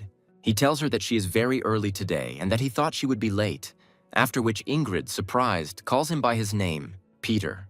Ingrid asks him why he is not at headquarters, and he replies that he was told that the old man is here. Coming closer to them, he says that he wanted to talk and at the same time unwind a little. He turns his attention to Vince with a sly smile and says that he didn't expect unexpected guests. After this, he asks if this boy is the very liberator of disasters. Miro reports that something is wrong with the man, adding that he looks a lot like Vince. Meanwhile, Peter quickly grabs Vince by the clothes and says that there is someone inside him that is chattering non-stop. Taking Miro, he asks if this is really the same test subject number 315. Miro begins to struggle almost immediately, demanding to be released immediately. Peter appears to be unharmed by his interaction with Miro and remains standing. He calls her extremely rude and accuses her of not saying hello despite the fact that he is older. Vince turns his head back at him in surprise, trying to understand how nothing happened to this man after being exposed to Miro's power. Peter, in turn, looks at him and asks what this strange expression is since nothing happened. He grinned and guessed that the boy was probably seeing someone like him for the first time in his life. Vince immediately snatches Miro from his hands, and Peter says in a guilty voice that he was only joking. Ingrid looks at him disapprovingly, and Peter declares that it was just a joke and that he shouldn't look so menacingly. Ingrid states that they have come here to see the elder, and that the guests had better not be rude since they are going to cooperate with him. Peter says with a smile that he needs to be careful because this little sister is very scary when she is angry. He states that if you make a mistake, you will be beaten like a dog, and Vince looks at him sternly. Peter advises him not to strain himself as he just wanted to chat out of loneliness and boredom. He also adds that it doesn't matter to him at all what they are going to talk about with the elder, since he wants peace. He also states that he hopes that he will consider them his allies until the very end. Vince suggests that the man is insane, and Ingrid tells him not to pay attention to it and just move on. Vince recalls the man's words that he knows Miro very well and even calls her Subject 315. He asks her what happened, and Miro says that the man absorbed her power just like Vince. However, she emphasizes that it was a little different, since immediately after absorption the power disappeared. Miro suggests that he cannot use her power, and Ingrid asks them what they are whispering about behind her back. Vince states that it is not worth paying attention to, and Ingrid advises him to be very careful about such things in the future. She states that you never know where or who might hear his words, so it's best not to let down either yourself or their squad. Ingrid also says that he probably has a lot of questions, but he needs to be patient, because the elder will explain everything soon. Approaching the door, the girl says that the elder has been waiting for him for a long time, and Vince is very surprised. Ingrid knocks on the door while the protagonist wonders what it all means. After a while, she introduces herself, says that she has brought guests with her, and asks them to come in. Vince waits for the door to open and hears the elder say that they arrived faster than she expected. Vince takes a closer look at the man and realizes that he is a rather unimpressive figure. However, when he looks at the elder, someone in his head is loudly screaming that absolutely everything needs to be erased. The elder says that they have done a very good job and turns around to reveal that she is wearing a mask. Vince, meanwhile, again hears words about the need to erase absolutely everything. A strange silhouette belonging to an unknown person tells him that he must remember this and forget everything. A few moments later, the image of a syringe giving him a strange injection flashes through his memories. Vince experiences severe dizziness from this effect for a while and slips. Ingrid and the elder turn around in surprise, trying to understand why the boy fell so suddenly. The elder extends his hand to him and asks if he's okay, trying to understand what happened. She says that the base is old and there are a lot of cracks in the floor, so you need to be careful not to fall or make a mistake. Vince asks her if she is the leader of the Liberation Party, and the elder states that he is pleased to meet her. She also states that regarding this mask, she asks to understand that her children insisted that she wear it. The elder claims that she chose the design herself, but does not know how it looks in the eyes of young people. Vince realizes that she doesn't have a strong aura, and at best, this woman looks about 60 years old. The elder says that she sees his doubts and that this is absolutely not surprising, but she would like to talk to Miro. Miro asks if she can really go out, and Vince immediately says that it's better not to do that now. The elder says that in this world she knows Miro and other similar test subjects better than anyone else. Vince says that his doubts have only increased, because now it doesn't matter whether the leader in front of him is real or a fake. He notes that it is risky to agree without thinking to such ill-considered demands as those he put forward. The elder says that for a secret organization this is an extremely reckless act, and this is true, but there is no choice. The elder states that instead of explaining everything, they will simply get straight to the point. She proudly declares that the Liberation Force is going to attack the guards, which greatly surprises Vince. He asks them in surprise what this all means, and she states that they will need his help. She says that it all started in Tokyo, Japan, and almost simultaneously disasters arose all over the world. She claims that the skeleton disaster has wiped out Mexico almost to its foundations. After this, a disaster nicknamed the Burning Witch wiped Paris off the face of the earth, leaving almost no one alive. Amidst countless screams, panic, and chaos, South Korea lost power in many other cities. The elder says that after 7 years, the world is still mired in unrest without a single exception. But that is not the worst thing. The elder says that all countries without exception know the secret of the sealing stones, but still try to keep them. She notes that other countries have no shortage of disaster response personnel and have places to evacuate to. She adds that these are countries that, if they wanted, could steal the sealing stones completely. The elder says that at first she thought that they simply could not give up the peace that they had so painstakingly restored. However, she understands that the existence of a time bomb cannot be justified because governments are not idiots. She understands that cities can be rebuilt and the chaos will subside over time, and this is not a problem for them. She notes that it is not that they do not want to eliminate disasters, but rather that they are unable to do so. The elder says that there are enough smart people in the world who have understood one very important and frightening idea. In her view, the power of these disasters could become a new military resource, superior even to nuclear weapons.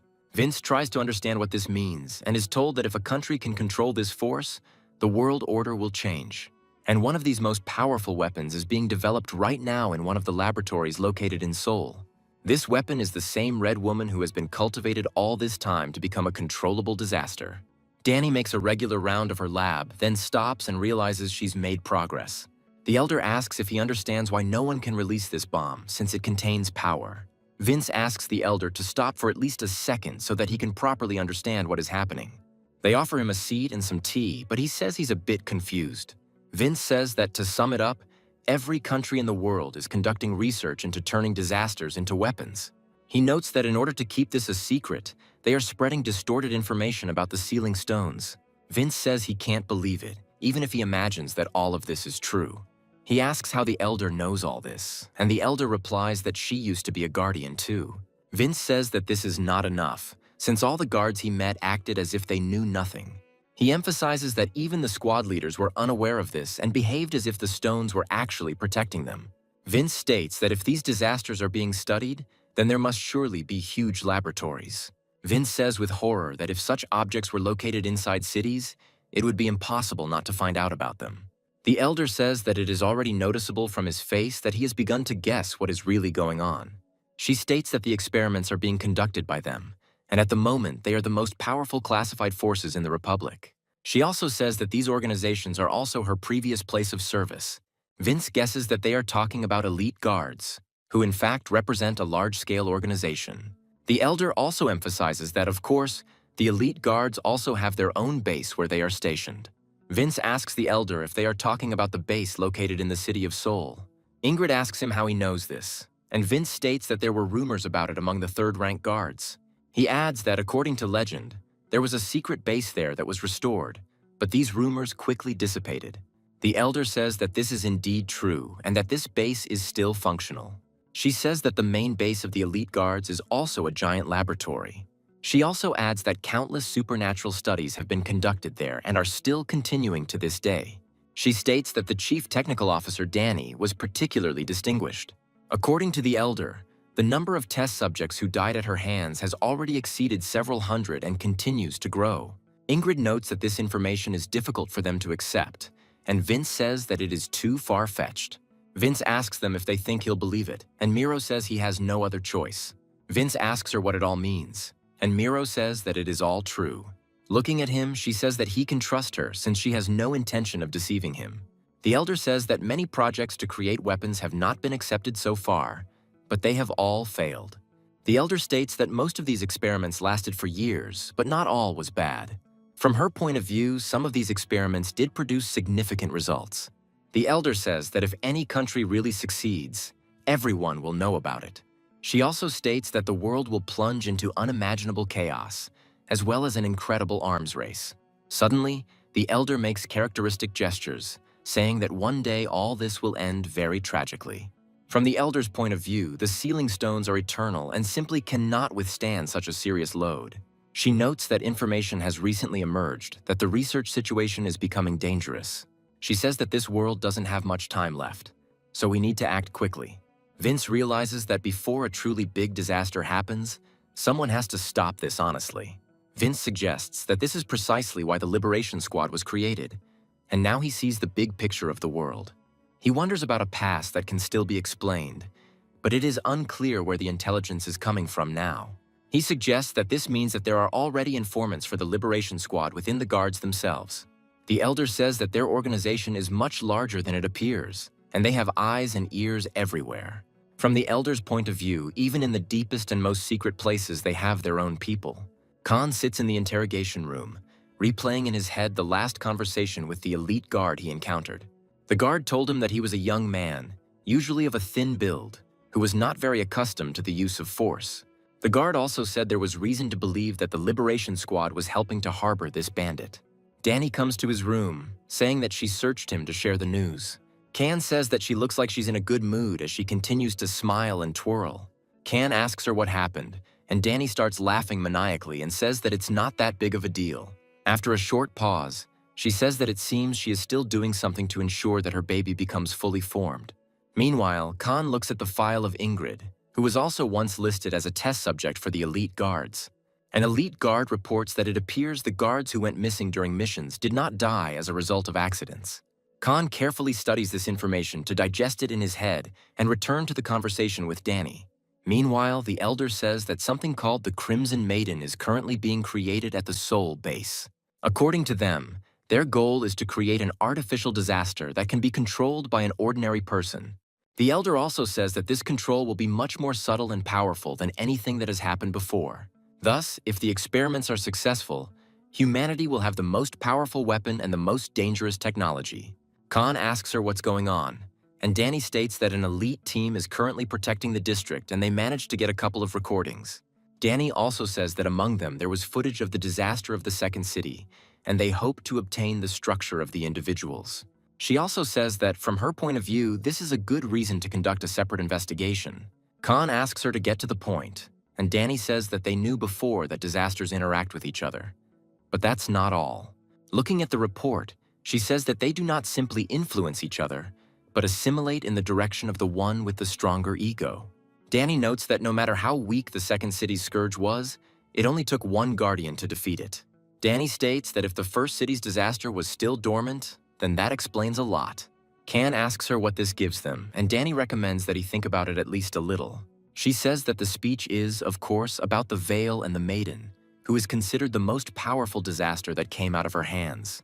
Danny claims that her body is perfect and that it surpasses even the first disaster, but she does not understand how to control it. Danny proudly says that the path to her complete control is now open, and Kan is very surprised to hear this. She says that, just in case, she just brought her into contact with a minor disaster in order to test this hypothesis. Danny notes that the Crimson Maiden reacted, albeit only slightly, but this is already a result. Danny suggests that if he merges a controlled small creature with her and makes it act as a controller, it could be a success. Kan says that the disaster will only resonate with something else, and that in any case will not provide any sensible control. Kan emphasizes that even if it is possible to physically suppress the will of the Crimson Maiden, the problems with control will not go away. Danny says that the only option is a creature with human intelligence and the power of disaster. Kan understands what she's getting at, and Danny says that the new man shouldn't be seen as a man, but as a disaster. Danny wonders if this guy could control the Crimson Maiden if he was forced to do so. She comes to a rather harsh conclusion, saying that she really needs number 315. Danny asks how far they've come, knowing it will take them a long time even if they drag him in now. Afterwards, she discovers the new man's related projects, and Khan asks her not to make a mess. Danny reviews the Liberator candidates and asks if they think they are successful. She notes that there were no results, so it is better to pay attention to projects with implantation. Khan states that they are being tested as well, and Danny notes that too many test subjects escaped disposal after completion. Danny recalls that she insisted on liquidation at the time, but he said that he would take responsibility. Danny calls him a weakling, reminding him that many of them were later recruited into the guards, but are listed as missing. After some time, she discovers a file with Vince and asks if this guy is really his cover. Danny notes that he was also a test subject, adding that she was very surprised when she saw it. She also states that she didn't expect him to mess around with some brat, even though Vince looks a lot like Khan's younger brother. Hearing this, Khan almost instantly clenches his fist and slams it on the table to stop talking about it. He advises her to stop before it's too late, and Danny asks in surprise if he's really angry. Can says that this conversation is over, after which he recommends that she leave here. Danny says that this is still his area of responsibility, so it will not interfere with him doing his job. She reminds him that his behavior has changed a lot lately and she has noticed it very well. She notes that they have known each other for 30 years, and for her, her brother is already lost, but she also has a daughter who needs to be protected. She also advises him to be careful, as the Prime Minister is not in the best mood at the moment. Slamming the door hard, she says that he might take it out on his dog if he's not careful. Can sits there for a while, plunging into the depths of his hatred and anger, and then hears a bell. He receives an incoming call from an unknown number, and after thinking for a bit, he decides to accept the call. It turns out that all this time it was Khan who was the agent sent by the Liberation Squad, and he was passing on information to them. The Elder announces that a liberation force will strike the guards in a week, and Vince wonders why so soon. The Elder says that the target of this operation will be the place that must be destroyed first in order to reach the base. Can conveys over the phone that their world will soon come, and it should be more acceptable. The Elder declares that all guards and government institutions in Daejeon will be hit. Vince understands that these people are absolutely serious in their intentions and has no doubt about it. Meanwhile, one of the guards calls to request a report on the search situation in the Gangneung district. Charlie replies that the search continues, and if anything happens, the elite squad will contact him. But for now, they have nothing to report. Charlie reflects on the fact that he was only appointed here for show, and tries to understand why he was put in this position in the first place. However, after a few moments, he hears a familiar voice which cautiously addresses him. Cheryl asks him what he is doing here at such a late hour and slowly approaches him. Charlie quickly looks up and looks at his interlocutor with interest, realizing that it is Cheryl standing in front of him. Some time ago, Cheryl received a note saying that he would be back soon, so she decided there was nothing to worry about. One of the guards told her that there was nothing to do there and she should return to her room to rest. Cheryl acted like she was out of sorts, and her friend asked her if she was okay. The girl said that the oddities were becoming more and more noticeable because she could not concentrate on tasks. Cheryl says she's fine and will be more careful, to which her interlocutor replies that she won't scold her. The girl also advises her to raise her head so that no one would think that she is lecturing without reason. After this, the team leader gives the command to the rest of the guards to go inside and rest, stating that she will do the rest herself. So she found herself here at such a late hour and very fortunately ran into her new friend. Cheryl asks him what he's doing there, and Charlie is surprised to note that she's already finished with her work. Cheryl suddenly says that she is very glad that she met him because her head is very overloaded with thoughts. She immediately asks him if she can practice today too, if he has time. Charlie says that he does have time, but he wonders what happened and why she is so worried. After some time, they decide to practice again, but Cheryl quickly loses. She says irritably that apparently she is not his opponent at all, and Charlie replies that this is only the second sparring match. He also says that her attacks have become faster than yesterday, and Cheryl states that she doesn't like being lied to right in the face. Cheryl wonders what she should do now, and Charlie says he's had his own thoughts on the same. He suggests that perhaps her ability is not designed for attack and can be used in other ways. Charlie explains that the power has an infinite number of uses, and it can materialize in the form of an axe or a gun. He says that it is believed that at the moment of receiving power, it takes the form of the object that the person wanted most. Charlie notes that the embodiment of power in the form of weapons is explained by the fact that powers are gained in dangerous situations. Cheryl says she's familiar with the theoretical side of things, but Charlie says that's not always the case. Charlie says that sometimes power is given to defend oneself, not to attack. To demonstrate his ability, he immediately summons spiritual roots from underground.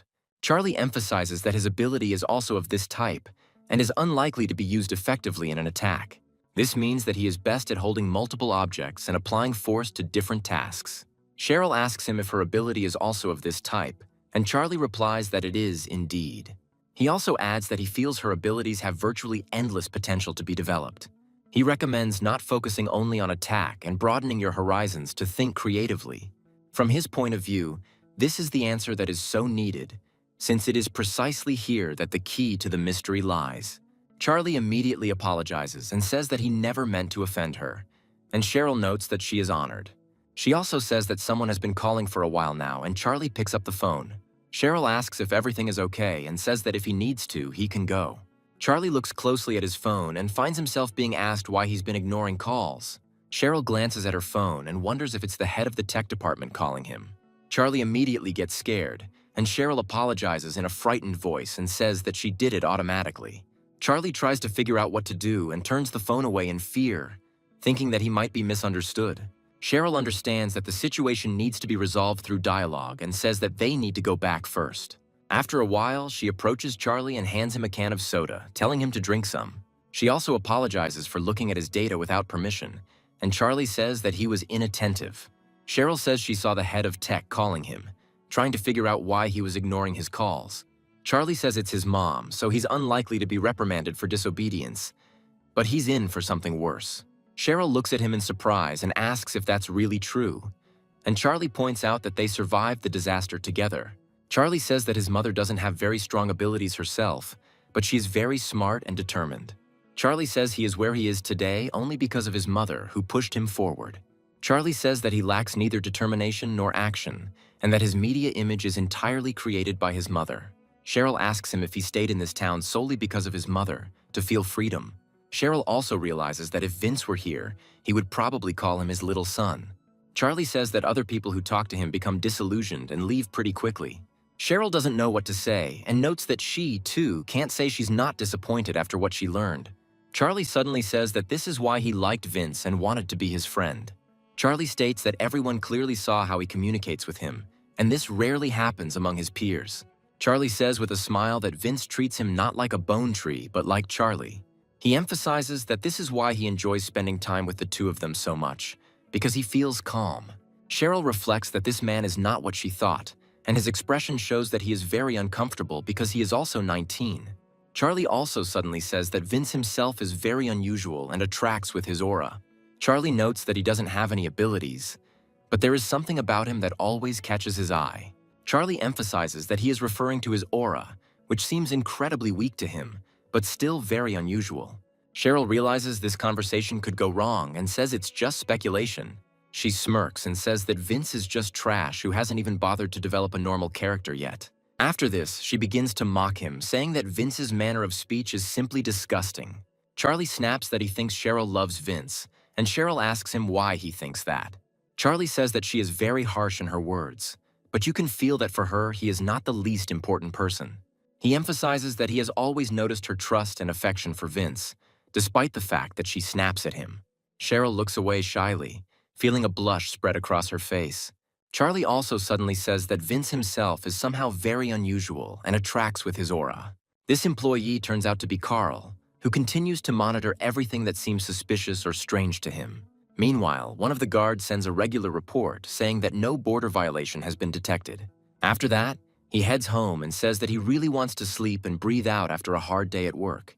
Miro asks Vince to speed up and states that she is very sleepy, and Vince asks her not to be picky. Vince says these guys from the Liberation Squad said they would give him time to think about it, and that's unusual. He also understands that these people have made it clear that they need him, so it is worth getting to know him. During his last visit there, he met two guards named Daniel and Peter. Peter greeted the protagonist again with a smile, saying that they had met this boy again. Ingrid asked him about the transmitter he had been given, adding that he would primarily be in contact with those two. Vince is thinking that he hoped to never have to deal with this drunk again when Daniel suddenly extends his hand to him.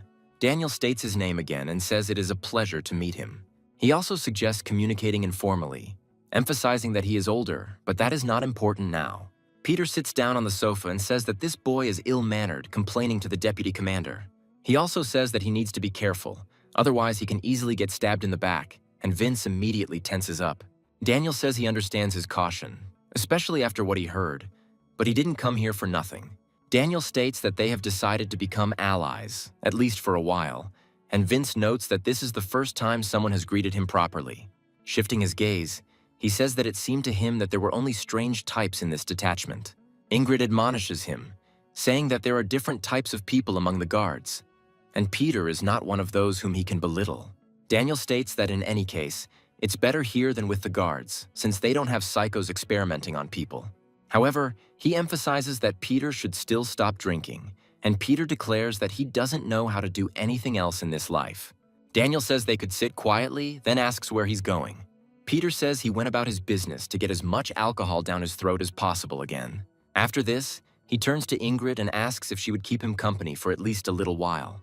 Ingrid looks at him carefully and says that she can keep him company, but only for a little while. Daniel says he understands everything perfectly and recommends that they disappear as quickly as possible. Immediately after this, he turns to the protagonist and advises him not to scold Peter in front of the deputy commander anymore. He states that she is like a robot on her own, showing almost no emotion, but when it comes to him, she becomes colder. Daniel also states that there are rumors that there is something between them, and Vince notes that they do not look good together. Daniel states that this is indeed true, but there is still no need to hate him so much because he is a good person. From his point of view, Peter is just a little different, and this makes him very different from other people. In response to Vince's question, Daniel responds with a counter-question, asking if he has heard of human experiments. Daniel states that among the many failures of this experiment was Peter. Daniel states that the goal was to enable people to harness and control the power of disasters. He also says that some members of the squad are just such failed test subjects. He states that most of them either lost their guardian powers or suffered both physical and mental damage. However, even in this situation, Peter was a little special because he began to sense disasters and hear their voices. Vince realizes that this man also experienced this when he received Miro's power. Daniel states that he seems to have no control over it and that he finds it difficult to even live a normal life. Vince says he's interested in knowing what the experiment the elite guards are conducting is. Daniel says it's hard to explain, while Miro says she knows at least the general outline of the experiment. Vince asks her what it all means, and Miro immediately materializes. She states that she did not recognize this elder and protector at the time, but now she understands who he really is. She claims that he gained Miro's power while maintaining his sanity, but he was almost the only such case. Vince asks her if it's related to the experiment, and Miro says that she's not the only one involved. After that, she asks him if he really doesn't remember anything after so many years. Vince is trying to figure out what this all means when Daniel suddenly claps his hands and says that this needs to stop. He says with a smile that it is not yet time to reveal all his cards and discredit himself. Daniel turns sharply to little Miro and says that he already told her that he shouldn't reveal what he knows. Smiling strangely, he expresses hope that she will manage not to reveal secrets. Miro looks up at him and calls him teacher, after which true fear is visible on her face. Daniel calmly says that this message was passed down from an elder, so it must be followed. Laughing again, he says that that's all for today and he needs to go back, since he's been here too long already.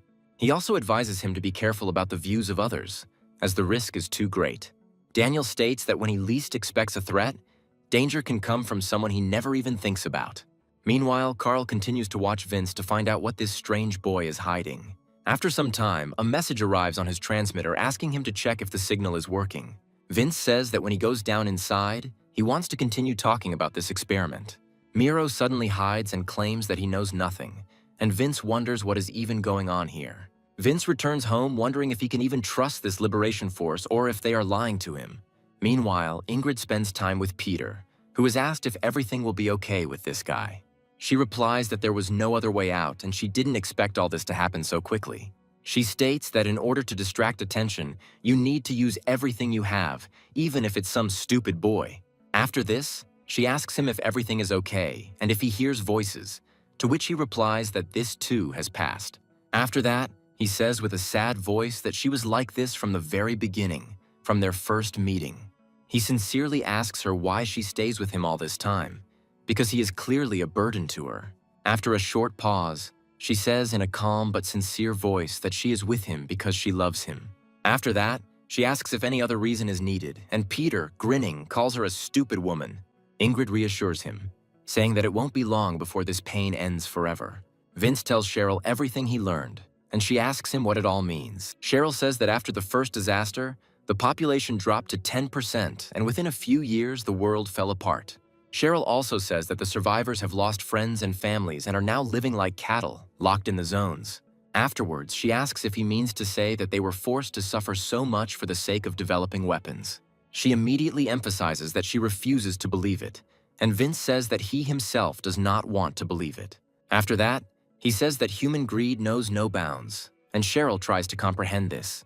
Miro says it's not impossible, because in politics, common sense and morality are constantly under threat. Miro adds that it would be strange if there was nothing hidden behind this, because that is the human nature. She emphasizes that she hates the insidious, vile, dirty, negative nature, although she herself was also human before. Cheryl says it's safe to assume it's true, but that only makes it worse. She looks at him carefully and asks if he is okay, after which he looks up at her in surprise. Cheryl says that if the government and elite guards are doing this madness, there must be an obvious figure at the very center. Vince sadly says that he understands perfectly well that we are talking about Khan, who is a role model for them. Cheryl claims that the manager saved her too, and she believes they have found the person connected to her who is hiding. Cheryl also emphasizes that for Vince, this man is a special idol. Vince says that when he thinks of his elders, he's tempted to think of the Liberation Force as a crazy cult. Kan says it's all true, and Cheryl tries to understand where he gets such seriousness from.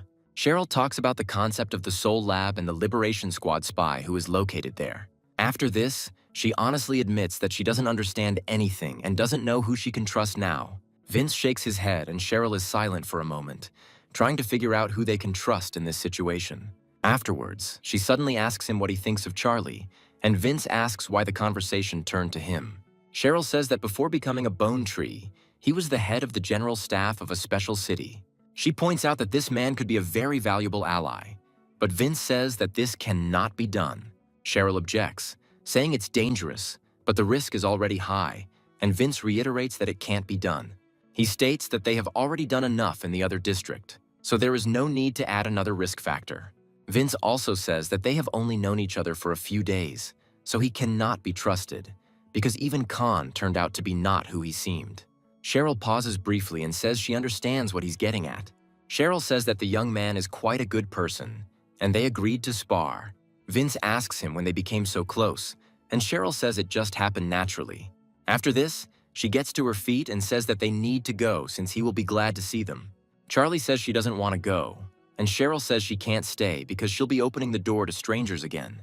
Vince says that before he could agree, he suddenly sees a strange object on the ground that shouldn't be there. Vince is trying to figure out why the pen is there since he hasn't used it for a long time. Cheryl loudly tells him that she gives him 1 hour to get ready, after which he must immediately head to his destination. She demands that he be in the lobby by 9 o'clock, adding that if he is late, she will simply finish him off. Vince tries to stop her, but quickly realizes that it is useless because she does everything her own way. Miro says that she doesn't want to go anywhere because she still suspects that white-haired guy. Vince suddenly hears a call coming in on his transmitter and realizes he needs to take it. Daniel is surprised by the quick response and asks him what his decision was, and Vince immediately agrees. Daniel also says that he contacted because he thought he had already told his white-haired friend about it. Vince asks if they bugged him, and Daniel states that he really can't deny things like that. He also asks her not to worry, as he knows that Vince only trusts her with such things. Vince says that he didn't tell her about the attack on the main district because it would be too much for her. Vince says the surgery is scheduled for a week, and he hasn't been told all the details yet. Daniel abruptly tells him that all-out war will begin in a week, and Vince is very surprised by the change of plan. Daniel says that their squad would not have carried out such a reckless action without preparation. After this, they say that the operation has essentially already begun, so only the next stages will follow. Vince tries to figure out what it all means, but they say that he will find out everything on his own very soon. Meanwhile, Charlie receives a message that they will be meeting in the lobby at 9 p.m.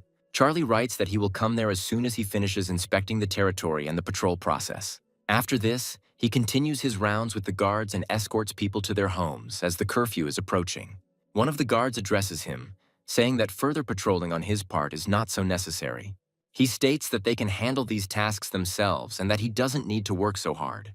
Charlie says that he just had some free time, so he decided to help them. They say that in this case, it is possible to patrol the area for another 30 minutes. After a while, their attention is drawn to a crowd of people who are wondering what it all means. The guards slowly approach these people, telling them that curfew will begin soon and they need to return. Charlie is distracted for a moment, after which his attention is drawn to the surprised looks of the guards themselves. Charlie heads towards them and asks what's going on while people continue to whisper. They are trying to figure out whether they should tell other people about the situation, as it seems incredibly scary. Charlie takes a few more steps and freezes in surprise, realizing that something terrible has appeared in front of him. Charlie looks at the giant sign that someone has painted in red on the side of the house. Liberation Squad.